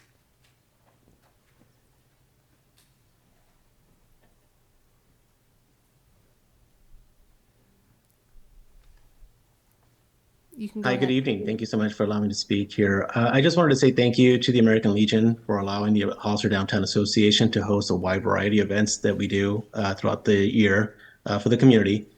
We've always thought of the Vets building as the heart and soul of downtown, and so we try to feature the building as much as we can. 4 years ago, for instance, Maria and I were doing a youth job fair, and she once said, you know, what I'd like to do here, Omar, is I would like to have a place where kids can come in or parents can find out what's available after school at group activities and so forth. So that was the creation, the thought behind the Youth Expo that we do every year. And so it was because of that and her allowing us a space to be able to bring in all these organizations at no cost and be able to host these events and try to grow registrations and get kids out of, doing activities like the gentleman before you that came up. That's the kind of partnership that we've enjoyed so far with the American Legion. So we just wanted to say thank you to the American Legion again for assisting us and providing us a place to be able to host a lot of the events. And hopefully we are able to treat the building and give it the love it deserves as well. But that's mainly what I wanted to say. So thank you, American Legion, for allowing us to be a partner with you for the events that we do. And those are all the public comments for this item. All right. Let's bring it back for some discussion then. Councilmember Resendez, did you have any thoughts? Yeah, Vice Mayor Resendez. I'll try to remember. I'm going to keep reminding you, too. Thank you so much, Madam Mayor. City Manager, how long is the contract, just so that the public knows? The last one was a 4-year term. And we're looking at... So we have I would recommend if it's the will of the council to do an additional 4-year term. Okay, good. So I don't necessarily think that we should take more ownership or we should have more involvement in running the building itself. I think that, I don't know, there's something special about the architecture of the building and the people who have been taking care of it. I think it's like a perfect match. I think that you guys have done really well with it. I appreciate you. Just the service that you provided to our community, to our country, and then within our community, it's just a perfect match. And I'd like to see more of this if we could. So I don't think that we should necessarily take a more stronger role in there. But I do agree with my colleague here on the right that we do need to look into the concern that he brought up. And I would like for us to have a seat, because I do hear that there's some possible mediation of challenges that could occur. Just have a seat, talk to everybody at the table, and see if that's something we can address and maybe even protect in the contract. Does that make sense? Yes. Okay. What I would suggest that's me. If there is that role, we are very clear in policy how we get there, and look at whether it be president of the group versus not versus, but with if there's conflicts, it would be with the leadership of that group rather than individual folks getting in the middle of all that, because each group has multiple people. Yeah, I want to hear everybody out. I'm grateful for the partnership, and I want to continue it. And please come ask us and let us know what you need. We want to support you guys. You guys are supporting our entire community. And thank you to Black Bonsai. Thank you to Young Glitch. And thank you to Mr. Hillstock. We love having the youth come out here to speak. So appreciate you guys being here tonight.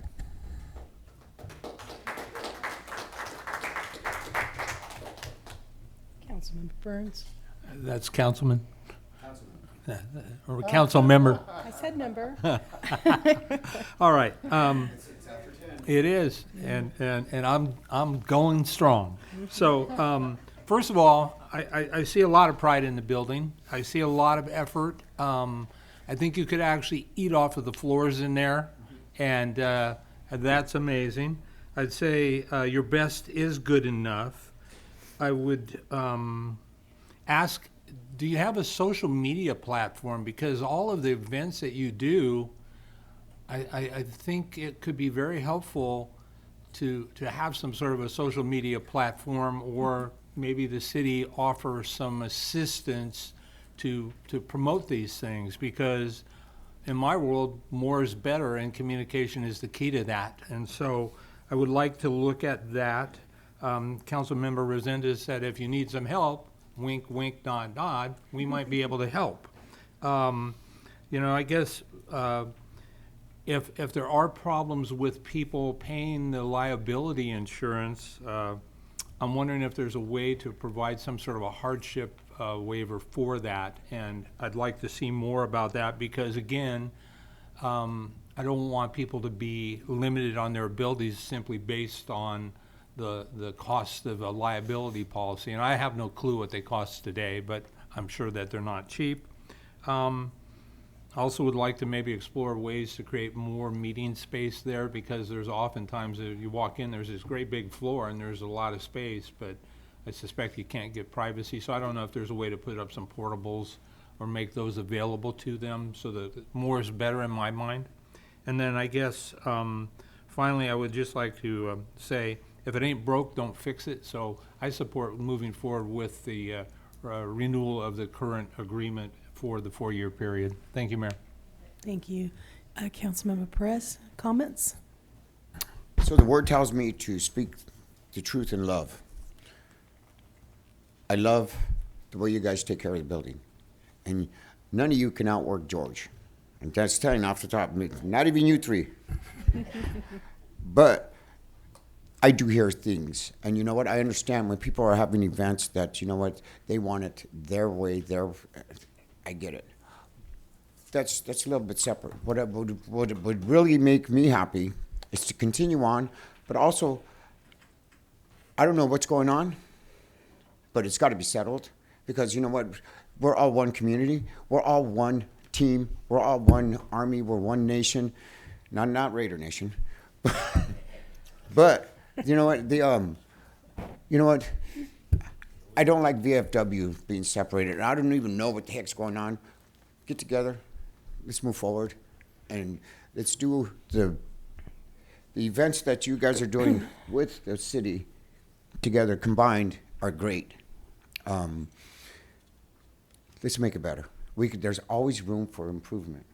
Thank you. Thank you. Councilmember Morales, did you have some comments?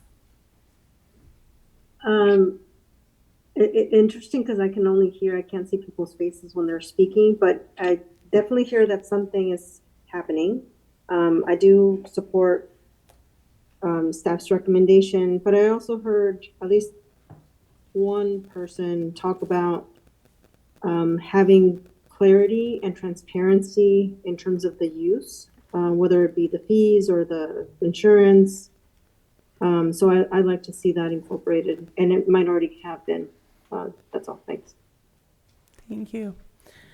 So I think everybody has said it, but I'm going to say it again just because I was around when the building was redone, and it was beautiful when it was redone. And every time I walk in there, I think, my God, it still looks that beautiful. So you guys are doing an awesome job of maintaining things. So I appreciate that. I also totally support, I mean, this is a Veterans Memorial Building. It's absolutely appropriate having you all managing it. I just think it fits.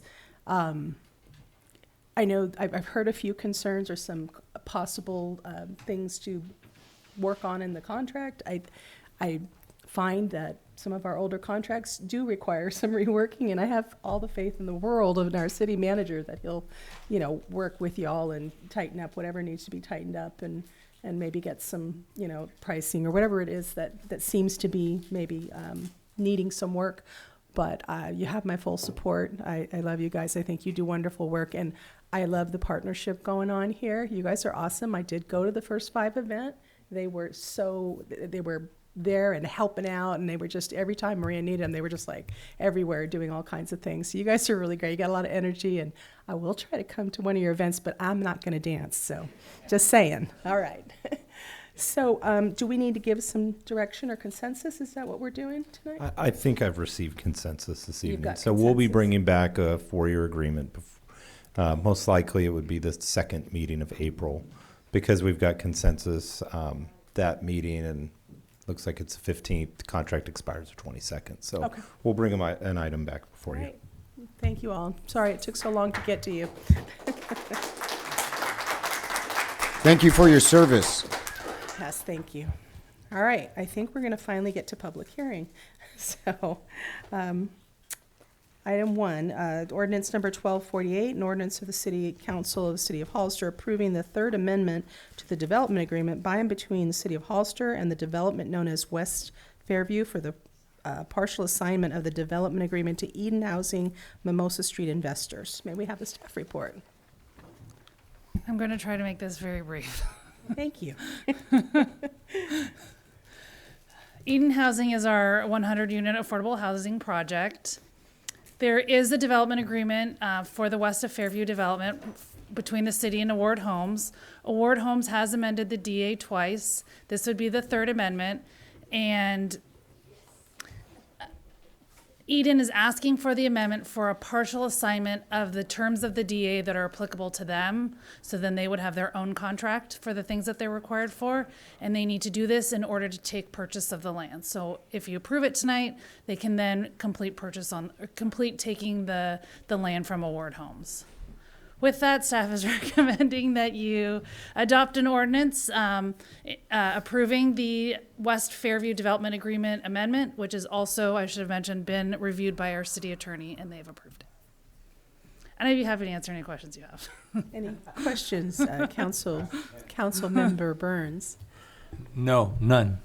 Councilmember Perez? Councilmember Morales, any questions? Councilmember Morales? Oh, there you are. No. No questions, thank you. Okay, then I'm going to open the public hearing. Do we have any public comment? Yes, Mayor Casey, we have one for Waisha Song. Hi, good evening, Madam Mayor, Vice Mayor, and council members. I'll make this short as well. Thank you so much for taking this deep into the evening. I believe this item and the next item for Eden Housing is incredibly important to helping us deliver more affordable housing to the city of Hollister. Yes. So Eden Housing is a nonprofit organization. We've been operating in California for over 55 years, including here in Hollister. The next two items are key for us to be able to take ownership of the land and actually begin development and receive financing. To date, actually from last month when I was here, we actually already received even more project-based vouchers from the Housing Authority, and we've received a threshold letter from HCD awarding $4 million to the project. Wow. So in order to deliver those dollars to the great city of Hollister, we need your support tonight, and these units will go to support families that earn less than $55,000 a year, and that's for a family of 4. So that will really greatly benefit your low income, extremely low income, and your farm worker communities here. So appreciate you supporting these motions tonight. Thank you.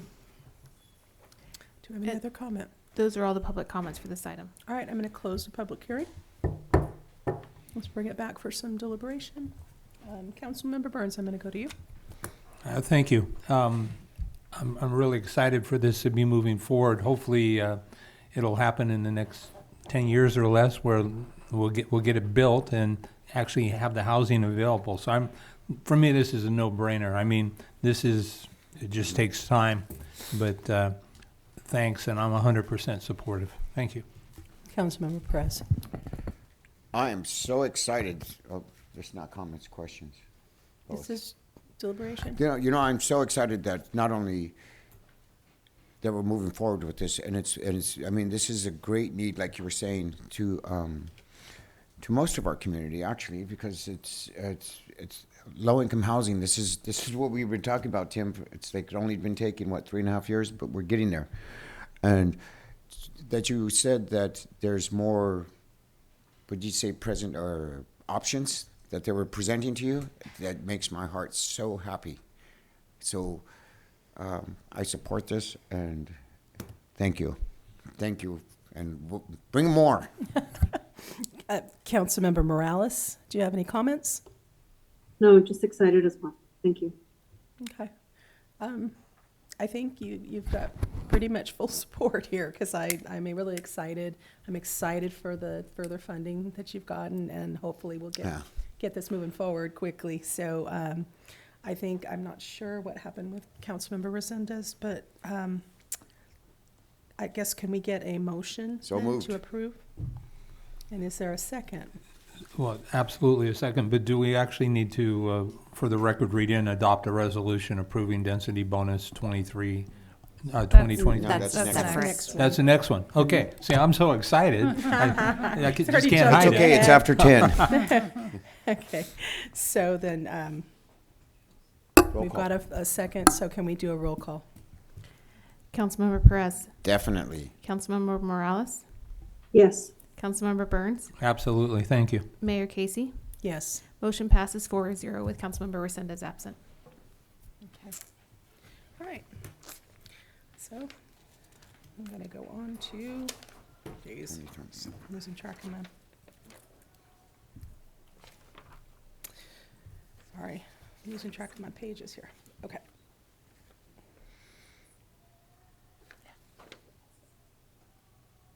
So that was the first ordinance. Our next, I'm like losing my mind here. Wasn't there a second public hearing? No, there's just a second part for the Eden housing. It's in the back. It's E1. So, okay, so it's not public hearing in then, the it's back. just, that's my confusion. That's what we're going with anyway. So, this is resolution number 2024-39, resolution of the City Council of the City of Hollister approving a density bonus 2023-4 to reduce the Community Facilities District fees for a 100% affordable project located at the corner of Avenida Cesar Chavez and Mimosa Street. May we have the staff report?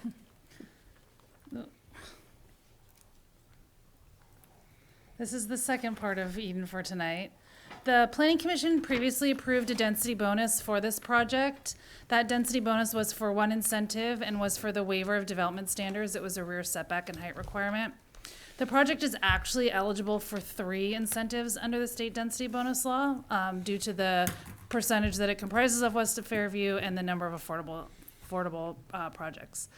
After the project was approved by the Planning Commission, the applicant requested a reduction in impact and CFD fees. The Planning Commission did review it and made a recommendation to the City Council to approve it, but following that meeting, it was slightly modified by the applicant to only request the CFD waiver, or the CFD reduction at this time. So again, they are now with 2 density bonus requests. If they wanted to in the future, they could also apply for a 3rd. The community facilities fee reduction would be to lower the tax rate, lower their CFD fees for CFD 4 and 5. They are requesting that the total fee that they pay is $400 per unit for both in totality. Currently, the rate for CFD 4 is higher than CFD 5, and these are for the multifamily rates, and they've been calculated for the West of Fairview project. The applicant is requesting this reduction in fees to help with the affordability of the project. That's probably my next one. In order to show that they can operate and not at a loss, they need to show that they can have a debt service coverage of 1.15. And what happens is once they calculated out the CFDs and their operating cost per year, they fall below that 1.15 after the first year, and then after that they start operating at a loss. So they don't qualify for a mortgage with the current CFD fees. So that is why they're here requesting the waiver. Staff is recommending that the CFD fees go into CFD 5 for police and fire services, and still requiring them to annex into CFD 4 and 5 as a condition of approval. That way that if this project ever becomes reverts to market rate in the future, then we could charge the current rate at that point. But they are requesting a total of $400 per unit with an annual increase of 3.5% per year.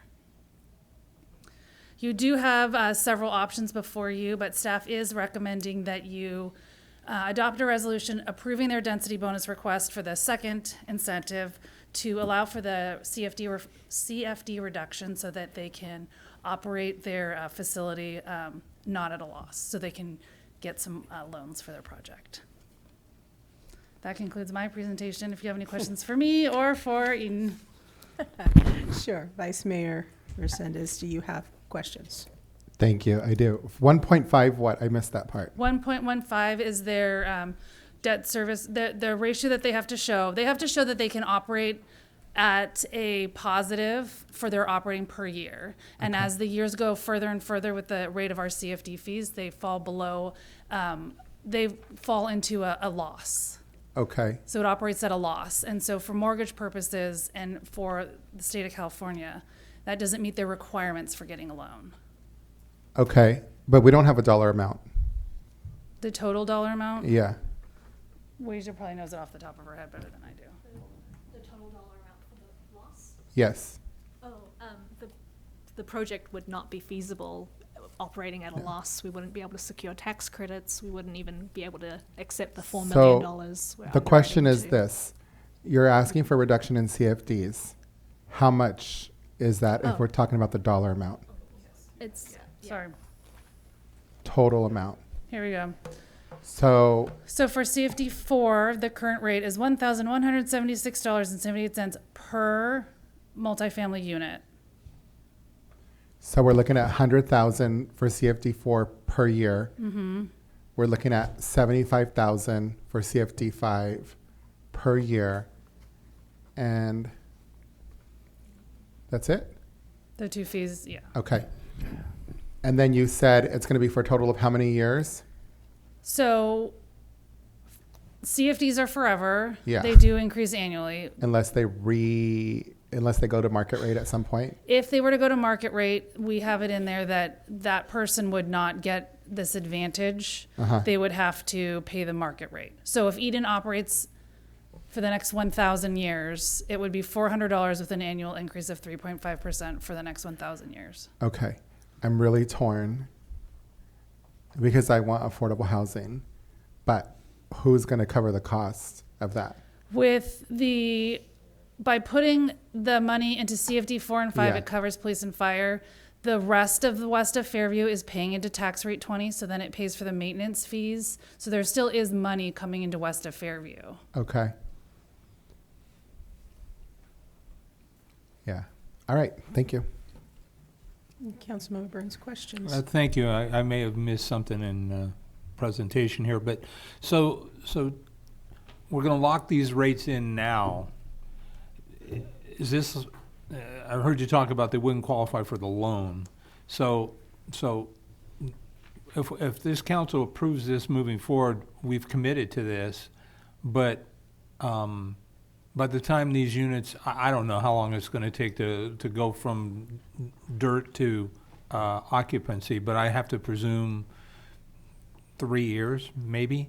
And so, what if all the numbers switch between now and then? How does that have any variation on this? Because if you're gonna secure a loan, I presume that there's going to be a construction loan. And the construction in my life is always prime plus 1 or 2. And right now the rates aren't great anyway, so hopefully by the time you pull the money to build it, the rates will be less. But if we lock into this now, is there a possibility they'll come back and ask for a further reduction? Because that would be my only concern. Their original request included a waiver of all impact fees plus the CFD, and that was to make the project at that point Right. feasible. The city is working with them to try to find additional grant funds to facilitate the construction of this project. So right now it's the CFD at 400. They could, I guess, request a third incentive to change it, but that would be a guess on our part. They ran all the numbers. It's included in the staff report where they ran the numbers at 400. So I would feel comfortable that that's the number to Okay. show that they can Right. operate not at a loss, Right. which is what Right. they need to do. Right, and again, I'm willing. I'm all in on this. I mean, I think the trade-off is number one, we get $4 million in a grant that will make it a better project. We have a successful operator that's going to take lead on this, and we have 100 affordable housing units, which is amazing. I don't know that we've done that in a while here, and we've certainly never done it on our own, and the developer's never done it, as far as I'm aware of, at that volume either. So for me, I see the risk, but I see the reward, and so I will support this 110%. Thank you. Thank you. Councilmember Perez, comments? Love it. That was easy. Councilmember Morales, do you have any comments? I'm sorry, questions. No, no, I don't have any. No questions. Okay, then I think, I have one question for you. I just want to clarify because I think I understand. But so the initial time frame as far as affordable, it's 55 years, right? Like that will not change. It's at least 55 years, maybe much longer. Under the density bonus law, they are required for the 55 years. So at 55 years, they could sell it, or they could maintain it as Eden Housing and keep operating it at an affordable rate. Okay, thanks. Why don't we go to public comment? Do we have any public comment? Yes, Mayor Casey, we have one speaker, Carson Clower.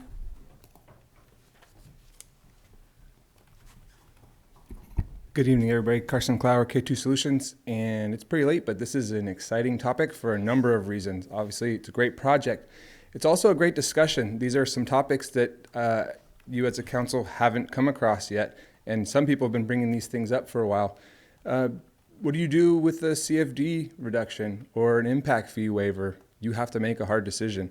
You have to weigh whether or not the project is worth what you're giving up, which you're giving up maintenance of the future improvements, and you're also giving up, to some extent, financing the police and fire. So this is what we've been discussing with inclusionary housing ordinance, low-income housing, all these different things. You have to weigh them, and I'm excited that it sounds like we're going to end up in the right place on this, but you can take this one little discussion that it seems like I'm the only one talking about at this point, and you can take it out to the next, hopefully, 1,000 units that you build for inclusionary housing or low-income housing, because you need the units, but you got to have the discussions. You got to make the hard decisions on whether or not you're willing to forego $30,000 a year for your police and fire, whether you're willing to forego $100 and something thousand a year in your maintenance. Hard decisions, but I think in the end, once you see people moving in, you see how excited people are, it's going to be worth it. So I'm for this project. I think it's very important to notice how many things had to go right to get to this point, and there's probably still a number of things that still have to go right to actually get sticks in the air, and hopefully everybody will get there, and just keep this in mind when we come around to the next topic. Thanks. Thank you. Those are all the public comments for this item. All right, so let's do some final deliberation. Vice Mayor Resendez. Thank you. No, I don't think it's a hard decision, as it was described by the previous speaker. Someone's got to pay for those police, someone's got to pay for that fire, someone's got to pay for that maintenance, and I'm not going to stick that bill with the people of Hollister, so I'm going to be a no. Thank you. Councilmember Burns. I'm going to support this 100%. As I recall, when this thing started maybe 25 years ago with Award Homes and the project was being built, it started with half of that number, and so as I recall, they've doubled the number, and we need it. And I think we can find other ways to underwrite or fund. Our police department, fire department, they probably are. City manager, my assumption is they get about 60% of the general fund money anyway. Would that be an accurate statement? If I were to look at it roughly, that's a fair statement. Right. So we will always have money to fund police and fire, and they will always be priorities. And then if we have good proactive maintenance from Public Works on our roads and our infrastructure, I think we'll be just fine. And I do think that there's a compromise. You can't always get everything you want at no cost. And so for me, I see this as valuable, and I will support it 100%. Thank you. Councilmember Perez. What better investment is there? I mean, I was there when they opened up the Habitat for Humanity, and then watching those families going to places, to their own places. I mean, that's part of the step. You know, what we're doing is creating another ring in the ladder so that people can get up and go and move forward in life. And this is part of it. I totally support it. Thank you. And I hope that there's more to come, because we need it. It's a no-brainer. Thank you so much. All right. Councilmember Morales. No, there is no motion, right? So. Okay. Yeah, I don't have any comments. I'll wait for the motion. Okay, thanks. Well, thank you for the presentation, and I too understand the importance of our affordable housing. We need it, and as I've heard so many times from the Vice Mayor, we have 2 and 3 families living in apartments. We need more options for them. This is super important. We have not done a good job of building a lot of affordable, so this is a big step, and it's worth every penny. So I just want you to know I appreciate the work you're doing and support it. So I think we're ready. We could probably take our roll call vote. I'm sorry, motion. So motion. Sorry, I'm keep trying to move ahead. So moved. Second. All right, now roll call vote. Councilmember Perez. More than delighted, yes. Councilmember Morales. Yes. Vice Mayor Resendez, No. Councilmember Burns, Yes. Mayor Casey. Yes. Motion carries 4-1 with Councilmember or Vice Mayor Resendez opposed. Right. All right, I think we've done item 2. So we're going to move on to item 3, inclusionary housing ordinance discussion. We get the staff report. Yes, thank you. Good evening, Mayor and City Council. Tonight's item is a discussion on the inclusionary housing ordinance. If you'll recall, at the December 4th, 2024 City Council meeting, the City Council heard of introduction of an ordinance. The ordinance was not introduced as drafted. And at the last meeting on February 20th, the City Council provide direction to staff to bring back a change to the ordinance for consideration of the council. Tonight is just a discussion. The change that was requested was a change to the percentage of affordability split that was in the draft ordinance. The original draft heard in December was 7% very low, 5% low income, and 3% moderate.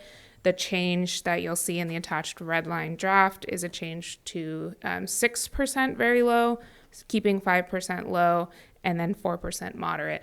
And tonight we have our consultant team from PlaceWorks, Greg Goodfellow, here to provide a presentation. We also have David Early, our principal, online for any questions.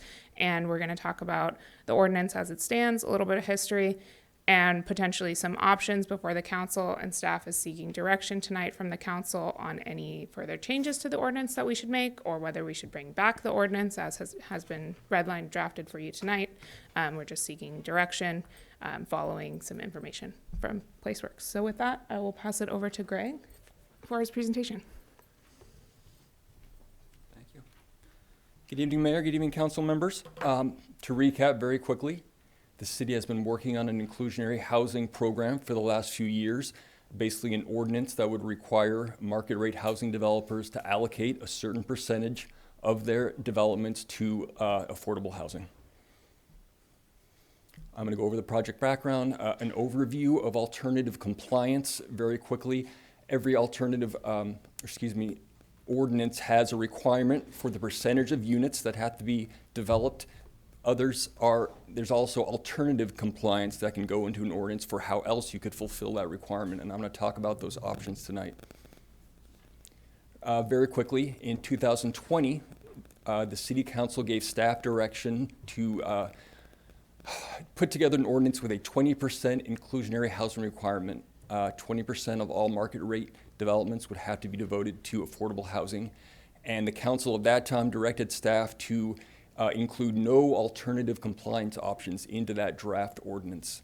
So staff brought back a draft to the March 2023 Planning Commission meeting with that 20% requirement.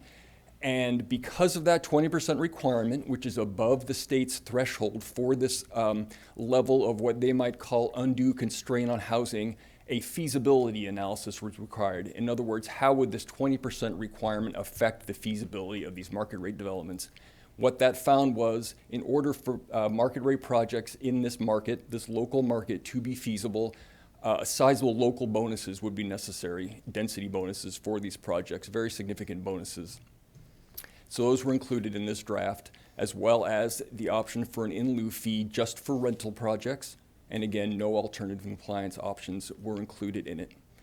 In May of 2023, we received input from the City Council, with saying that the 20% requirement could constrain housing development. You agreed with some of the results, or you heard the results of the feasibility analysis, and the item was continued until, quote, additional stakeholder community outreach was completed. You wanted to hear from the community their thoughts on this ordinance. So in August 2023, we held an inclusionary housing workshop and found that very quickly the community input favored 15% of an requirement, which is the state norm, much more normal than 20%. And they would like to see at least one alternative compliance option in this new draft. So at the September of 2023 special City Council meeting, a new draft ordinance was brought, This one reduced that requirement to 15%, and it removed that local bonus requirement because feasibility was not so intensely impacted to projects with this lower inclusionary requirement. It maintained the 10-unit project minimum. Housing development projects less than 10 units would not be affected by this ordinance. It maintained the applicability to for sale and rental housing. There was no in lieu fee option, and it brought in an alternative compliance option, which was the acquisition and rehabilitation of existing units. In other words, instead of fulfilling this 15% requirement for affordable housing, a developer has the option of acquiring and rehabilitating existing units into the same amount of affordable units that would have been required. Now, this draft was not adopted due to your desire for more information on these alternative compliance options. What are they? What are the pros and cons of each? That's why I'm here tonight, is to tell you a little bit about these options.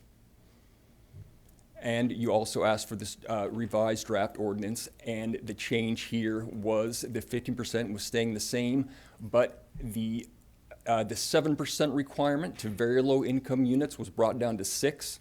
The 5% for very low or low stayed the same, and the 3% requirement for very low income or middle income was brought up to 4%. So it was a more balanced distribution of those 15% requirements. Still a 10-unit project size minimum, still no in lieu fee option, and the existing alternative compliance options in this current draft were providing affordable rental units for projects that provide affordable rental units in for sale projects. This is required by Government Code 65589.8. For this alternative compliance option whereby you provide affordable rental units in other for sale projects, it has to be the same or greater number of very low income, or middle income units per the existing requirement, and it has to have the same number of bedrooms, each of these units combined, as you would have developed if you were complying with the traditional 15% ordinance.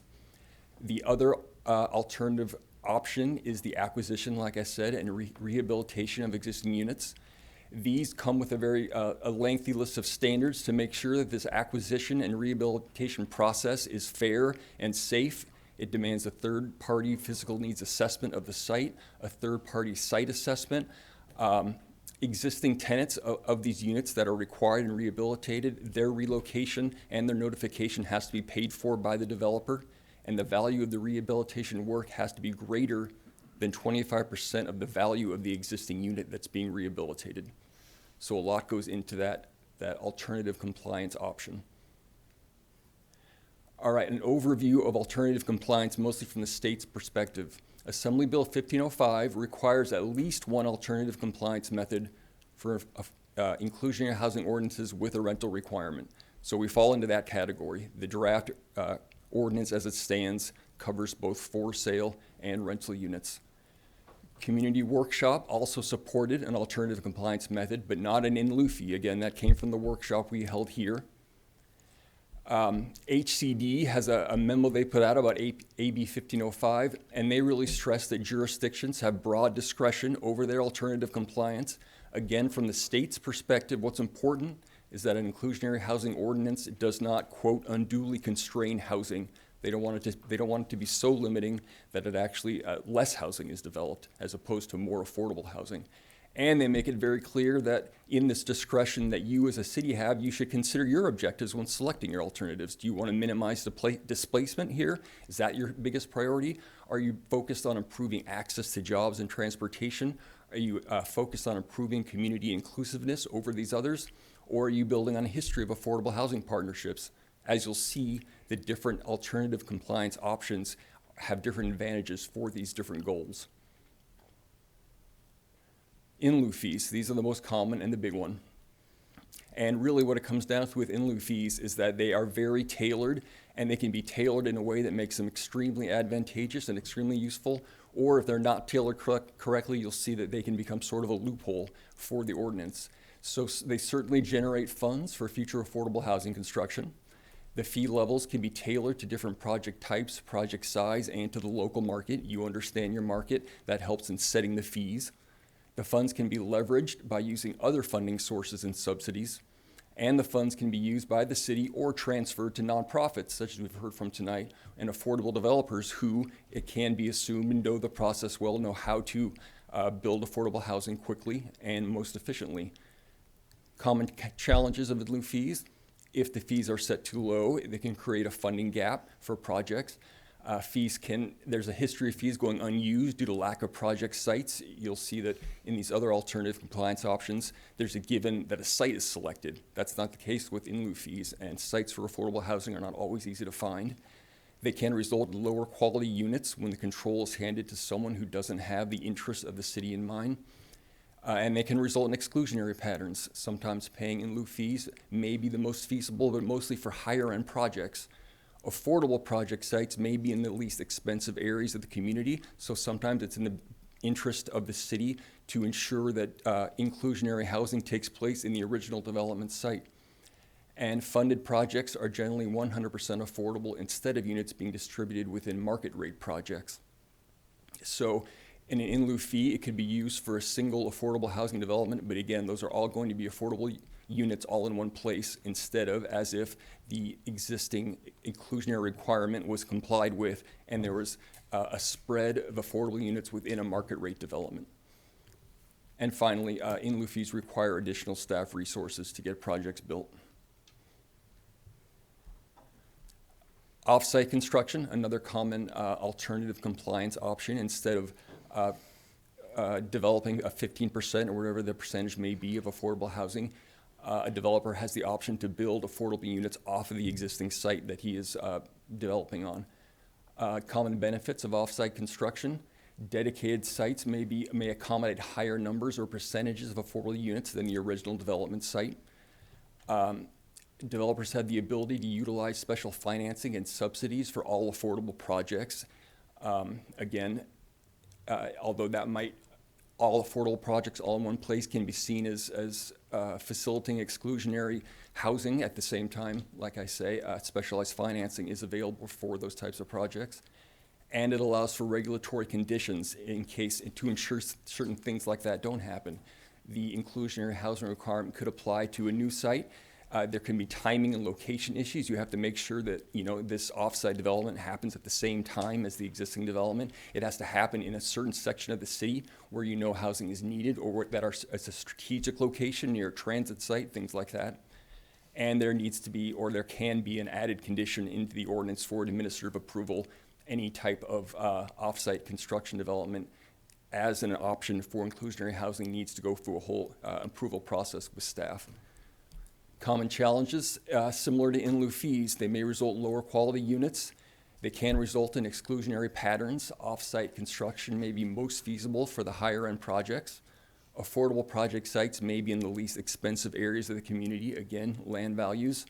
And new projects are generally 100% affordable instead of units being distributed within market rate projects. I should mention here again, in our draft ordinance, as is the case with most inclusionary housing ordinances, there are standards that say developers in their development of this percentage of affordable units, those units have to be distributed evenly throughout that market rate development. They can't be in a pocket separate from the market rate units. And finally, another challenge of off-site construction is that it requires additional staff resources to get those projects built, more staff time looking at the site, reviewing options, etc.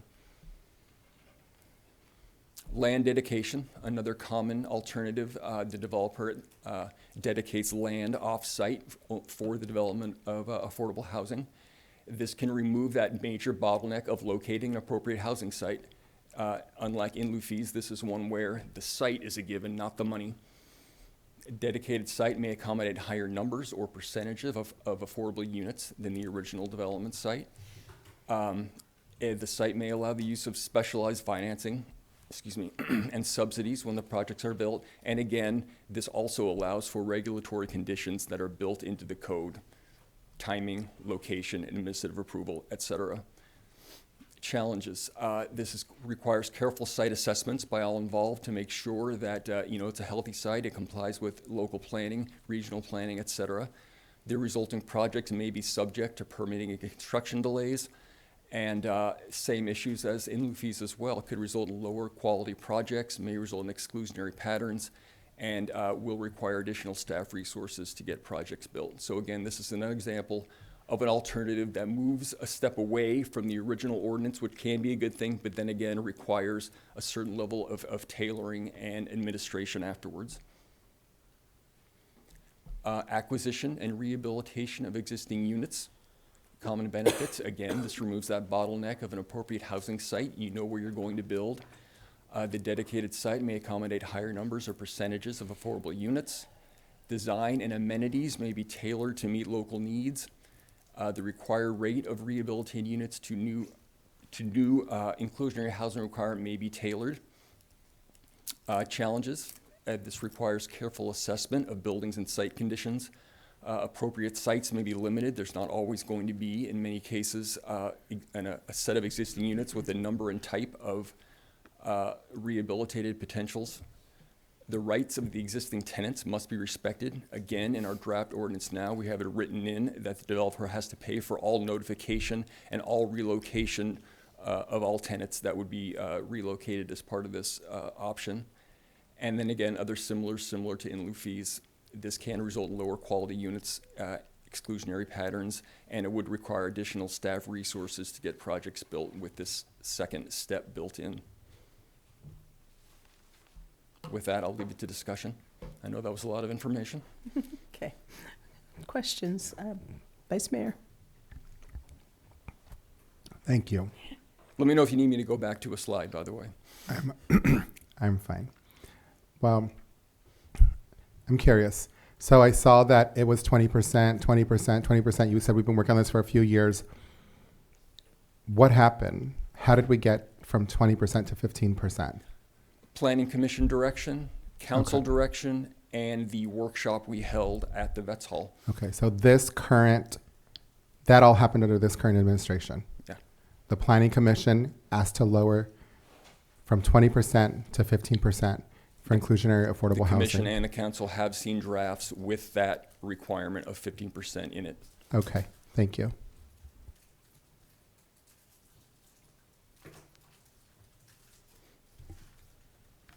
Oh, I'm sorry. Councilmember Burns. Thank you, Mayor.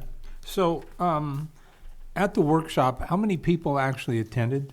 Do you recall? Do you know? 30. I want to say, yes, I believe there was about 15 to 20 in person and the same online, 15 to 20 online. Okay, all right. So again, we have 40 people kind of giving us direction for a city of 40,000 plus. Okay. One common theme throughout each one of these slides is, and as a negative, it's not my words, not yours. It requires additional staff resources. It seems like that's a repetitive thing. And so, what do you mean by that specifically, more directly, and how does that or would that impact the city for the cost for that? Simply that. As written, the requirement itself is straightforward. When it's followed, it's more straightforward, obviously, from the get-go.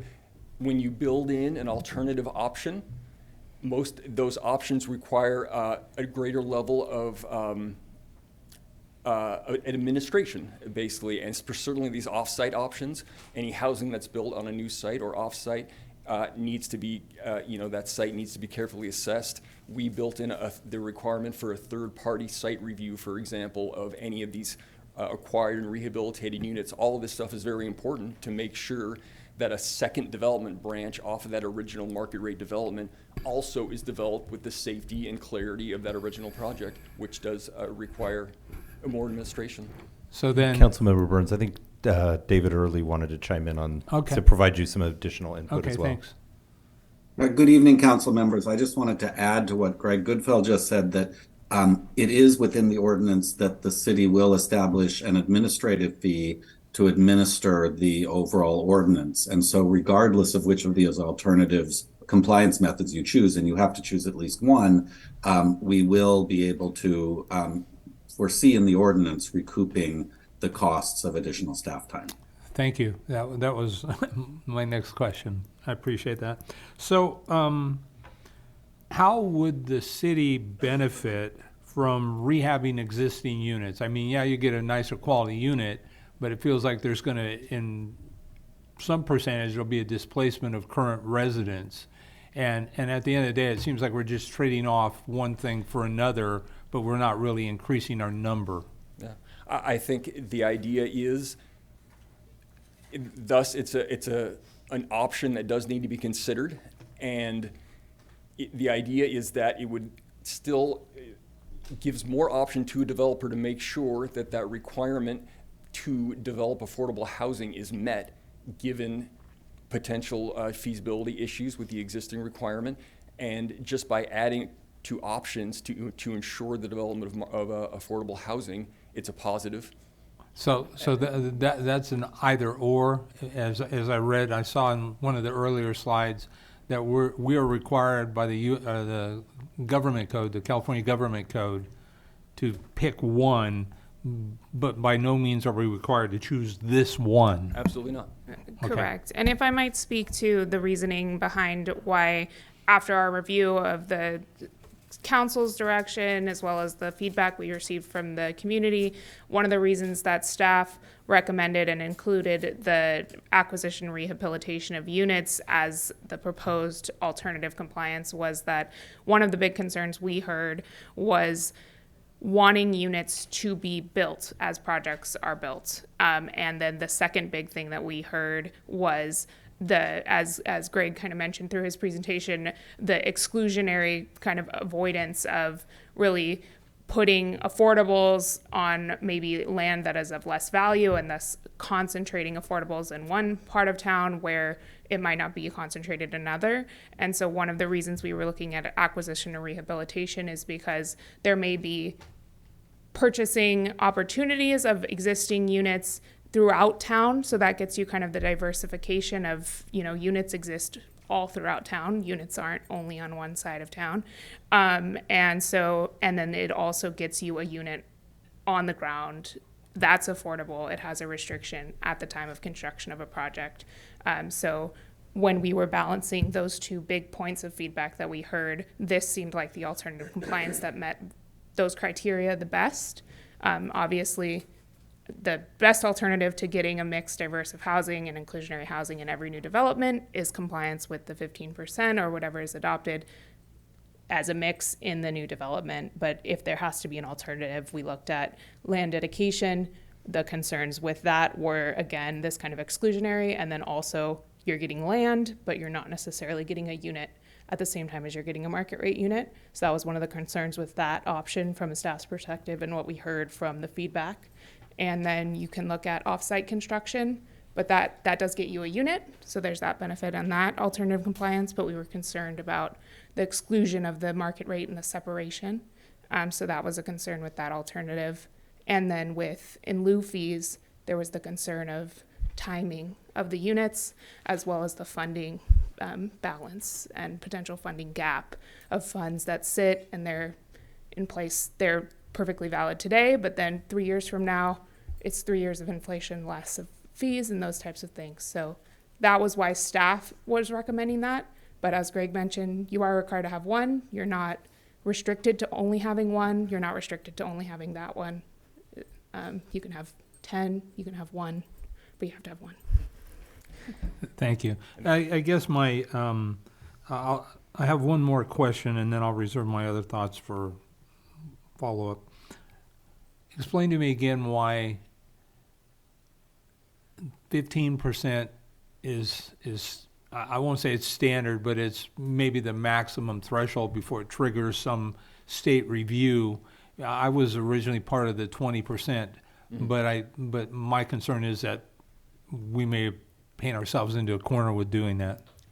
That's written into the law, and at some point, I'm not sure when the math was completed, but it was that 15% and its association with rental housing that HCD and others really saw that as a threshold at which an inclusionary ordinance could become this, and this is the phrase that is always used, this undue strain on housing. So that's the math point at which it was decided that if you're going to do 15% or higher than 50% applied to rental units, which are already more sensitive to feasibility, then you have to offer developers another way to go about this. So if you just had a 10% inclusionary ordinance that was only applicable to for-sale housing, you wouldn't have to offer an alternative compliance option. Okay, I lied. I do have two other quick questions, I think. Okay. So we currently, the city of Hollister doesn't have and never has had an inclusionary housing ordinance. Is that correct? True. Okay. And how about San Benito County? San Benito, the county, no. No, they don't have one at all either. There's 200. They do. The county does. The county does. I'm It's- sorry, yeah. I'm confusing. Yes. I think it's 15% and then Yeah. 20 if it's off-site or. Okay. I apologize. Oh, no, Confusing I know it's late at night and it's after 10 for Rick.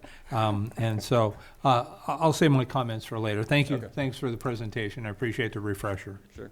And Councilmember Perez, no questions? I just want to thank you for your presentation. Thank you for staying up to the for this information. It's been great. I thought it was really interesting. I was part of the 15 to 20% also, and we thought we were doing something great for our community. And basically, we shot ourselves not in one foot but in both feet because we didn't get nothing. And now we're starting to get things coming back. But it was interesting to see that, you know what, the numbers that the state crunched to get 15% is actually, the state was right. But anyways, thank you for your presentation. Councilmember Morales, do you have questions? No questions. Okay, then I'm going to open it for public comment. Mayor Casey, we have one speaker, Carson Clower.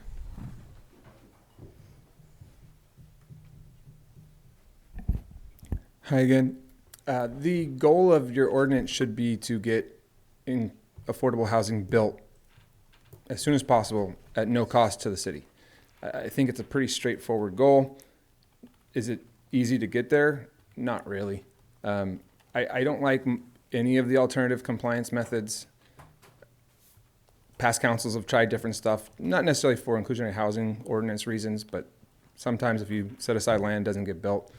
I think if you're going to do one, which you have to, do the acquisition and rehab, and my reason for that is a little weird. I don't think anybody's going to be able to do acquisition and rehab. It's just back of the envelope doesn't make sense. Our housing stock's pretty good. It's fairly new. There's not a lot of dilapidated units out there. The number of units that you'd have to find in order to go through that process, it's a lot. You don't see 15 crappy units in a whole year for sale. Those units that do come up, they're still super expensive. So it's going to be easier and cheaper to build a new house than to buy somebody's old crappy house and fix it. And then just going through that process of actually going by every regulation, it's going to be very difficult to do that. So if you're going to pick one, pick that one so that the builders actually have to build the inclusionary housing units. I think if your goal is to actually get something built, it would be really helpful to know what is actually feasible and reasonable. Last time I said this, everybody said, well, we don't have to do it by law. Well, just because you don't have to do something by law doesn't mean it's not a good reason to actually do it. I don't know what the correct number is. I don't know what the correct percentage is. I don't know what the correct breakdown is. And there's a great list of all the different ordinances in different jurisdictions. And every single one of them is going to be different from what yours is, because from here to Gilroy, it's $150,000 per house.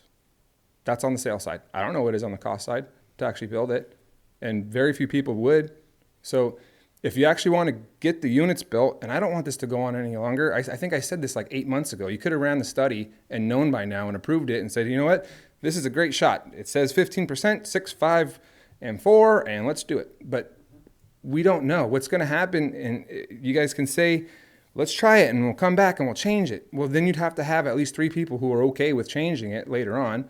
And it's not that easy to get anything done here. It's the way people talk about housing, it sounds like it is, but really it takes forever to get anything approved. And then you might get a project that actually doesn't work when you get the conditions from the Planning Commission.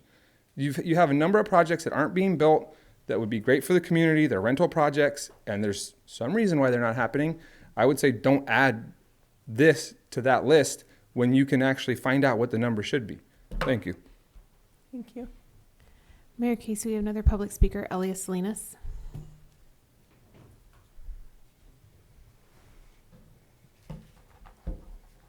If I wait 9 more minutes, I can say good morning. Okay, so there are no buildings existing buildings to rehab. I mean, it doesn't matter where you look in the city. And even if you were to rehab, it's depending on how old they are, you have to also consider asbestos. That's why nobody does the rehab buildings. Nobody does any upgrades in the buildings in downtown, because we have that issue.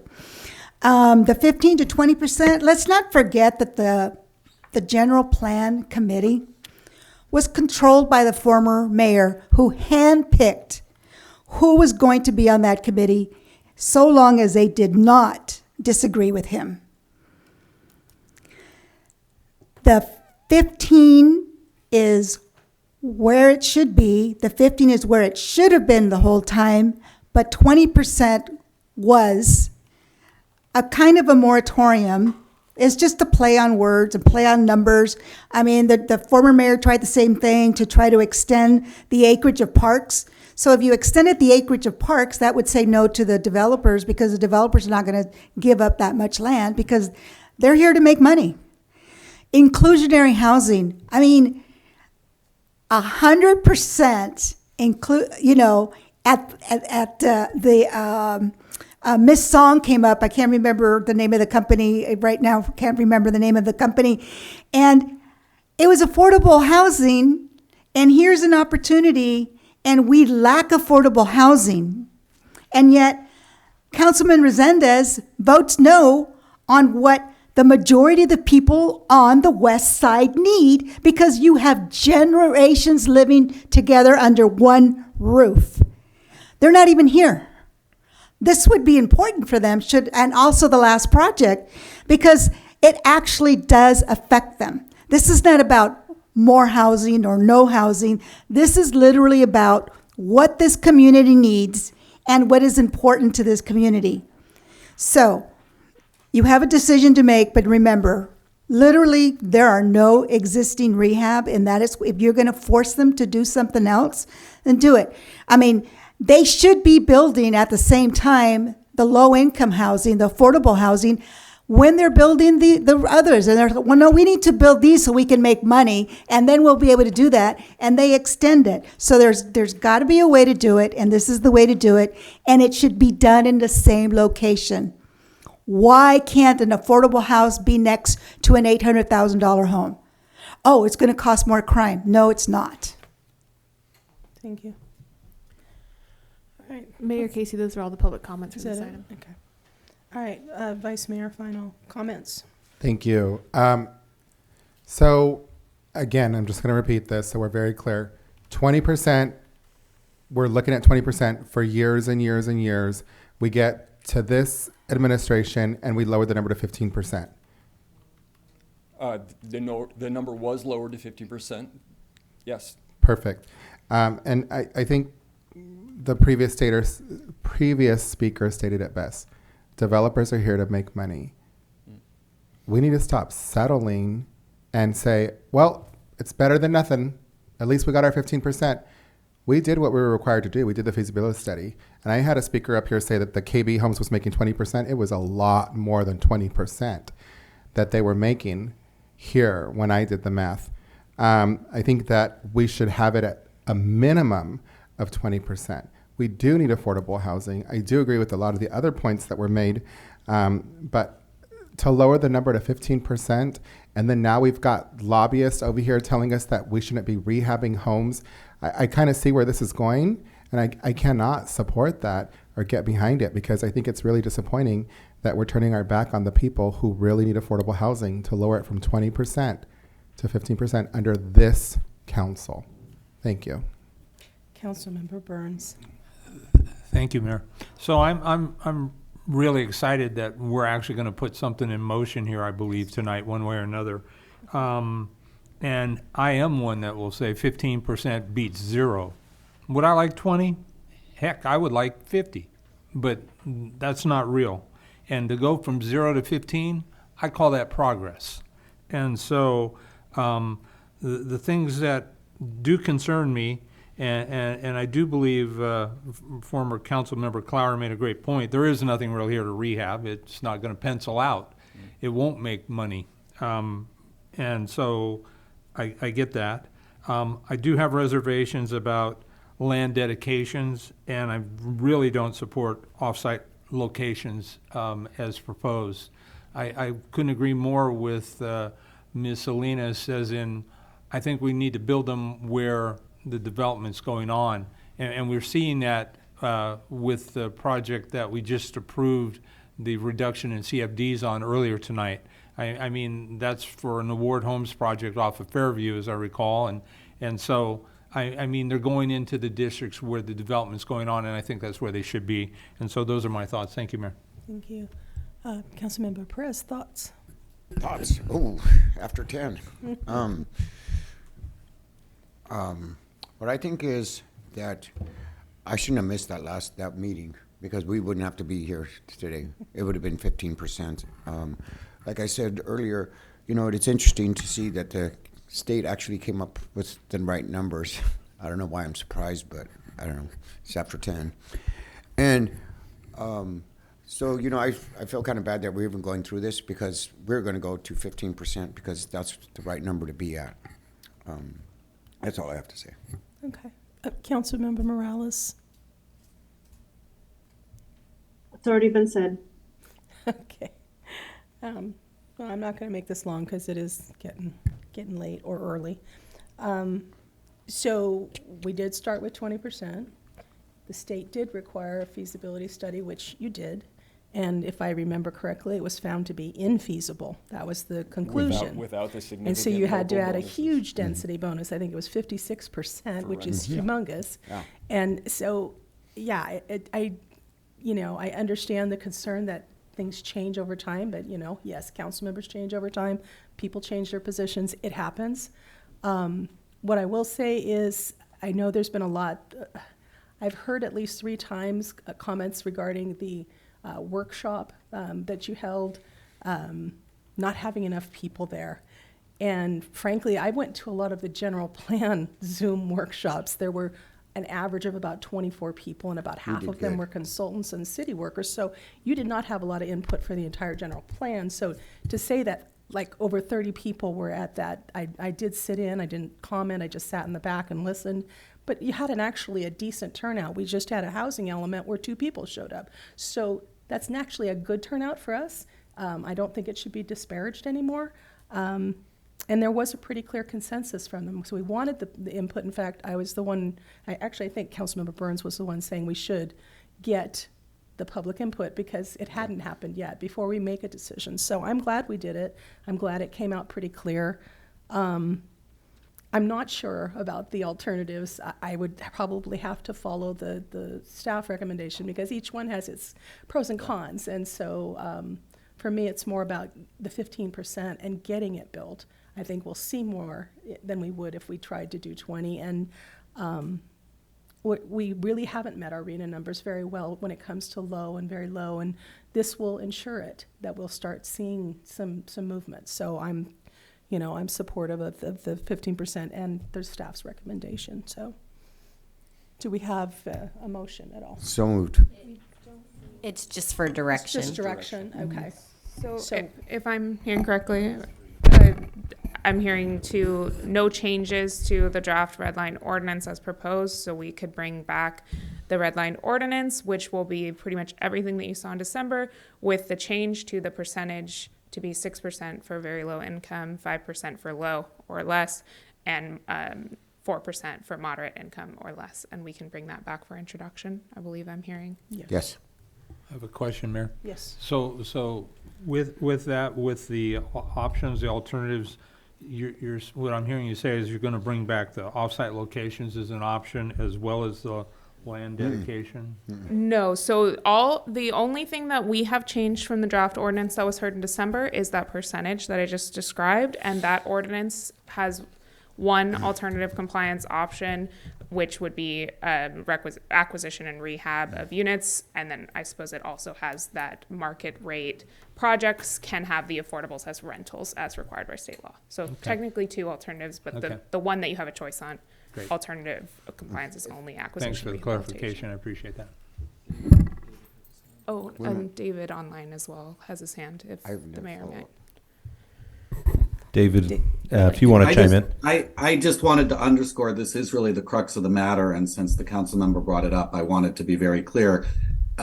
Although you're not taking a vote, what we're understanding to be your guidance is that we will not add any other alternative compliance mechanism. We will only retain the rehabilitation of existing units. If any of you want us to bring back other measures as alternative compliance options, right now would be the time to tell us that so that we can include it in the ordinance. So, and we will, I mean, you don't have to take a vote, but we would want to know that at least 3 of you of the 5 of you want other alternative compliance methods.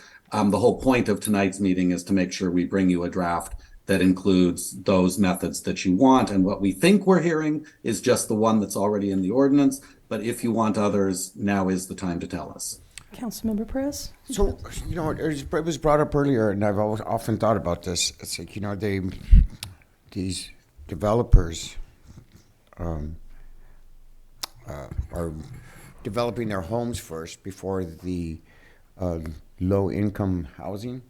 Is there any way to switch that up? I mean, because it seems like they do it way too late. How can we make them? Can we incentivize? Well, if I could forward? interject here, the point, one of the benefits of the ordinance as you appear to be wanting it to brought back to you is that the units will definitely be developed in one of 2 ways. One is that they will be developed on site, and the ordinance specifies they have to be concurrent with the project overall, or they will be developed as through rehabilitation of existing units, and the ordinance as drafted also specifies that that must be done concurrently with the actual project. So unlike an in lieu fee, which would be collected by the city and held in trust until a later time, one of the advantages of either doing it on site or doing it through rehabilitation of existing units is that they will happen concurrently. So I'm imagining, council member, that you're speaking about the West Fairview project that you looked at just a little while ago, where it's taken a large number of years. This set of inclusionary regulations would not allow a delay of the sort that you've seen on that Fairview project. Thank you. And I totally support. If we could add one other thing, I'd like Eva to add. Yes, to your point, Councilmember Perez, the city also can enforce timing through both conditions of approval as well as a development agreement. And all of our affordable projects will come to you with a development agreement stating their affordability restrictions and all those types of things. So there are 2 different options aside from just the ordinance where you can regulate timing and enforce perhaps, prior to 50%, then they pull all of the affordable, those types of things. We've done similar conditions, not on affordable projects, but on mixed projects where there's single and multifamily units. We have done conditions of approval ensuring that the multifamily gets built alongside the single family. So something similar could be enforced. Good to know. Thank you. Yeah. Yes, Councilman. For council's consideration, I actually, I was initially opposed to it. I think it does make sense to add the addition of rehabbing existing units, knowing that, maybe there is an opportunity, but the likelihood is, I think my sense is it makes it more attractive potentially, or more possible to move some of these things forward sooner. And as I think about it, when I think what I paid for my house versus what it's worth today, I couldn't qualify to buy the damn thing. And so, I don't see a problem with that. And if they want to rehab my house, I'm all in. And just to clarify, acquisition and rehab is in the ordinance. So that wouldn't be changed, but it is there. Okay. Yes. Thank you. Great job. So unless anybody has any additional alternatives, I think we're good. Correct. So we're staying with the sole alternative. You have the percentages. Yes, I have the percentage we have the sole alternative, and we'll work on bringing back a public hearing for Thank your you very consideration. much. Appreciate Thank you so it. much.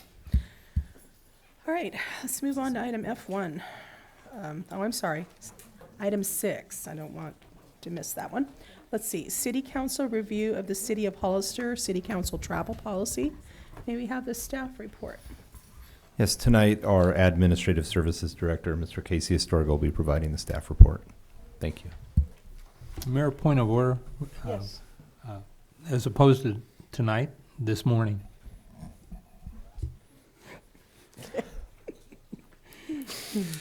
I stand corrected.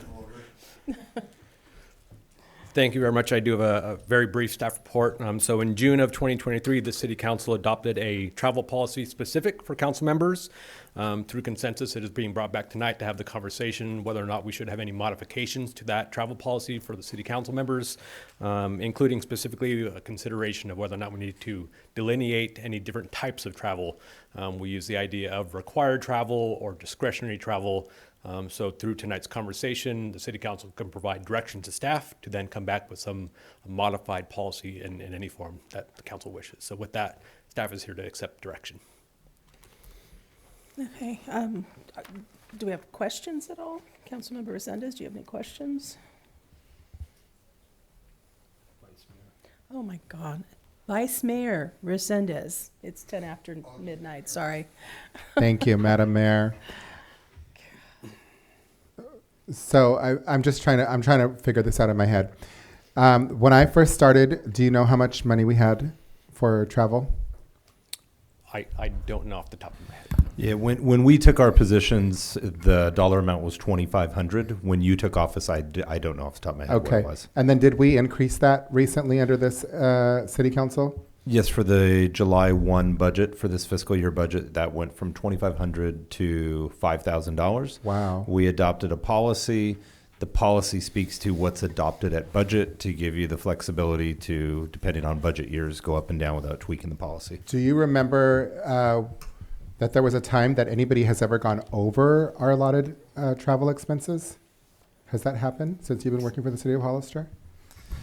Last fiscal year, there were a couple overages. Okay. And then we that have increased it been to reported out on. 5,000.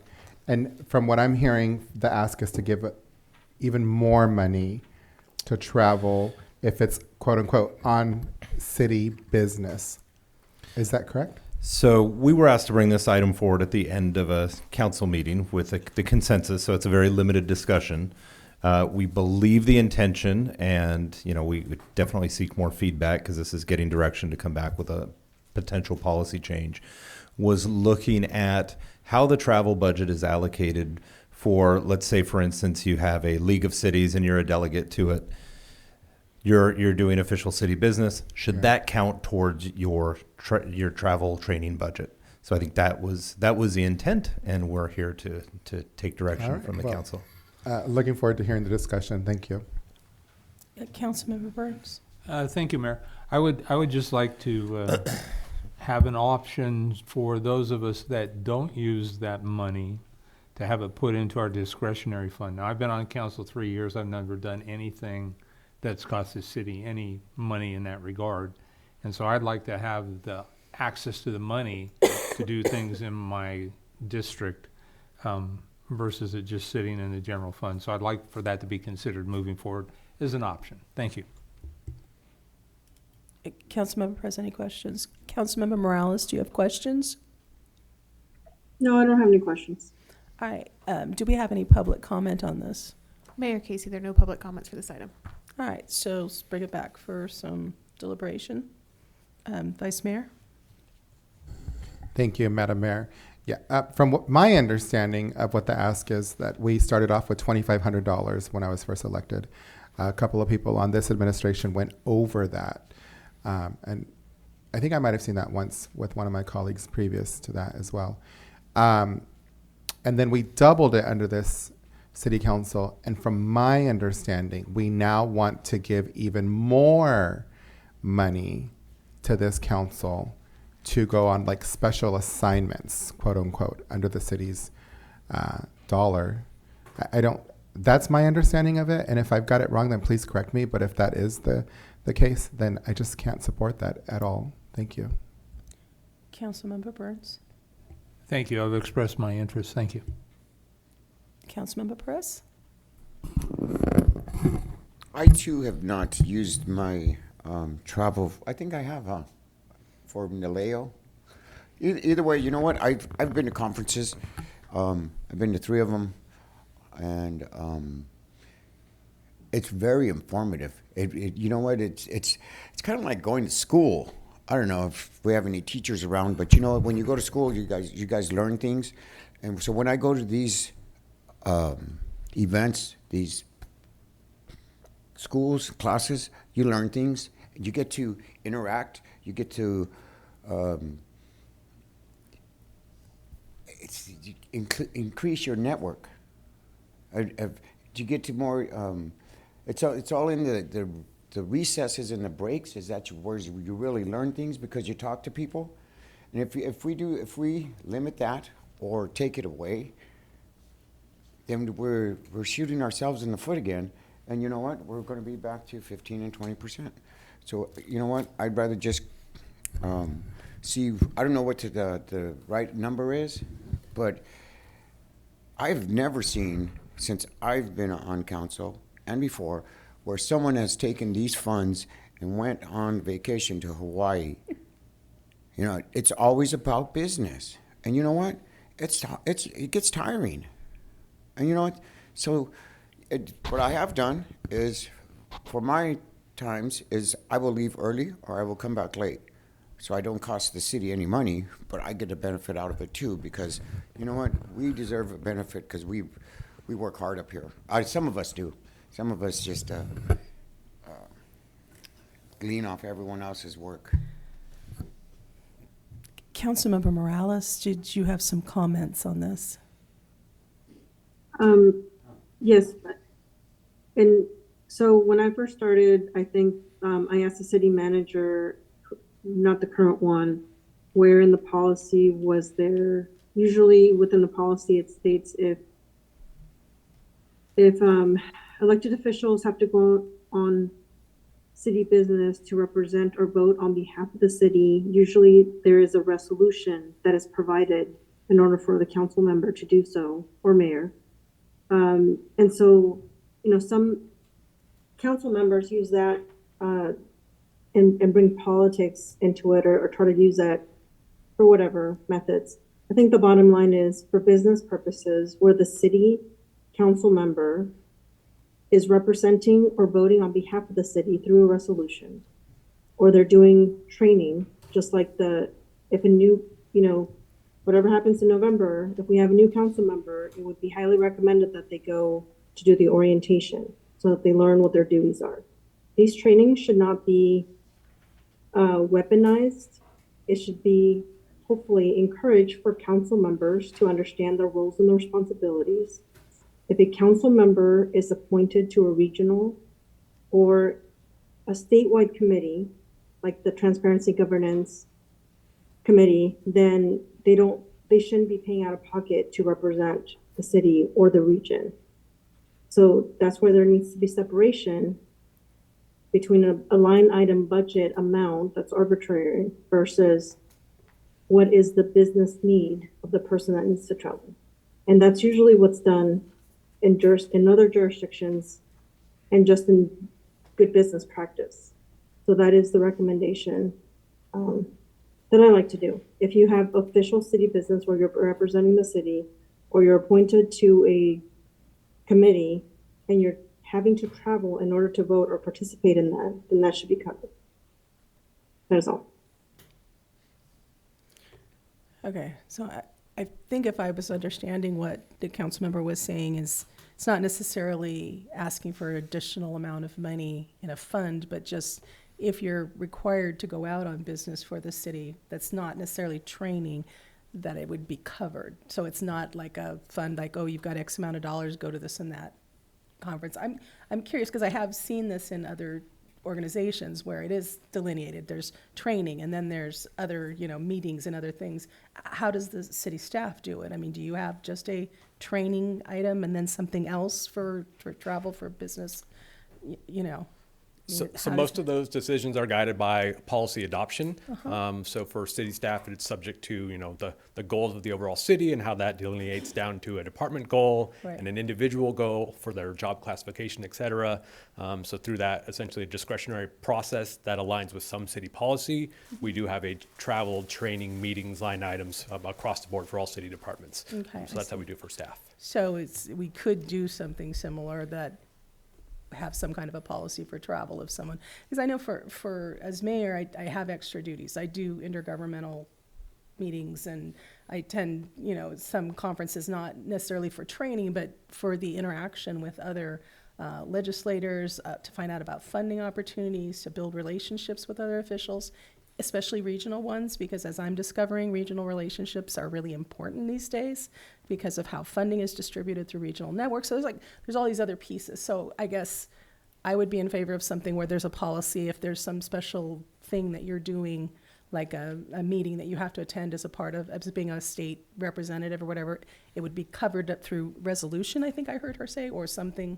I'm not quite sure, but I get what she's trying to say here, and I just don't think it should come out of your training. If you wanted to have training, it shouldn't be dissipated because you're doing this city business, Yeah, and if I can clarify, I believe what Councilmember Morales was saying, if I think back, she was placed or voted on via resolution to represent the city with the League of Cities. Mm-hmm. So in something like that, I think that's where you would have a resolution that there's a representation of the city. And I think that's what I heard. Mm-hmm. So, but I'm not sure so there was a resolution for her to do this already, so. Well, not the training side of things. So that's where the policy right now, because it's council travel. Yeah, it's all in one thing. And I don't remember the date off the top of my head, but there was a resolution passed. You appointed her to represent at the League of Cities. So if she were to travel to that to cast a vote, the way that the current policy is written, those expenses would go against that $5,000 line item. Okay. What the request that I'm hearing is because that is based on a council resolution to go represent the organization in an official capacity, then that should not count against the $5,000 line item, which that could be some sort of additional line item in the budget that's tracked separately. Okay, so that. So from a mechanic standpoint, that's not hard to do. I mean, Okay. we have Okay, I see. tons of line items. Gotcha. All right, so, we had no public comment, we've taken discussions. Is there any consensus to do a line item? That's all we need is consensus, correct? Specifically for that kind of. Well, it would be consensus to amend the policy to allow for that. That would be something that would come back for council vote. Okay. The only other comment I heard that I didn't see consensus on was Councilmember Burns' request to have, if there's not going to be a usage of that, to have the $5,000 or however much roll into the discretionary side. I would just say if that's the will of the council, then we would probably want to be clear with a time frame around that, rather than, we got a month left in the year and didn't go on travel, so we're going to roll it, because just from the time it takes for staff to not only prepare everything but actually deliver on it and expend those funds by the end of the fiscal year. If it is the will of the council to go that direction, we would probably come back with recommendations on timing. Okay, do we have any discussion about that? Is there anyone that, for me, I think that the training is there for training, and I wouldn't want anyone to be dissuaded from doing their training, because I think it's, especially new council, because they want to keep it for their discretionary so they can use it. I would hate for them to lose out on the training because they're trying to keep it. Yeah, I don't know. I'm just kind of ambivalent about it, so I don't know if I would support that. So, any other? So, I support it. Yeah, we I've got only that. heard, so maybe I think we had consensus on the other part, Yeah. Yes. but we do not have consensus on a roll to discretionary. Personally, discretionary, I stay away from. I should have stayed away from. And discretionary should be discretionary, and training should be training. That's how I see it. Okay, so we'll come back with an updated policy with probably budget implications associated with that. Yep, perfect. Thank you. Now, item F1, resolution of the City Council of the City of Hollister, acting in its capacity as a successor agency for the City of Hollister Redevelopment Agency, to adopt a recognized obligation payment schedule for the period July 1, 2024 to June 30, 2025. May we have the staff report? Thank you very much, Madam Mayor. Again, Casey Astorga, City's Admin Services Director. So before the City Council tonight is essentially the budget for the successor agency, which is also known as the ROPS for shorthand, which stands for the Recognized Obligation Payment Schedule for the fiscal year 24 through 25. So starting July 1st of 2024 through June 30 of 2025. The ROPS essentially is a summary of the successor agency's obligations, and the ROPS document is a template provided by the state of California that then summarizes the successor agency's obligations, in this case our bond payments, puts that onto a template. It hands it over to the county and the state concurrently through the oversight board to essentially outline the successor agency's obligations for that upcoming fiscal year. So it includes all of our bond obligation payments as well as some administrative overhead costs as well. So all those items are included in the council packet tonight. And so the action for the council to consider tonight is to adopt that ROPS budget for fiscal year 24-25 for the successor agency. Okay, Vice Mayor, do you have any questions? Councilmember Burns, any questions? No, Mayor, thank you. Councilmember Perez, any questions? Councilmember Morales, any questions? No, thank you. Okay. Do we have any public comment on this item? We do not have any public comments on this item. Okay. Bring it back for deliberation. Is there anyone who has any further comment? No? Can I get a motion? So moved. All right. Can we do a roll call vote, please? Councilmember Perez? Yep. Councilmember Morales? Yes. Vice Mayor Resendez? Yes. Councilmember Burns? Yes. Mayor Casey? Yes. Motion passes 5-0. Okay. Finally, item G, committee assignments. I have nothing to report, Madam Mayor. Councilmember Burns, do you have anything to report? No, thank you, Mayor. Councilmember Perez, do you have anything to report? Councilmember Morales, anything to report? Is this for committees? Yes, this is for standing committees, ad hoc. AMBAG meant they're doing a variety of different plans for transportation, and they will be working with agencies for comment. So I'll bring that back to the next meeting. There's a time period for comments to happen, and COG will be this Thursday. That's all. Okay. So I have a few things, but I'll try to be brief. No promises. First, we had our animal shelter ad hoc meeting, and I know, as many of you are aware, that the shelter recently they uncovered a horrific case of animal hoarding, abuse, and neglect. It's probably one of the biggest the county's ever witnessed. So for our meeting, we ended up having a debrief session where the attendees, many of whom are involved in our local rescues or volunteer feral trapping, they shared their experiences of assisting in the rescue of the dogs and cats. And the situation was particularly traumatic for them because they were acquainted with the owners of the local rescue who were arrested. So the conversation was pretty crucial, not only for the attendees, but also for our animal control officers who are deeply affected and continue to be pretty overwhelmed by the situation. I did want to express gratitude to all those who stepped up that assisted animal control in those rescue efforts, and I know they were very grateful in our discussions. We talked about potential improvements and strategies to prevent this kind of thing ever happening again, exploring different ideas and weighing the pros and cons. We're going to continue that discussion, and we may have some recommendations to present later to the council. I did want to extend my thanks to the chief for attending the meeting and actively participating. I think that your presence was greatly appreciated by everybody, and it was reassuring to have your input in such an important discussion. And lastly, I just wanted to say thank you to all the folks in the community who donated food and supplies for our furry friends. So that's the animal ad hoc. And I attended another meeting for the collaboratory team that's working on a new community center. They're going to be having some upcoming listening sessions and with different segments of the population to determine what kind of programs and needs there could be met by the center. And then we're going to be doing some representational drawings for the packet that's going to be prepared and used not only for a capital campaign, but also to seek other grant funding. So one thing I did want to mention as part of that, I wanted to request and see if we can get consensus. I'd like to use $5,000 of my discretionary funds towards the cost of those renderings that are going to be done for this project. And let's see what else. I'm sorry, for what project? This is the community center. Got it. Thank you. And I think my other things are more attendance at events and stuff, so I'll save those for reports. So let's move on then to reports, council reports. Anything to report, Vice Mayor? Yes, thank you. Of course, I'm going to start off by thanking the animal control officers, the PD, our partners in the community, our community.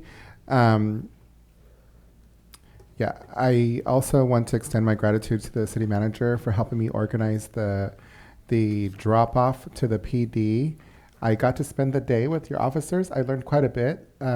I didn't know that you guys did the community projects. I'm calling it like a term because I'm a teacher, but I learned quite a bit from working with them. The community was very responsive. I reached out to them and I asked them, what can we do? They said they needed food, they needed cat litter. I said, okay, well, let's do it. And I think just like the mayor pointed out, just debriefing, providing a space was really healing for the community, and it helps to strengthen our partnership with them, the police, the animal control. So thank you guys for assisting with that. I think it was a huge success. I do think that we shouldn't wait on looking at adopting a policy. We need to have something back now so that we can do regular checks or regular routine checks. And I know that there's policies out there because that's come up through the discussion. So let's get that back now, and then let's invite our partners in the community that are helping with our animals to come here and have that discussion here at the council, so that we don't come across a situation like that again, or it doesn't fall off. And then I do want to know if there were previous complaints with this particular nonprofit. I've heard things out there in the community, and I just think that we need to be as transparent and honest about that as we can. So I'm hoping that we can get the council to agree to that. Jóvenes de Antaño, I heard that they needed a little bit of money for discretionary funds to provide for marketing to help them get more funding, and I'd like to go ahead and support that from discretionary funds. Dia de los Niños is coming up on April 30th on the west side of Hollister, Jacaranda Circle.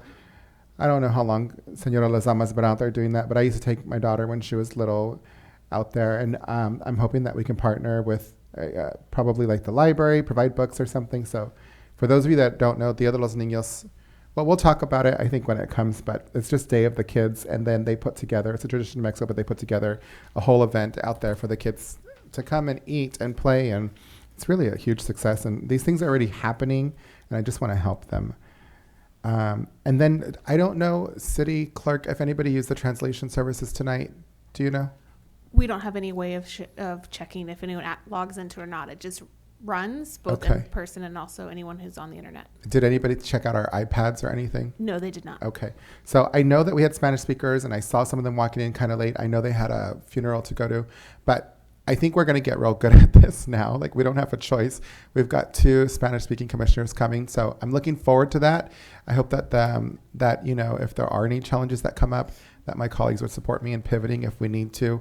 But if we can just really learn how to use the system, and then really, like, I don't know, Mia, if there's something we can do to like announce it, like when there's people That's here. Mayor.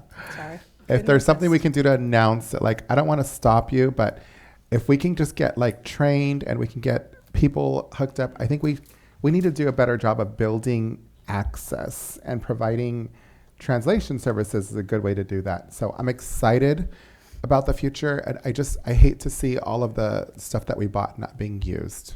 And it's not just that it's not that it's not being used. Anyone can use their QR code scanner and on all the signs that are around the room. So this is only for those who don't have access to a smartphone. Okay, and then are they only getting I'm kind of going off on a tangent here, but is it just written or can they get audio as well? I forgot. Audio is also available. Okay, perfect. Because I'm not sure everybody knows how to read sometimes, you know? There's an option to turn on the audio. Perfect. And then I support the mayor's 5,000 discretionary funds. Thank you. Councilmember Burns. Thank you, Mayor. So I would actually like to receive a staff report on the animal situation that happened. It's my understanding that an actual residence is in an unincorporated area. I don't know that that's correct, but I would think moving forward that we could control nonprofits like this through a conditional use permit, where we would then authorize or make part of the requirement for the police department, code enforcement, to do an annual inspection. I don't think this is a hard thing to regulate. I think the challenge is it's in the county in this instance, and I don't know that we have jurisdiction, but I think a complete report would be helpful in that regard. And if we can't do it, I certainly believe the Board of Supervisors could. And so I'd like to know more about that. And again, I'd like to congratulate the police department and animal control and the entire community of Hollister, because it clearly shows the passion and the care that this community has for all those things. And so I would like to get an update on the rally. I think we're getting into the critical point where it feels like it's DOA, but I would like to hear that versus wonder. I would like to ask the council to support and request that the city manager or maybe his designee figure out other ways that we can run the meetings more effectively, efficiently. Everywhere I've worked as an employee, councils, board members have the board on the wall where you just vote by electronics and you key up and all the things that the city manager spoke about. I think it's time for us to jump from the 19th century to the 21st century. And so I would like to move forward with that. I'd also like to receive a report on the SAFER grant and the pros and cons of a SAFER grant option for our fire department. I would ask this council support a resolution recognizing the Hollister High School young men's soccer. I understand that they've gone the farthest they ever have, where they won the Central Coast and they got into the state, and I think that was really good. And then finally, I would like to challenge my fellow council members. I heard Mr. Barrera talk about $3,000 to $5,000, and I think if each one of the council members were to give $1,000 of their fund, that we could hit that number for him. And I think, again, as I spoke about with the Veterans Hall, I think communication's the key, and it sounds like we have a great resource that's maybe, I don't know, it's underutilized, but I certainly think that that's a reasonable ask, and we've seen the value of communication. And that'll complete my comments for this evening. Thank you, Mayor. Mm-hmm. Councilmember Perez, any comments? Yes. Glad you came up, Danny, tonight. Pickleball court, I just want to say that, you know what, it's awesome to see color coming in there. Excitement for the cars that are stopping by. Everyone's asking, when is it going to be done? Mm-hmm. Openness. Yeah, glad you came. And, however it needs to happen, I say support. I can't say enough for what you guys do for our community. And it's going to get bigger and bigger, so that's really cool. Police, awesome. Animal control. Councilmember, is your microphone on? Yeah, it's just I got to turn it on. Okay, I just, thank you. Sorry. So the police, animal control. I love animals. I'm an animal lover myself. Was truly disturbed, and I think about the effects it has on our staff for coming into those situations, our fire department, our police department, for all those different situations. But anyway, so my heart goes out to the community, to the animals, and to our staff. And speaking of staff and police, I've noticed that there was an uptick in people being pulled over, and it wasn't me. So it was really good. But the police, you know what? I am so impressed with you guys lately. It's this, the professionalism, just all the way around where the police department is going. I am so proud of you guys, and I'm glad you're serving our community. Thank you so much, Chief, and all you guys out there, community service. I was really impressed this weekend with the amount of officers that were out there patrolling, because it was a busy weekend, and it wasn't really a weekend. Well, it's St. Patrick's Day, I guess, but yeah. But that's about it. Councilmember Morales, did you have anything you wanted to report out? Yes. Save time, ditto police animal situation. Thank you. I also wanted to ask I know that we had an emergency, so when it comes to procurement, I'm asking to have a pre-qualification list in case of emergencies that at the minimum include prevailing wage, and that if we do contract for emergencies, that the contractor chosen does not have substantial labor violations, and that at least we check the project registration databases. These are for serious offenders. I also want to follow up. I want to say 2 years ago, budgeted for a police analyst. Some of my constituents were concerned about the shootings, and so want to see if the police department, now that they have their analysts, can submit reports to council, either monthly or quarterly starting, and then eventually going to monthly, maybe doing BI and having dashboards eventually. And also, I had requested an internship program. I'd like to now transition the internship program to an apprenticeship program for the city of Hollister. That is all. Okay. So I am in agreement as far as Jovenis. If we all kicked in $1,000, that would give you your $5,000. I don't know if the rest of the council is willing, but I certainly am. I would agree with the request from Councilmember Burns about looking into things we can do to run the meetings more efficiently, and also the resolution he recommended for the young men's soccer. I did want to just briefly mention, because I know a couple of you spoke up about wanting to have some more things as far as the animal shelter and animal control. We did have discussions around the idea of licensing and registering and being able to control the rescues. And, you know, the chief actually had some interesting comments about that. Did you want to elaborate a little about that? So people, can we or not?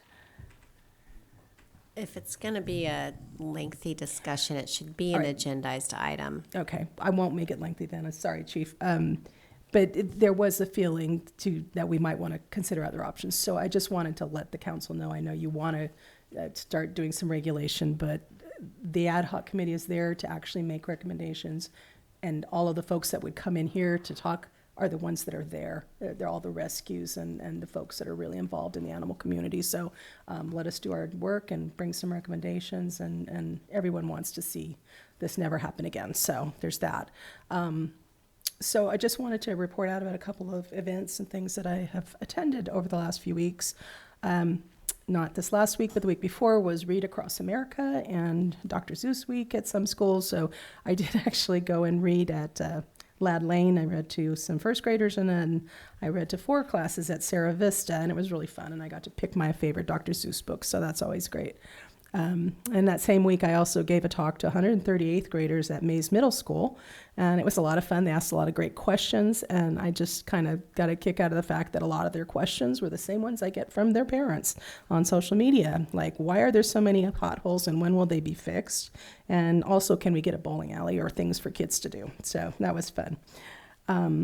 Last week, there were some hospital meetings. I was asked to attend a hospital focus group, and it was kind of a smaller session with some local leaders, just with one of the 4 potential partners. Insight Medical was in town, and so they did a focus group, and then they also did a town hall, and I also attended that just to see what the bigger group from the community was asking. So I just wanted to report out that their well-funded group, have a good reputation, and they've done some pretty amazing things with the hospitals that they've built or saved from closing. They're based in Michigan, but have hospitals in Chicago, and they're trying to reopen a closed hospital in Iowa. They've never closed one of their hospitals they've taken over, and their goal is to grow and expand to Hazel Hawkins. So I think of the ones that I've seen so far, proposal-wise, this is the most comprehensive and is considered an outright purchase in the neighborhood of 50 to 55 million. They would set up a nonprofit to run the hospital, and there would be a governing board made up of Insight doctors and staff that would also include members of the community. So just that it's out there, and that I understand that the hospital is asking all of the 4 potential partners to finalize their proposals by April 2nd, and then I think they'll go into some deliberation and looking at them. So there's that with the hospital.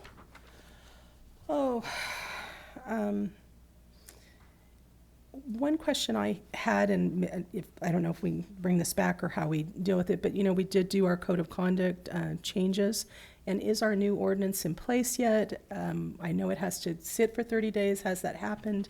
It has. It was the middle of February. So my question is, council was all required to sign the code of ethics and conduct, and so I'd like to get consensus that we do that again now that we have a new code of conduct or an updated code of conduct. And have some kind of a date certain by when we would all do that. So I don't know if we can get consensus on that. To either bring it back, I don't know, do we need to bring it back, or how would we approach that, city attorney? I don't. It can just be through your thumbs up that you do up here. All right. We don't need to identify a date certain though, right? I mean, like. No, I think it's sufficient if you just give the thumbs up and. That we all sign it. Mm-hmm. Okay. All right. And then last, but certainly not least, last Friday, I had the honor of hosting Congresswoman Zoe Lofgren for the visit on Friday. We started the day here at City Hall and discussed some of our pressing issues and goals. Then I took her over to the new Gavilan campus site, and she was able to take a tour of the construction site. And after that, we did take a drive up to Cienega Road to the wine country and enjoyed a box lunch. Supervisors Curro and Sotelo joined us, where we talked about wine tourism and how we could promote it in the region. And then we came back down to the airport for a tour of the Jet Center and to meet the team at Zero Avia, and also to come back to the office where our airport director gave the fastest presentation I've ever seen, because we were running short on time, like 10 minutes flat, and he had given a report out, did a few slides, and made the ask, and it was really, really impressive. So I just wanted to give special thanks to everybody that was involved. Thank you to our city manager and staff for organizing the breakfast meeting, and to the airport director for his great delivery. And then also we had Gavilan trustees Jeannie Wallace and Irma Gonzalez, as well as Seraphin Fernandez, the director of capital projects at Gavilan, and project manager Damon Felice, along with Block Construction, were all there and gave a really excellent presentation. And then also I was very thankful to Supervisors Curro and Sotelo for providing our lunch, and also to Christian Pillsbury of Eden Rift, because he graciously has allowed us to picnic at his winery, and he shared the really rich history of Cienega Valley. And I was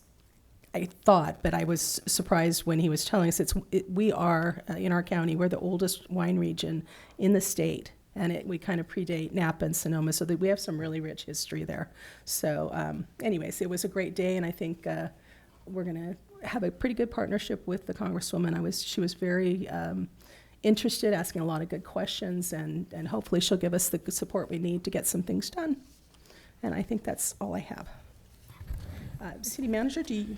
Yes, so first I'll just circle back. And so I'd like to look for the discretionary funds, $1,000 each to get to $5,000 for Hoveness. I think that's something that I would get a consensus of everybody, because it's everybody's funds.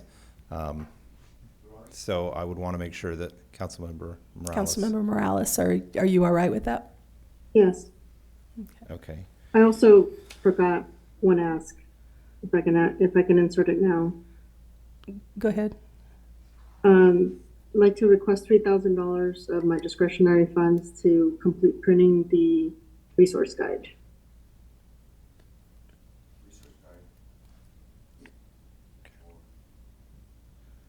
What was that for again? I'm sorry, I couldn't quite hear you. Discretionary funds for the staff did a resource guide and put it on a QR code. I bought some stickers, but I didn't have enough money for the rest.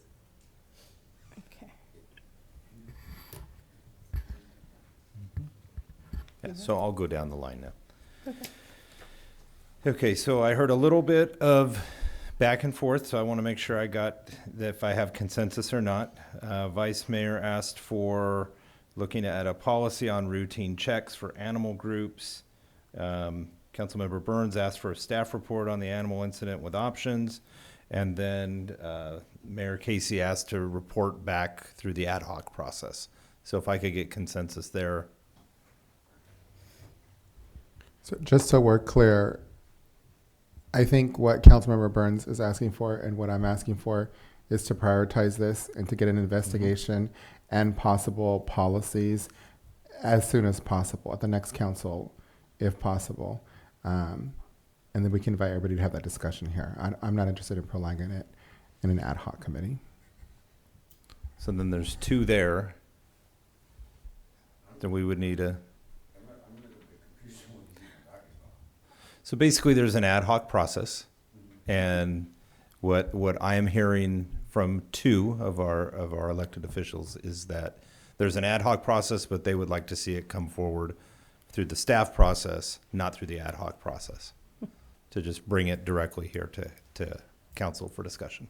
And that is for us to police nonprofits, to check on nonprofits?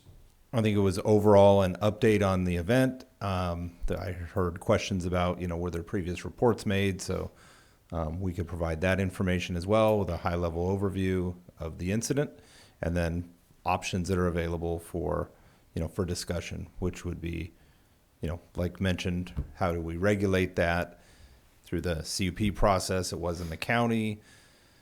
One of the hats that Chief wears is pound master for the county. So although we can't regulate land use decisions of the county, he still does through the nature of our contract wear the pound master hat for the county. So just like fire, we certainly could make recommendations back to the county based on what we see in that role. So I'm not in favor of either of those. I think we created an ad hoc for a reason. I think that I get that people are up in arms because of this event, but I don't think it should be rushed. I think having deliberations, we had very good discussion, a lot of good ideas, and I don't want to take that away from the folks that were actually involved in the rescue. I'd like to have them have the opportunity to bring recommendations along with the animal control staff. They should be the ones deciding, not us sitting up here trying to make that decision for them. So that's my 2 cents for that. So I guess we would have to have Councilmember Morales weigh in. Oh, no, I was just going to say, so I'm not looking to make decisions. I would just like a staff report of what actually transpired. And then I think during public comment, we could absolutely entertain the ad hoc committee and what their thoughts were, as well as anybody that's part of the rescue community, to really figure out how to fix this. And the dilemma that is created is that, we provide service for the county. This property occurred in the county, but, people don't recognize it. They don't care, frankly. They just want it fixed. And I don't believe we're going to make recommendations to address land use for a county, a county pocket in District 4, as I understand it. And so, for me, I just want to move forward because it's already happened one time, and bureaucracy it gets complicated. And so sooner than later, so that we get all of the information out there. And I certainly am not trying to disrespect the ad hoc committee.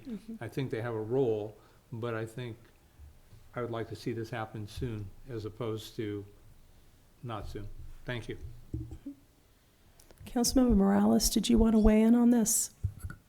Yeah, so I think that it should continue with the ad hoc process because they already have the play. If I understood Mayor Casey, most of the players already have been working. They've developed a relationship and a process.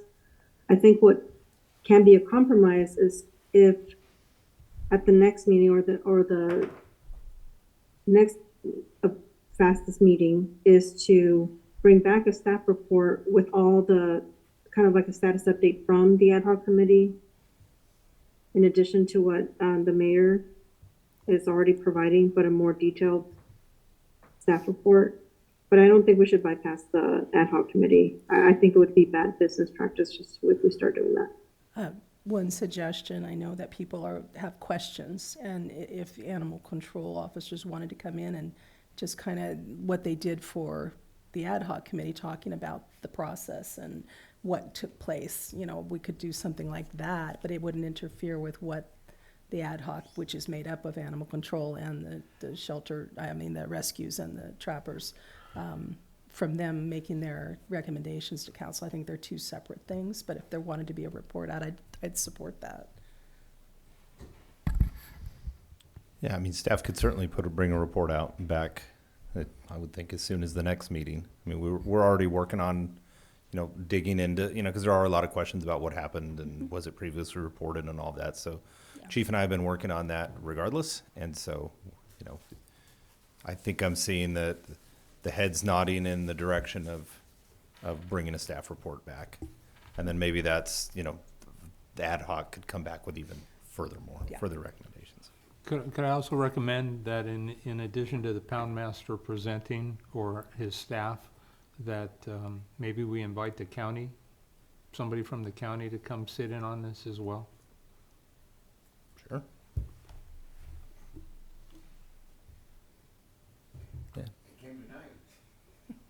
Yeah. Yeah. Are you looking for a supervisor that maybe is, I don't know their structure, if they have, a couple supervisors dedicated to something that would oversee this. They may have, I know they have a lot of committees, so. Yeah, I was going to suggest the CAO, Ray Espinoza. Yeah. Yeah, we could invite Ray, certainly. Thanks. Or go invite him tomorrow at their meeting. Okay. We have a request from Council Member Vice Mayor Resendez Dia de los Niños for discretionary. If you could clarify a dollar amount, so I can bring that back, or if you want to work together. Typically, the way the policy is written is there would be a dollar amount associated with it. $1,500. Okay.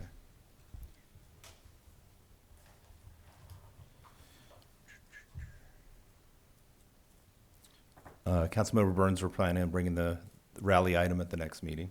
Thank you. I heard 2 in support of tools, to bringing a presentation back on tools and options for voting, electronic voting, as our clerk gave me a heads up that our new system, our agenda management system that'll be rolling out in the coming months, actually, hopefully May, does support electronic voting, because that's one of the pieces it embeds within it. So it actually records the votes and helps with minute generation. So I don't want to get out ahead of my skis and promise too many things of what the system can do.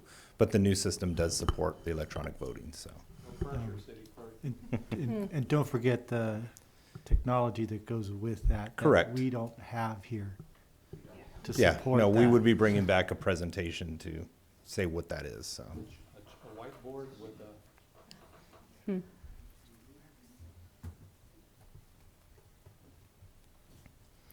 A request for a presentation on the SAFER grant.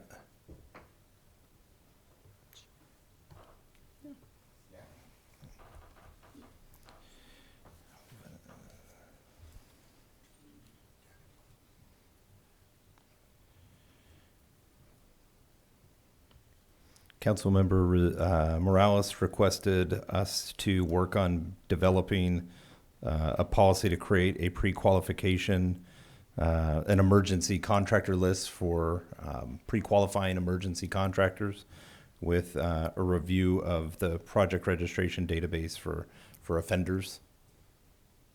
So that would be a policy. We would then most likely have to issue some sort of, RFQ to invite qualified bidders to get on that list.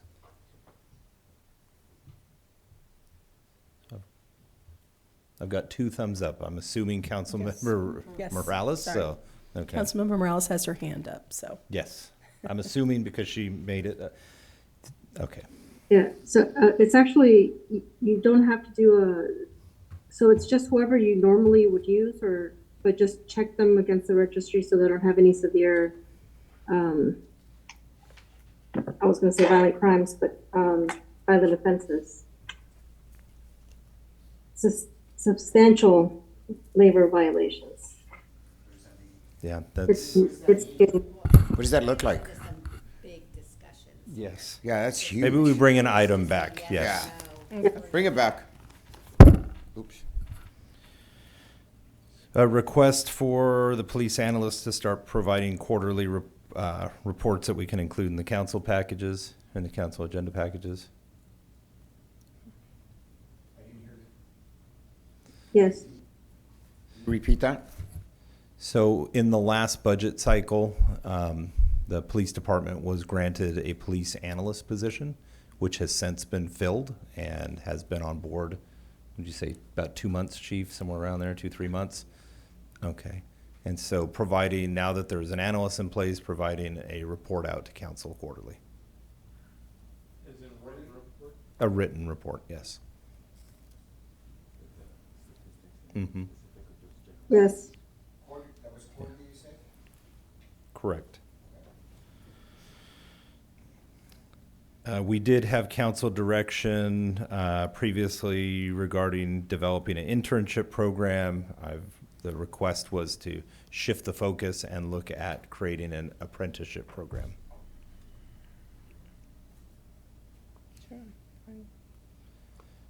Yeah, and we would bring an item back. I mean, it's basically to bring an item back. That doesn't mean by giving 3 thumbs up, we have an apprenticeship program. That would be giving staff direction to research that and bring it back.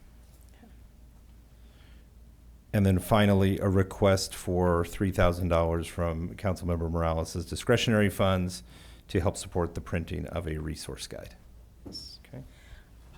Did we have consensus for my request for 5,000 earlier? Oh, I missed that. That Yeah. is, yeah, $5,000 for, I had 2 thumbs up, so, And I believe for it the would rendering of probably- a potential community center. It would probably be going to first 5, who kind of is underwriting right now until Okay. the collaboratory gets all set up. That's good to know. Thank you. And then the code of conduct, getting a signature, acknowledging the receipt of code of conduct. Okay, I believe that is all the items that we have consensus. Oh, Did you get the soccer proclamation? oh, I am sorry. Sorry. So the boys soccer team, it was asked for as a resolution. I'd like to get clarity if we typically would do a proclamation. That's fine. Okay. Yes. Okay. I'm not. Yeah. Is that it? So that's verifying those items. I did have a couple little things for city manager report real quick. So it was mentioned about the tennis courts and pickleball courts. So happy to report that weather permitting, that'll be finished Friday. We will have a ribbon cutting that'll be part of the photos with the Easter Bunny. Yeah, please. I had a conversation with our contractor this morning, and I think it was mentioned that some of the supplies he didn't have here, so he had to travel to go get them. He'll complete the painting Wednesday, and then it has to dry and procure. Yeah.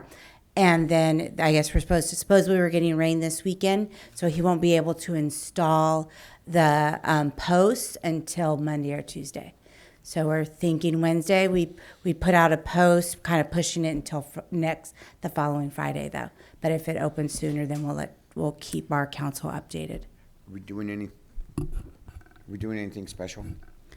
We would like to have a ribbon cutting for that day, and I'll excuse me, I'm losing my voice a little bit, and then I'll give you an update. Thank you. I'll give the council an update on that. And then lastly, I'd like to just take a minute. On March 11th, we were happy to welcome to the team our new Assistant City Manager, Rod Powell, who is here with us this evening. And so maybe I can ask Rod to just step up, introduce yourself in a few words to the council. Thank you. Good evening, Mayor and council members. Rod Powell. I'm a native Central Coast resident, previously working with the City of Salinas and the County of Monterey in a variety of departments. I had the opportunity to tour with the mayor last Friday and to also participate recently in your fire chief interviews, getting well acquainted with the staff and your operations. Very impressed and looking forward to supporting you all with all you do.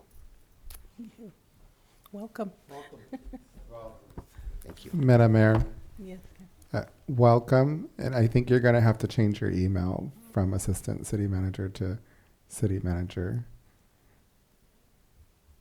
Did my email still say assistant? I think so. I could be wrong, but I'll double welcome check and it. Congratulations. Thank you. Thank you. That's the end of my report. Okay. Well, if there's nothing further, could I get a motion to adjourn the So meeting? moved. Roll call vote, please. Councilmember Perez. Yes. Councilmember Morales. Yes, trying to press the button. Vice Mayor Resendez. Yes. Councilmember Burns. Yes. And Mayor Casey. Mayor Casey. Yes. Motion passes 5-0.